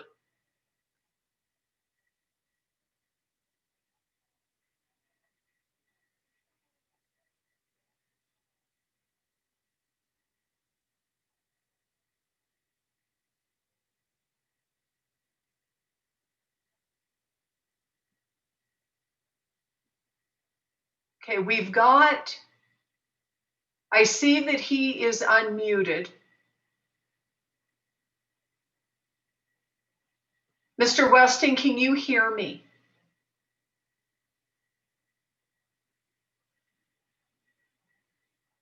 All right, Mr. McNeely, do you have any suggestions? Madam Chair, no. Yeah, I see that he is unmuted, Dwayne. There's other members of the applicants team here, so certainly we have. I just heard somebody, but we have Mr. Milligan still on the meeting as well. Madam Chair? Madam Chair, Yes. can you hear Who me? is speaking? This is Dwayne Weston, Madam Chair. Oh, okay, Mr. Weston, go ahead. I told you earlier that I would give you an opportunity to respond. Did you hear all of the comments from the public that the commission just heard? Yes, Madam Chair. All right, now is your chance to respond to those. Thank you, Madam Chair. The one of the most important things here is that the lodge does not rent any razors. They did have a company that had 4 razors that they would rent out. They did not do any tours or anything like that. If there are any tours, it has nothing to do with Happy Jack. I know that my client had said that sometimes a group of people will get together and say, hey, let's meet at Happy Jack Lodge, and then they may go out for a ride. It has nothing to do with Happy Jack Lodge, and they have no control or ability to control that. So Okay, Mr. Weston, if I may, you're saying that Happy Jack Lodge does not rent razors. That's correct. They do not own any razors. They had a company there that had 4 that they would rent them out, but Happy Jack Lodge does not own any. Okay, but to clarify, Happy Jack Lodge allowed a company that had razors to rent razors from their facility. Yes, that's correct. Okay, so you can understand why somebody would think that Happy Jack Lodge rented razors. Now, does Happy Jack Lodge currently work with this company that leases razors? Well, they do, Your Honor, but this is not something that is important to Happy Jack. And if that is an issue, they will agree that they will not allow a company to come on the site and rent any razors. And they will agree that they, even though they don't have any now, they will agree that they will not rent razors in the future. Or own Okay. them. So that is a non-issue for Happy Jack. They did it for the convenience of some of the people that stayed there, but they are certainly willing to put that completely out of as an issue. Okay, go on with the rest of your comments. Thank you. Just a minor comment. Mr. Troutman said that he was having a lot of smoke come through his property from Happy Jack. The prevailing winds in this area are from the southwest and northeast. I'm not sure how they would travel to the northwest to go to his property. I suppose maybe occasionally that would happen, but I think everybody knows here that the prevailing winds do go to the northeast. As far as on a TIA, my clients are happy to do a TIA as a condition that Bob has provided. We will comply with whatever requirements they may have. If it does require a turn lane or a decel lane, we will certainly comply with that kind of an issue. We will be doing it. I don't think there's anything that would require anything to be done in advance prior to the approval. But again, we will do the TIA and comply with whatever it says. As far as the storage of the trailers and RVs on the south, we feel this is an asset. Some of the people are opposing this, try to look at it as not an asset. It does provide a place for people to park their RVs so they don't have to drag them back and forth from wherever they live. They did mention something about the view. My client plans on reducing the elevation in that area where the RVs will be stored so that they won't be as easily viewed from Forest Service Road 122. Speaking of Forest Road 122, one mentioned about that they have done some improvements to that. If anybody wants to do improvements to a public road, which all Forest Service roads are, that's at their own risk or their own expense. If other people want to use it, they can't come back and say, because we have done improvements to the public road, we don't want anybody else to use them. My client has the right to use the Forest Service Road 122 just as much as anybody else. It's not restricted to residential. If we want to be able to use that for access to put our trailers and other storage at the storage area, they certainly have a right to do that. Another point, Mauricio was raised was access points. My client has 3 access points. There are actually 2, I think, off Lake Mary Road. One is gated, but it's an access road. It's not locked. And then, of course, we have the emergency access going to the west, and we have access through Forest Road number 122 going to the south. Someone mentioned the issue of people going west and walking on. Yes, and we do have the new emergency access that goes from the west side of the RV park into Happy Jack Ranch. And that is, of course, for our benefit, but it's also for the benefit of Happy Jack Ranch people. They did say that people do walk or have walked across properties across Happy Jack Ranch. You know, we tell them that that is private property. They do have the right to walk along Forest Service Road 122. It's unfortunate if they do trespass. We certainly don't promote that, and we will tell people that in the future, anybody traveling Forest Service Road 122, that they need to stay within the right-of-ways.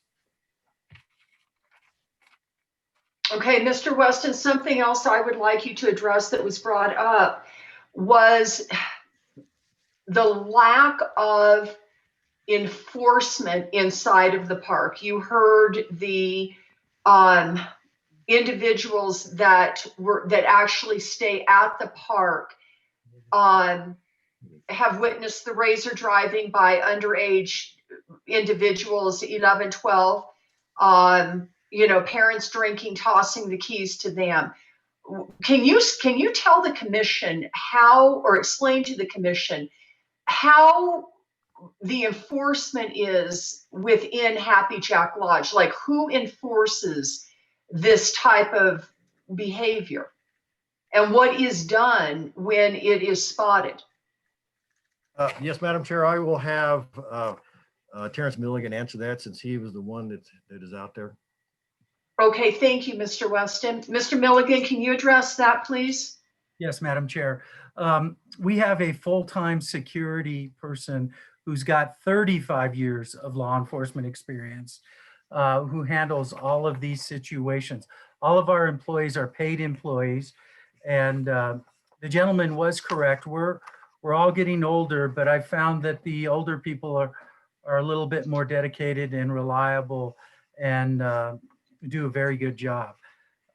With regard to enforcing we're going to designate the new 250 sites as a quiet zone area. And so we're not going to allow the razors back in there, to be garaged there, to be kept there, or so on and so forth. So it'll be a quiet area by design.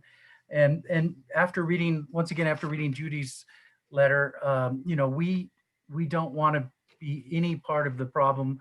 We want to be a part of the solution.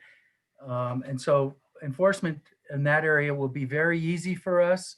We have over 30 employees on site during the peak season, and we'll just make sure that people that are assigned to those sites are fully aware of the rules and the regulations, and then we'll have personnel going by to ensure they comply. Okay, thank you, Mr. Milligan. Mr. Weston, do you have anything else to add at this time before we move to commission discussion? Yes, just a couple more comments. I think it was Mr. Lango who said he didn't think the 50-foot setback was sufficient. I guess I'd like to remind the commission that Mr. Longo's parcel is 40 acres. He has the ability to set back his house as far as he would like so that he will not be able to see this. We have met the requirements for a commercial resort zone, and we've actually worked with Mr. Troutman, or offered to, and we'll do the added setback for him. But we think that that is sufficient, along with the fencing and other things we may do in that area. It was also brought up about whether we will be able to handle the additional trash and also any additional sewage. They are an expert in handling trash. Mr. Mangini also said that they actually send their employees out into the forest to help pick up trash to make it a better spot. That's important. They will be able to handle it. As far as any kind of septic or sewer, they are regulated by DEQ, and so they will have to comply with whatever is required on that. Lastly, the density that we're proposing for the expansion is actually less dense than what is existing. If you just do the quick math, it's approximately 5,000 square foot per RV site when you divide the acreage into the number of sites. So it is not going to be as very dense, and it will be a very nice spot for everybody. And although we will regulate any razors that come in, as far as anybody staying there and having a razor, if somebody does drive in with a razor, we can't prevent that, just so we're clear on that. I don't know if there's any other questions, Madam Chair. Okay, right. And Mr. Weston, I do understand it's the Arizona Department of Motor Vehicle that regulates these. So I do understand that. I do not have any further questions. Do any of the commissioners at this point, because we're getting ready to go into commission discussion, have any questions for either staff or the applicant at this time? Okay, seeing none, I'm going to close it to the public and open it at discussion level. Commissioner Best. Thank you, Madam Chair. This is a really tough one. And I'd like to just, I know it's late, but it's a really important case. And I just want to spend a minute or two talking background here. Coconino County is a beautiful county. That's why we're all here. And that's why a lot of people are coming, and there's nothing we can do about it. And the problem we have here with overuse of the resource is one that's happening across the state and certainly across Coconino County. But it's not unsolvable. It sort of seems that way tonight. But there are lots of places where progress has been made. We've got Red Rocks Ranger District down in Sedona, same issue, even closer to Phoenix. And there have been partnerships down there between the city and the Forest Service and the county. And they've made great headway saving the resources, getting people in there, getting people the outdoor experience that they want without tearing up the landscape. But it's tough. I mean, you have to buy a pass, and sometimes you can't go everywhere you want to go. Fossil Creek, same situation. It was being destroyed by Love to Death, and now you don't go to Fossil Creek unless you have a parking permit. It's limited your freedom to go into public land, but it's working. And the comments I've heard are very positive. Maybe the most interesting to me, I served on Supervisor Art Babbitt's Highway 180 Snow Play Committee, and that had real teeth. Basically, if you look at now what the city and the county are putting out to snow players, it's all red lines. Basically, don't come out 180. we're telling you that you just can't come out. This resource is overused. You can't go to Crowley Pit, and you can't go to Wing Mountain anymore. About all you can do is go to the Snowball. They've shut down neighborhoods. They've passed an ordinance so you can't park on 180. These are tough measures for a tough problem, but it's working, and that's reduced the problem. Here in Flagstaff with ATVs and razors, we've got a sacrifice zone, the Cinder Hills OHV area, and you really don't see that many on our forest roads because they've got an area to go to that they can go yahoo up and down Cinder Hills. But again, it's a sacrifice zone. It's taking the hit, but it saves the rest of the forest. In my own neighborhood, Mount Eldon here, we've got a new trail system. We're trying to mitigate the increased traffic that's increased over the years, and the Forest Service is a partner in that. It was very disappointing to me to hear from the Forest Service, and I called several people myself, that they were neutral in all this and sort of didn't want to get involved, which is a little confusing because the forest is what's taking the hit here. I know that the neighborhoods are also stressed, but the National Forest should definitely be involved. We're going from roughly 1,000 spaces here, storage and camping, to roughly 1,500. And we've got a lot of problems to solve. I'm conflicted about this, and I want to hear from the rest of the commissioners. There isn't a town here. Happy Jack Lodge is the town. So, Sedona can work with the Forest Service and solve some of these problems. Flagstaff can work with the Forest Service and do the Dry Lake, do the Cinder Hills OHV area, but there's really no entity out here. There aren't that many people who live there all year long.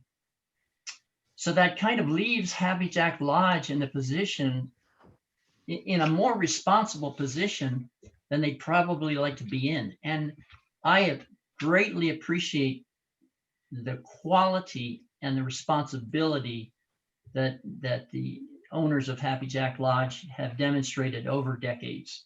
That's not in question.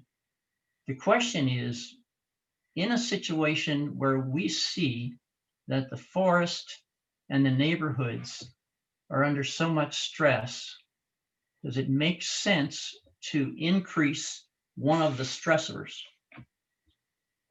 And I think in the long term, what needs to happen out here is the kind of effort that went into Sedona Red Rock District, the Flagstaff, trails, and these other areas, the Highway 180. I mean, that was years of work with every conceivable agency you can think of. We need to get that together. Maybe that's a project for the new supervisor. I would love to see that happen. But there needs to be a focus. If the Forest Service is going to not take responsibility, these disparate neighborhoods really aren't big enough to do it. It's almost like Happy Jack Lodge has to step up and do it. And maybe what we need to say is, take a deep breath. Let's get everybody together here, including the new supervisor, and let's start solving some of these problems, including the Forest Service, including ADOT, including every neighborhood, including Happy Jack Lodge, including everybody. That's what it takes. But right now, it's really tough to see anybody besides the lodge who can be the focus, which they're, and it's tricky business because they're a for-profit entity that probably has other things to do. So I would love to hear from other commissioners. At this point, I'm not particularly supportive. I don't see that a bigger Happy Jack Lodge solves problems. I think that a lot of those storage spaces are just more people going out in the woods. And I'll let it go for that for now. Thanks. Okay, thank you, Commissioner Best. Commissioner Williams?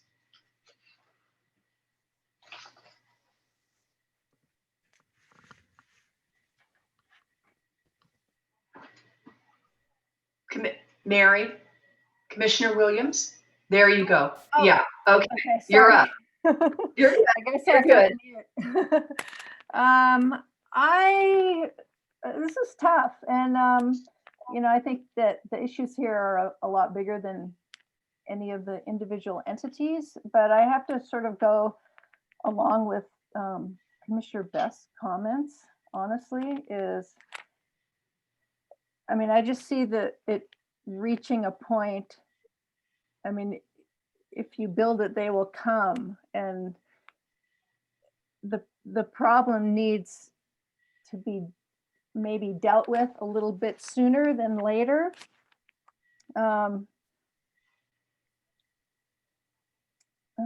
So yeah, I don't know if increasing the number of spaces that much is going in the right direction. I guess that's sort of my feelings at the moment.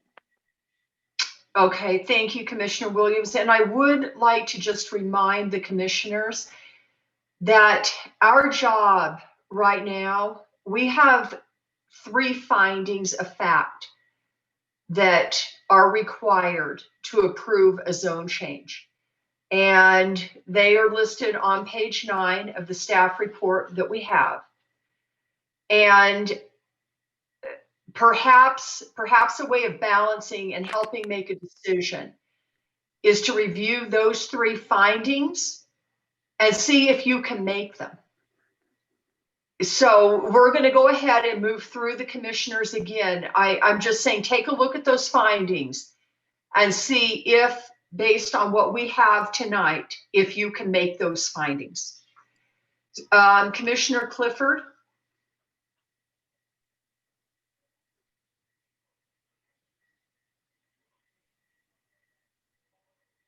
Okay, well, I agree with Sat.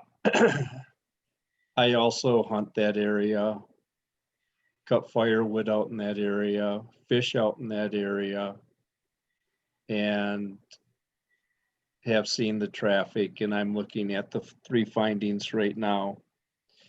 That the second finding, that the change is in the interest of or will further the public health, safety, comfort, convenience, and welfare.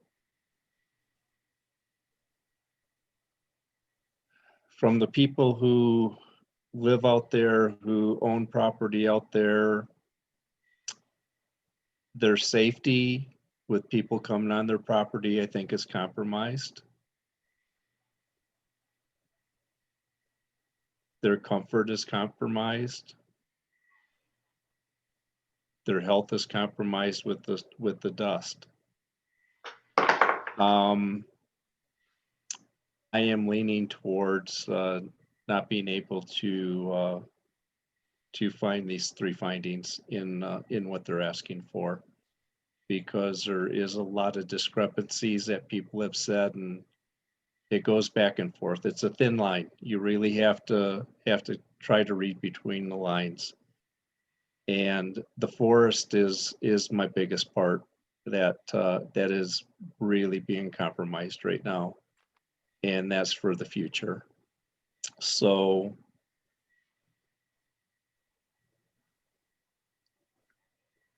and and even number 3, that the change will not adversely affect the established character of the surrounding neighborhood, nor be detrimental to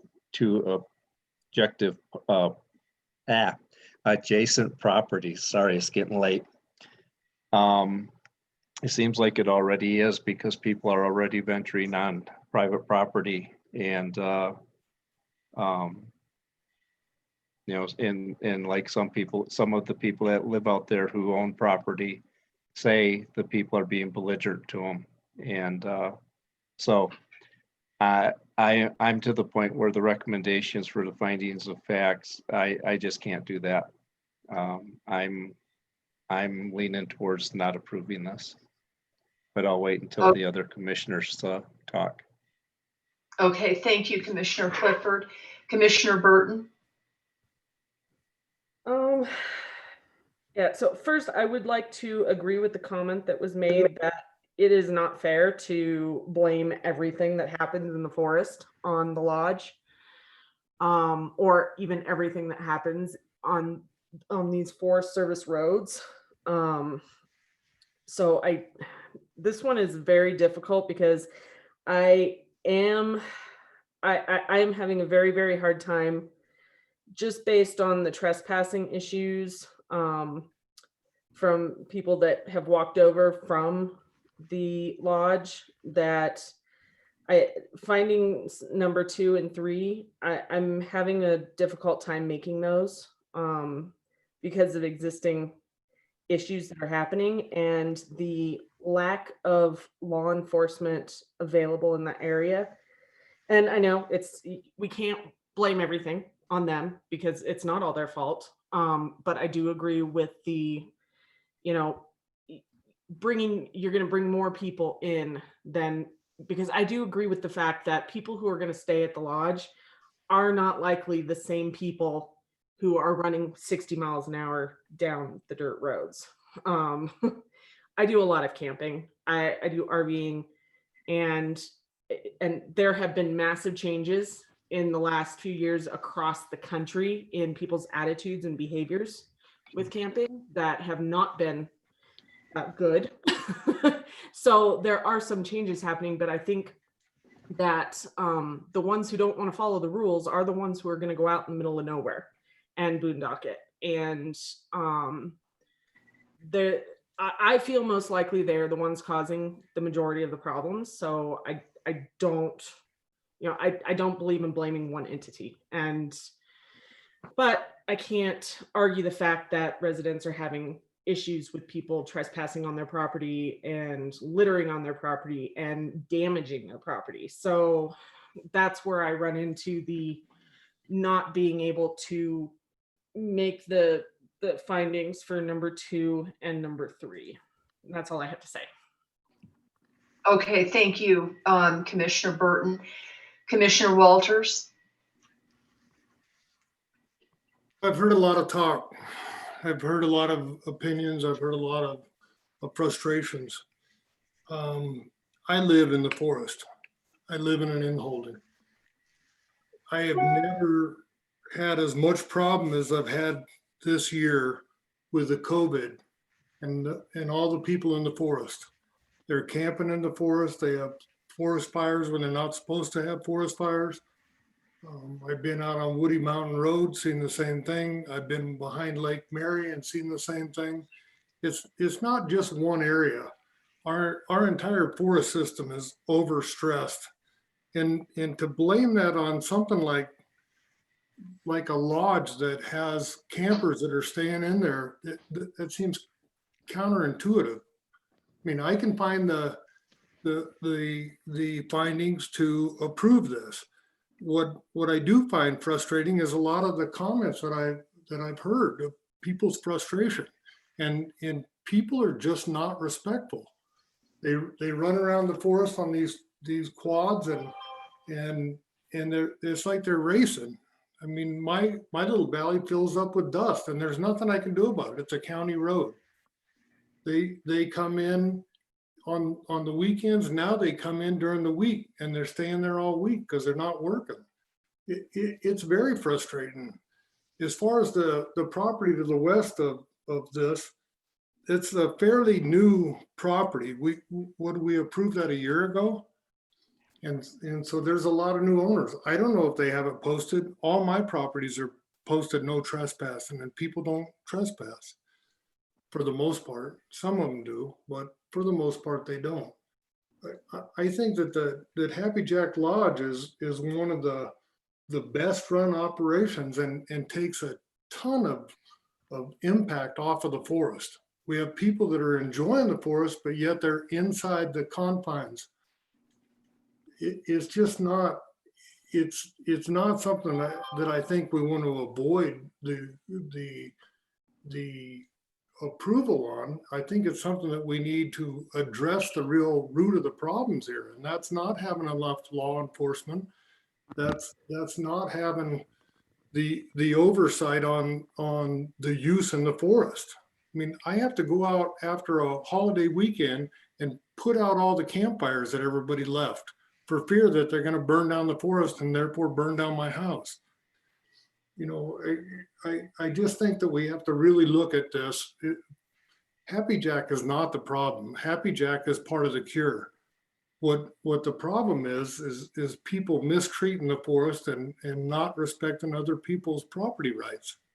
So I can find the findings, and I hope everybody else really looks at this and understands that Happy Jack's not the problem, and Happy Jack is not creating the problems. And they've said that they're going to do the things to help mitigate some of the problems that they may have inadvertently caused.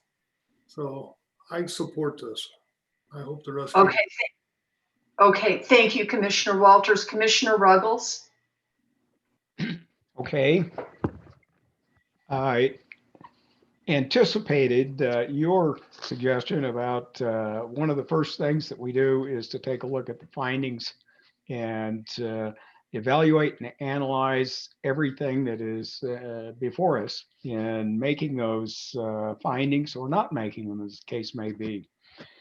Initially, when I looked at this, I looked at, well, as a matter of fact, there's 600 pages of looking at to do with this, and I read every single comment, analyzed the content of those comments, noted that, yeah, there are a lot of foreign letters, yes, and I would expect people who utilize the facility there to be supportive, which is what I saw.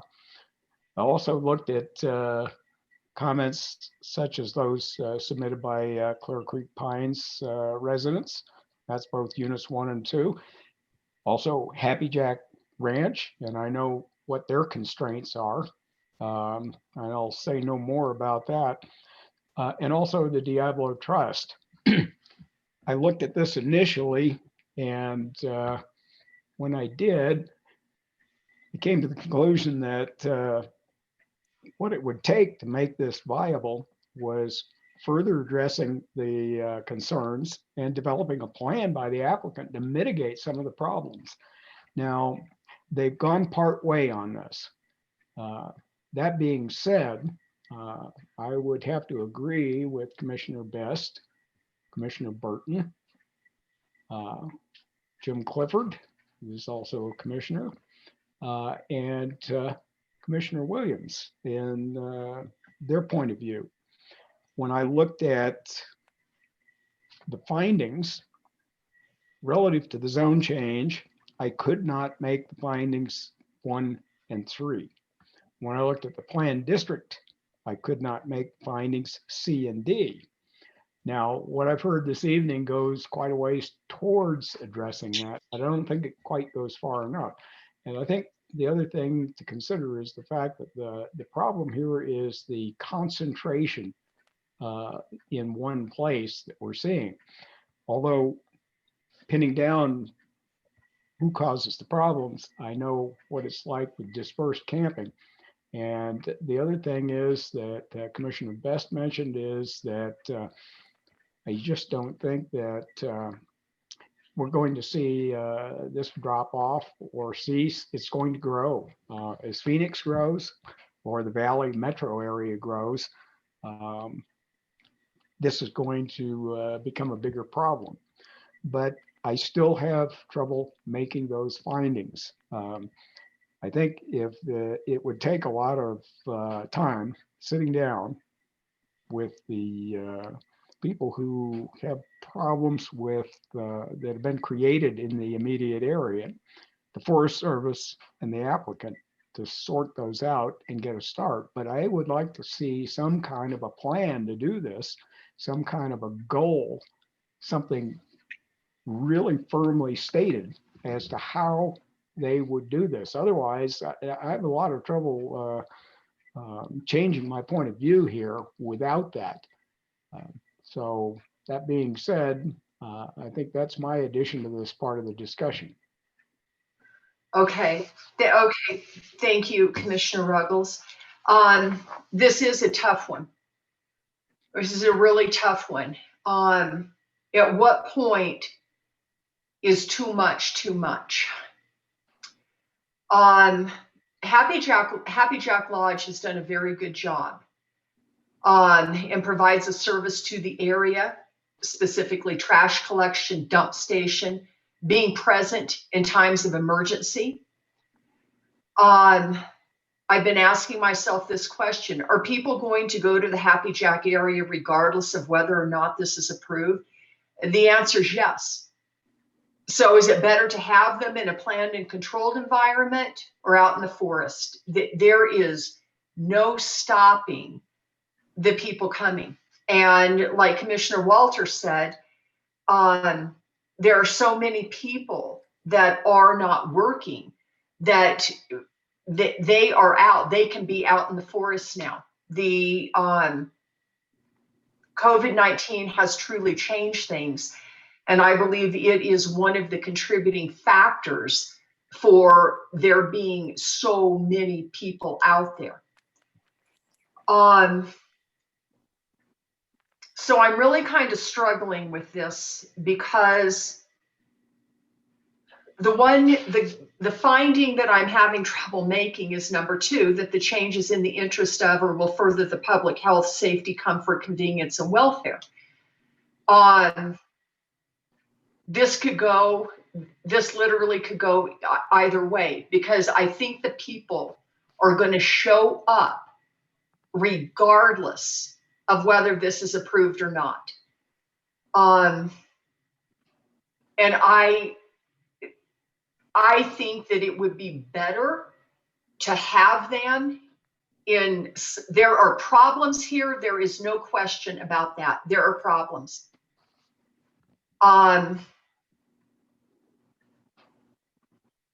But these problems are not all Happy Jack Lodge's fault.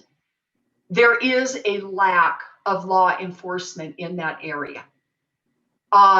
There were several people that spoke to this, that it is completely understaffed up there. So why is that? Is it possible that the Coconino County Sheriff's Office, I don't know what they may be strained as well. It seems like everybody is absolutely strained to the stretching point. And one more thing, something is going to break. But it does seem that if there was law enforcement up there to monitor these roads, to keep the razor speeds down, to try and control that, that would go a long way. There are going to be these 250 sites. There aren't going to be any razors coming in as a result of that. So that situation, and there have been a lot of complaints about that situation. If we were to approve it, the razor situation is not going to get any worse as a result if we did approve it. The razor rental from the lodge, those are going to be prohibited.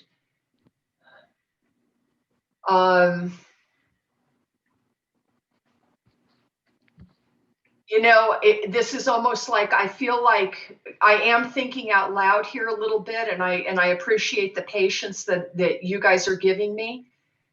But I feel like it's just almost a 50-50, like flip a coin here. And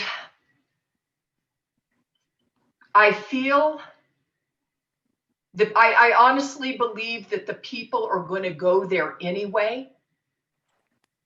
And yes, there are problems, and maybe someone has some great ideas as to how we might better enforce this.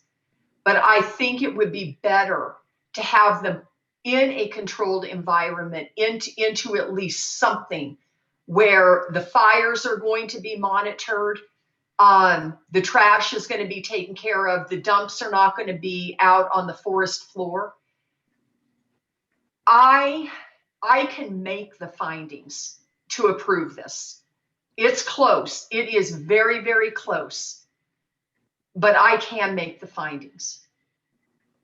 So we're going to go back through the commissioners one more time, and then we'll take a motion and we'll see where this lands.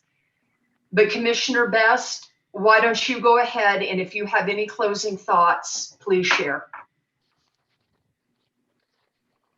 I cannot make the findings, so I'll just leave it at that. Okay, thank you, Commissioner Best. Commissioner Williams. Well, Commissioner Ontiveros, I understand what you're saying about 50-50. And even with the findings, you can look at it either way.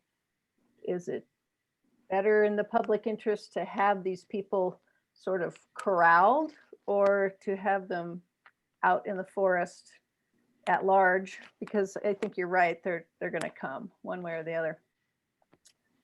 So I guess my feeling is if there was a way for the lodge since there is no much enforcement up there, for the lodge to, either get more staff or do something to sort of take on a little bit of that role of education and enforcement, at least with everybody that's staying on their property.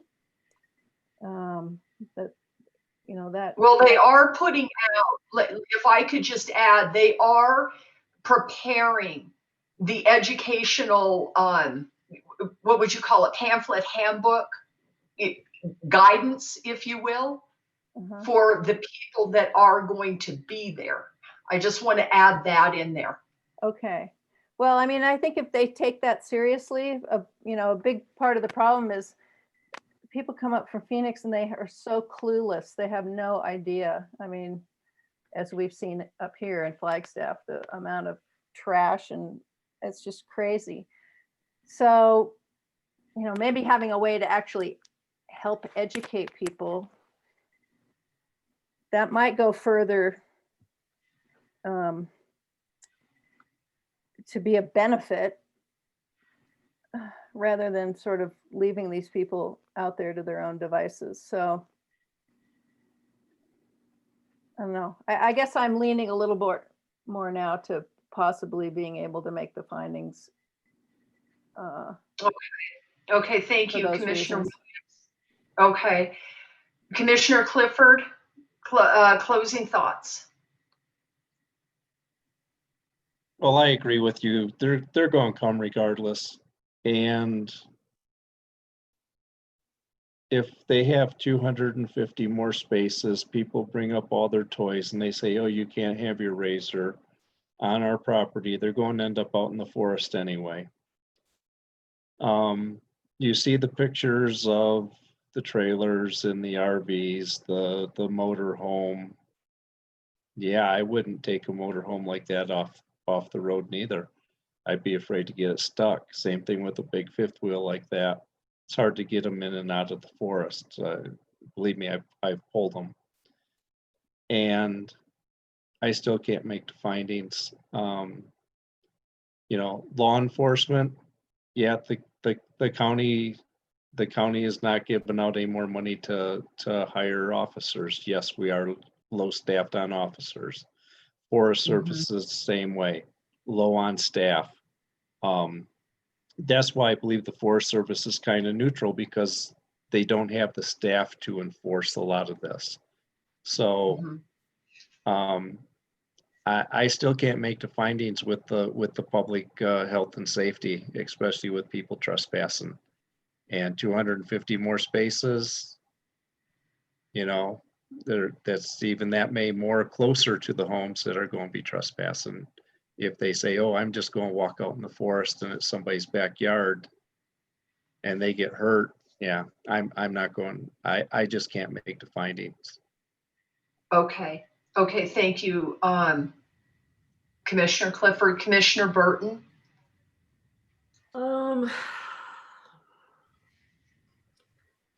Yeah, there are so many different ways this can go. God, I would love to see just an implementation of some of this, like the information packet.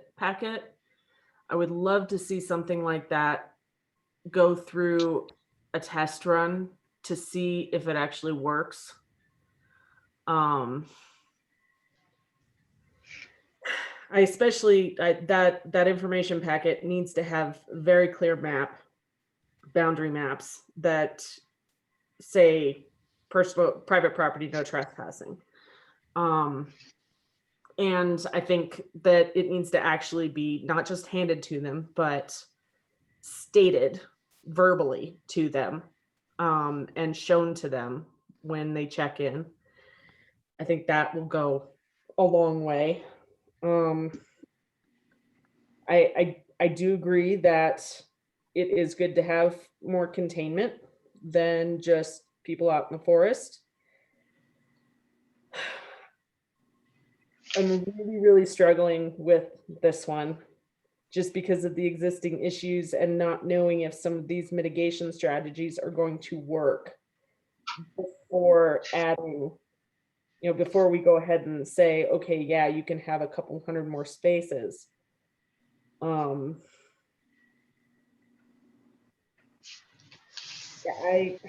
I honestly, like, I'm a 50-50 right now. There are positives, there are negatives, and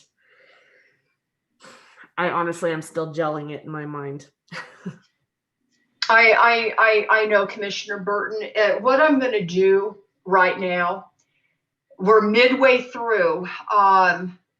We've still got Commissioner Commissioner Walters, Commissioner Ruggles, and myself that have not given closing thoughts, if you will. And what I want to do, we're about a halfway point here, and I want to reach out to Mr. Weston at this point. And I want to ask you, you can see that this commission is really struggling with this decision. And Madam Chair, this is Commissioner Best, and I'd like to call a point of order here. We're going yes, through a process that we have never, I've been on this commission 15 years, and we have never operated in this manner. So if we're going to call Mr. Weston back to make his case, then I think that and honestly, this is an honest point of order, not just this particular case. If we're going to call Mr. Weston back to make his case again, then I think we need to open this up to people who oppose as well. Otherwise, we're not being even-handed. That's my opinion. You are the chairman, but I just want to make that point of order. Thank you. okay, Commissioner Best, well said. And I don't disagree with what you're saying. Where I'm struggling is that everyone is stretched to the nth degree. Law enforcement is stretched. Forest Service is stretched. The people are going to come regardless of whether or not this is approved or not. The lodge can't solve all of the problems, but they're doing and are willing to do something. So something, anything, in my opinion, is better than nothing. And so maybe rather than going to your point of order, Commissioner Best, maybe rather than going back to the applicant, if the commissioners feel that there is something that the applicant can do, listen, if we approve this, this is what we need from you, then maybe we ought to talk about that. So if there is going to be a handout, an educational handout, if you will, what do we want in that? So Commissioner Walters, let me go to you now. Well, I like that everybody's thinking about this and talking about it and working through and having trouble with it, because it's a troublesome, very troublesome issue. And it comes down to it's a law enforcement situation that we have with people running out of control. We have the Forest Service that can't do it. We have the Coconino County Sheriff's Department that can't do it or won't do it. And so we have all these individuals in the forest that are very frustrated. And I get that. I live in the forest and I'm frustrated too. The idea of Happy Jack taking 1, 10, 100 people out of the forest and putting them in camping in Happy Jack Lodge makes me happy. Because I think that there's too much of that going on in the forest. This gives them an experience, and yet they're corralled. I understand some of the impacts that can happen around the lodge, and I think that they're trying to mitigate those. But this is to reject this application is not addressing the problem. The problem is really boils down to enforcement. There is no law enforcement. People are just getting wilder and wilder, and I see it all over, not just in the southern part of the forest, but the northern part, the western part, and the eastern part where I'm living now. And I just beg everybody to think about this and what this does. It takes a bunch of those people out of the forest and puts them in a controlled environment. And sure, the lodge is going to have to do more enforcement, but that's up to them to do that. As far as the people coming out of the lodge, if we can somehow give them some guidance so that they're not trespassing on our neighbor's property, if they're not running up and down the roads like crazy people in these quads or side by sides, I think that's a real bonus. But to deny this expansion on here it's not addressing the problem. It's a knee-jerk reaction. It's emotion. It's not logical. That's all I have to say at this time. Okay. Commissioner Ruggles, closing thoughts. Okay, I think I've done a lot of listening here, and some of the comments that both you and Commissioner Walters have made make a lot of sense.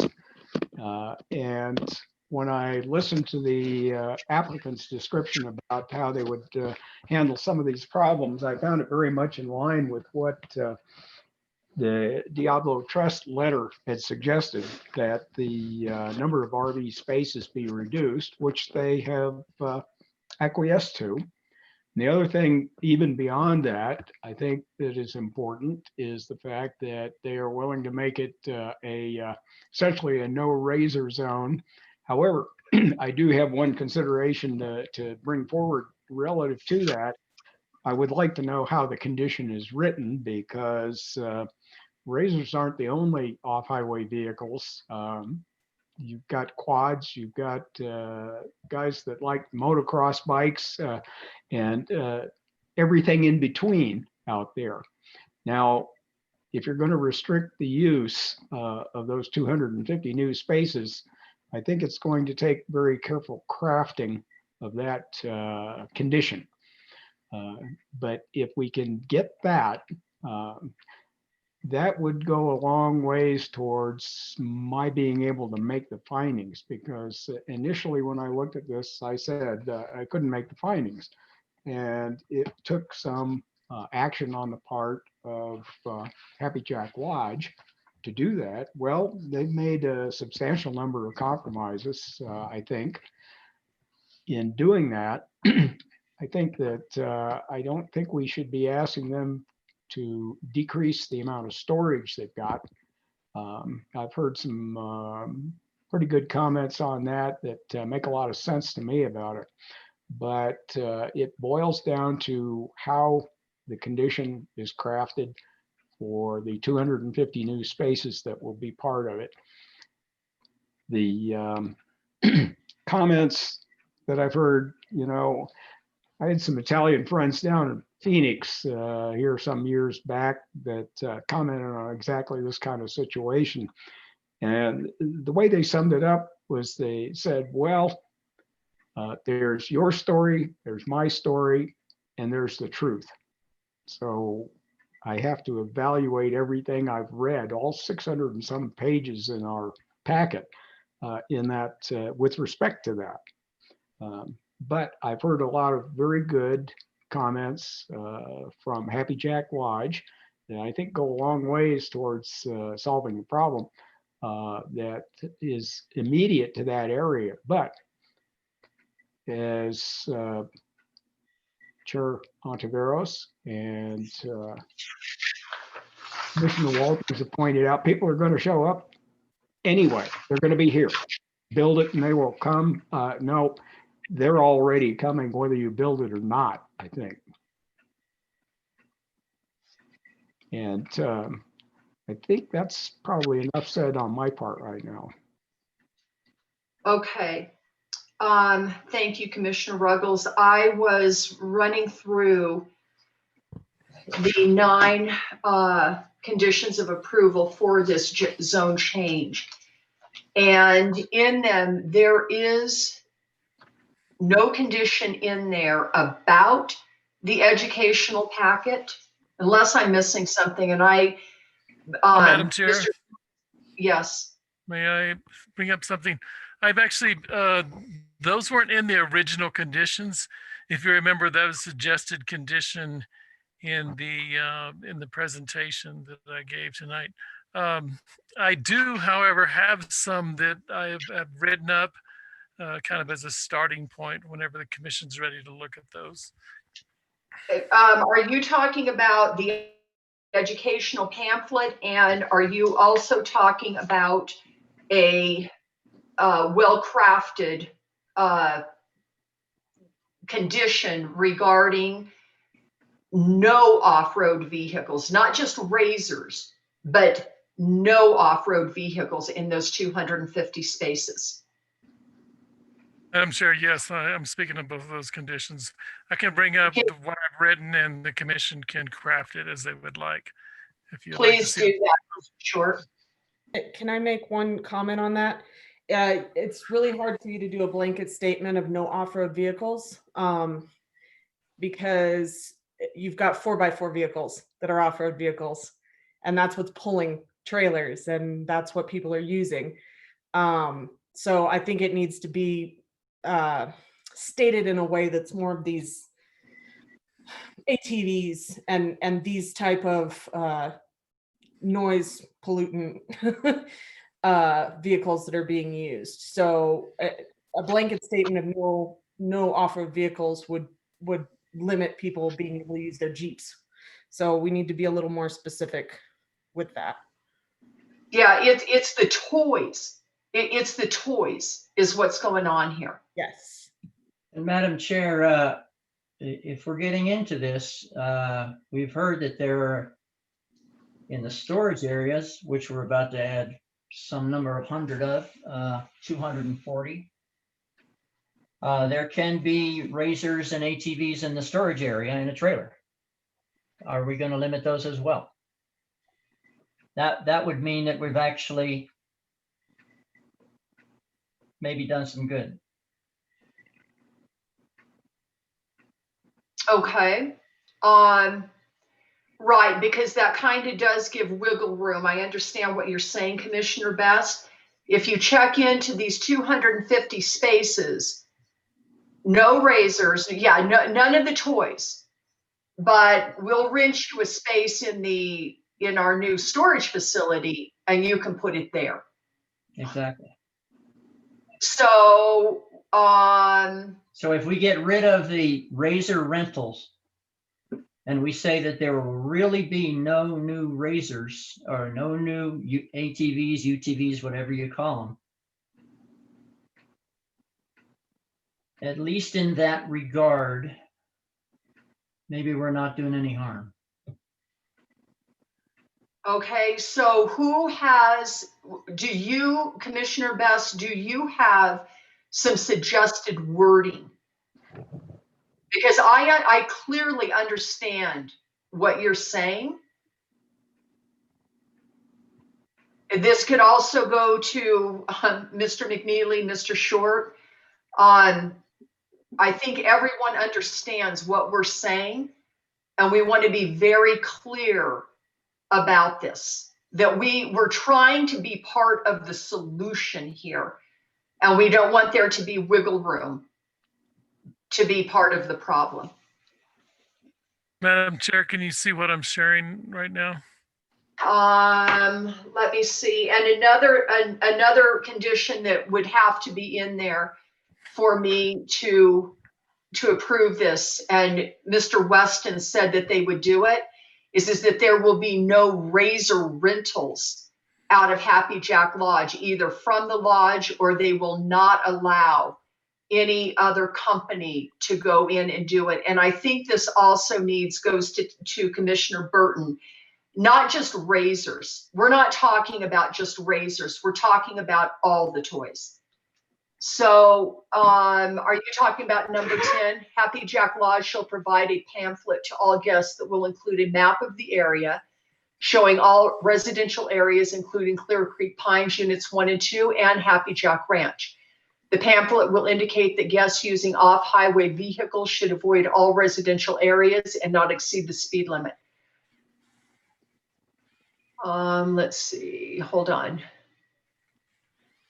I'm talking about number 11 for the one you were just speaking of. And I also want to point out, Madam Chair, that our zoning ordinance has a definition for off-highway vehicles, OHVs, that is very specific to this type of vehicle you're talking about, not to like pickups and, you know, trucks that are four-wheel drive. Right. Okay. The one thing that's not included in here, Mr. Short, is addressing Commissioner Best's concern that, okay, you can check in and to one of these 250 spots here, but you can't check in if you have a raise or an offer of an OHV. Okay. But you can put that OHV, we'll rent you a space in our storage unit, in our new increased storage unit.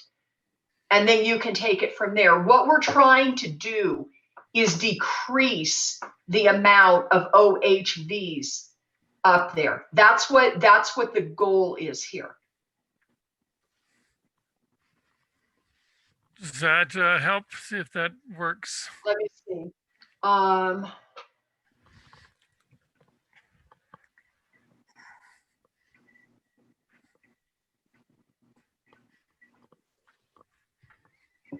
Okay. Madam Chair. Yes, who's that?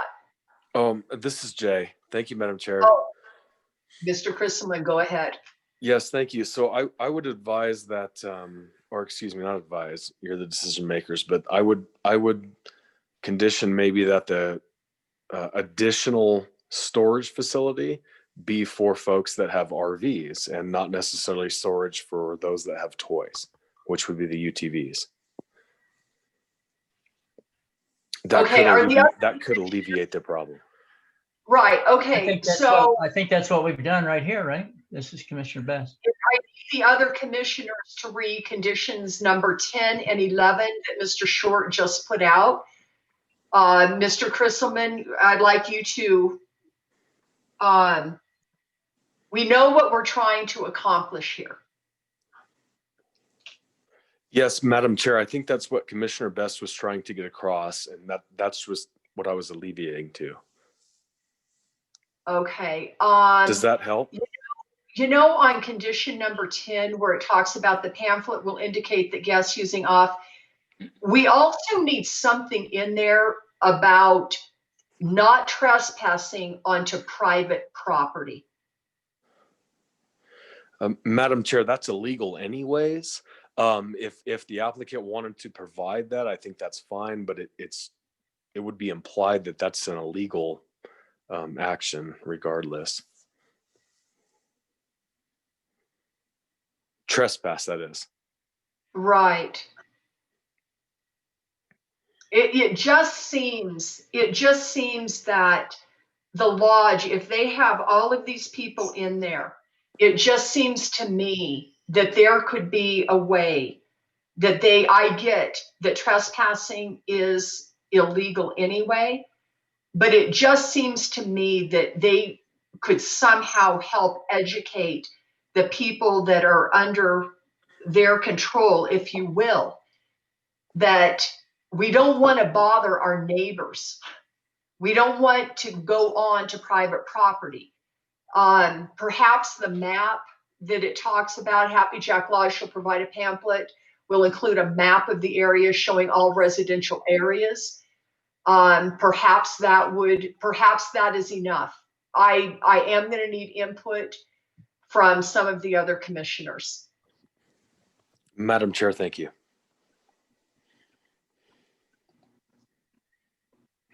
Madam Chair, it's getting wild here, but I'll tell you something that would help me. So if we decrease the number of razors, so we've eliminated rentals, we're not adding any in what we're approving. And since Jay Crystalman has spoken up here, if he will agree to sit down with the principals of Happy Jack Lodge, the new supervisor himself, and anybody else he wants to, and start the process of the big picture. What has to happen in a longer run.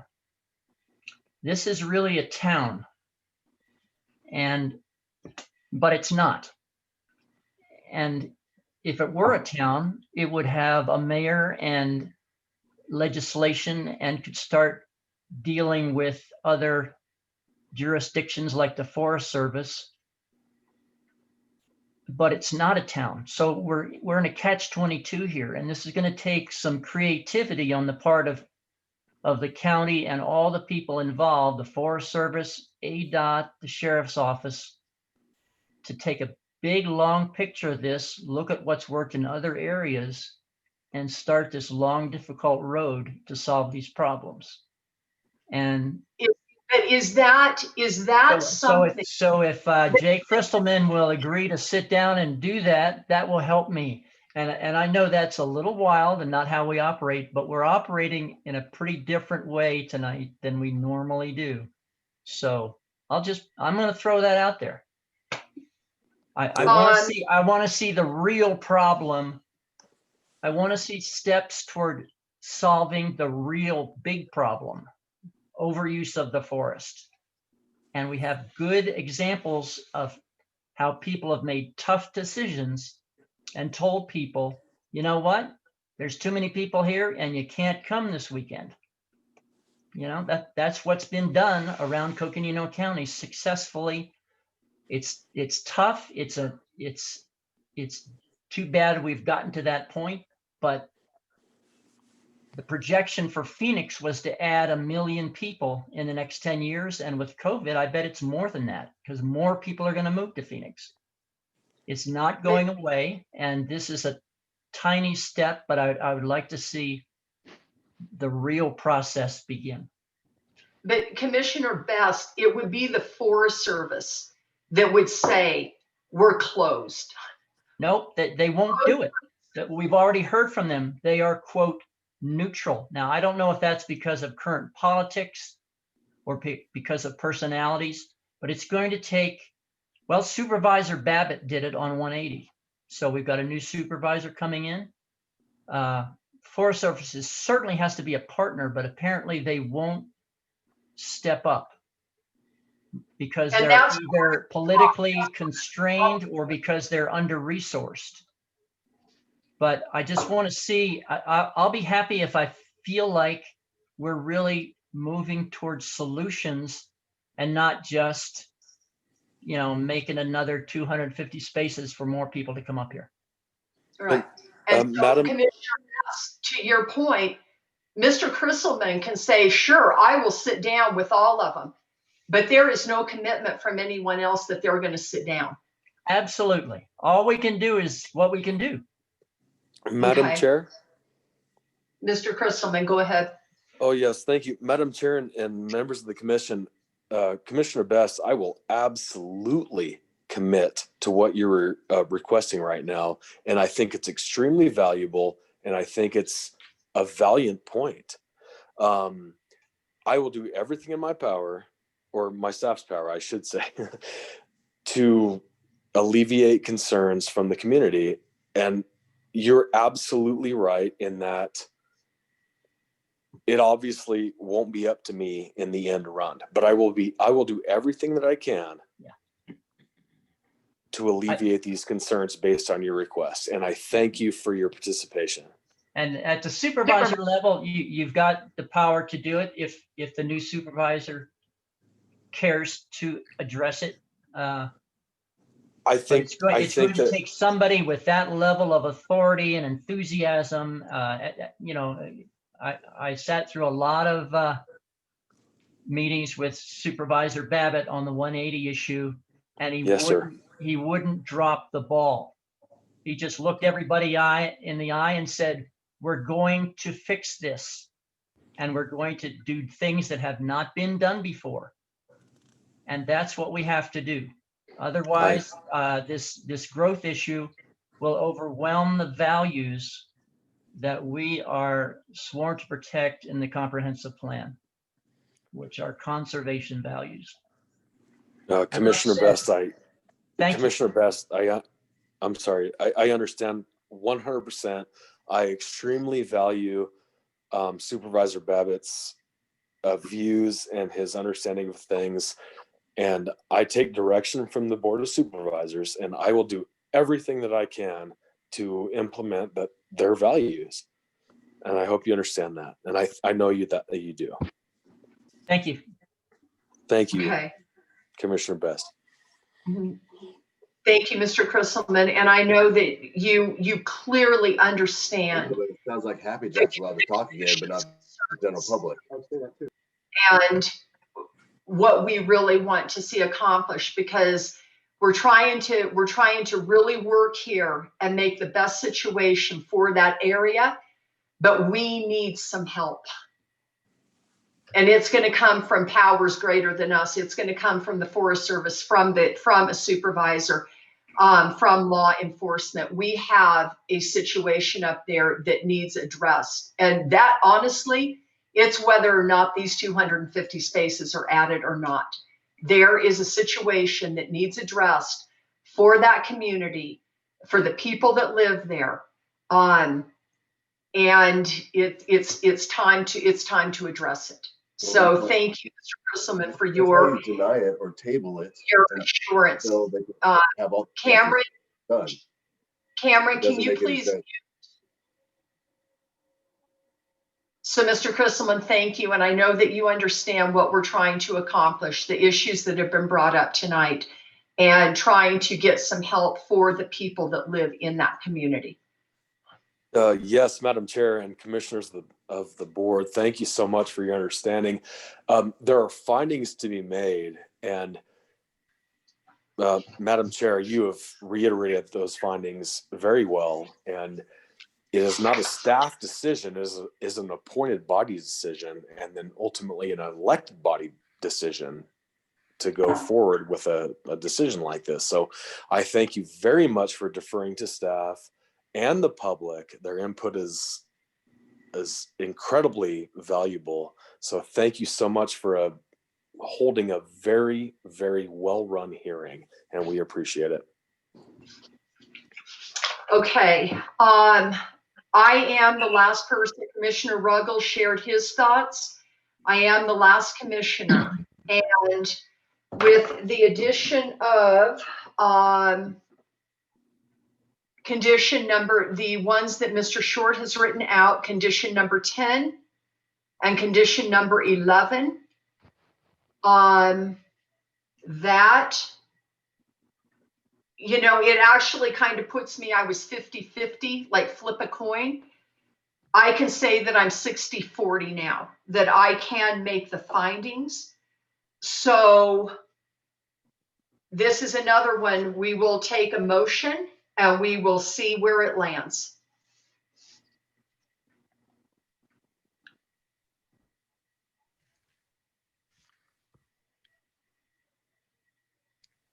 Well, if no one's going to step up to the plate, I suppose that I could do that at this point because with the addition, conditions 10 and 11, that goes a long ways towards alleviating my concerns that I had in terms of making findings. And that's a pretty significant contribution on the part of Happy Jack Lodge to this. So at this point, okay, I'm willing to make a motion for approval of case ZC-20-012 with the addition of conditions 10 and 11 as written by staff. And that should open it up for discussion a little more, I think. I'm going to need a second. I second that. Okay, I have a motion by Commissioner Ruggles to make a recommendation of approval for ZC 20-012 to the Board of Supervisors, a second by Commissioner Walters. And all those in favor say aye. Commissioner Best? Aye. Commissioner Williams? Aye. Commissioner Clifford? No. Commissioner Burton? No. Commissioner Walters? Aye. Commissioner Ruggles? Aye. And Chair Ontiveros, I also vote aye. So I show that there are 1, 2, 3, 4, 5 ayes and 2 nays. So the motion passes and there will be a recommendation for approval to the Board of Supervisors. The final item on the agenda tonight is a call to the public for items not on the agenda. Is there anyone who wishes to speak to the commission for items not on the agenda tonight? Seeing none, the meeting is adjourned.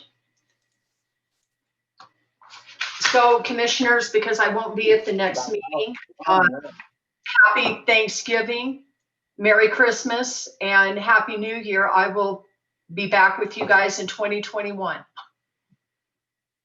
Happy New Year. Happy New Okay. Year. Happy New Year. Thank you very much for everything. See you next year. Yeah, I know. And thank you guys. Thank you guys so much. Good night, everybody. Commissioners, thank you so Good night. much for your efforts Yeah. and happy holidays. Thank you. Good night, all. Good night. Good night.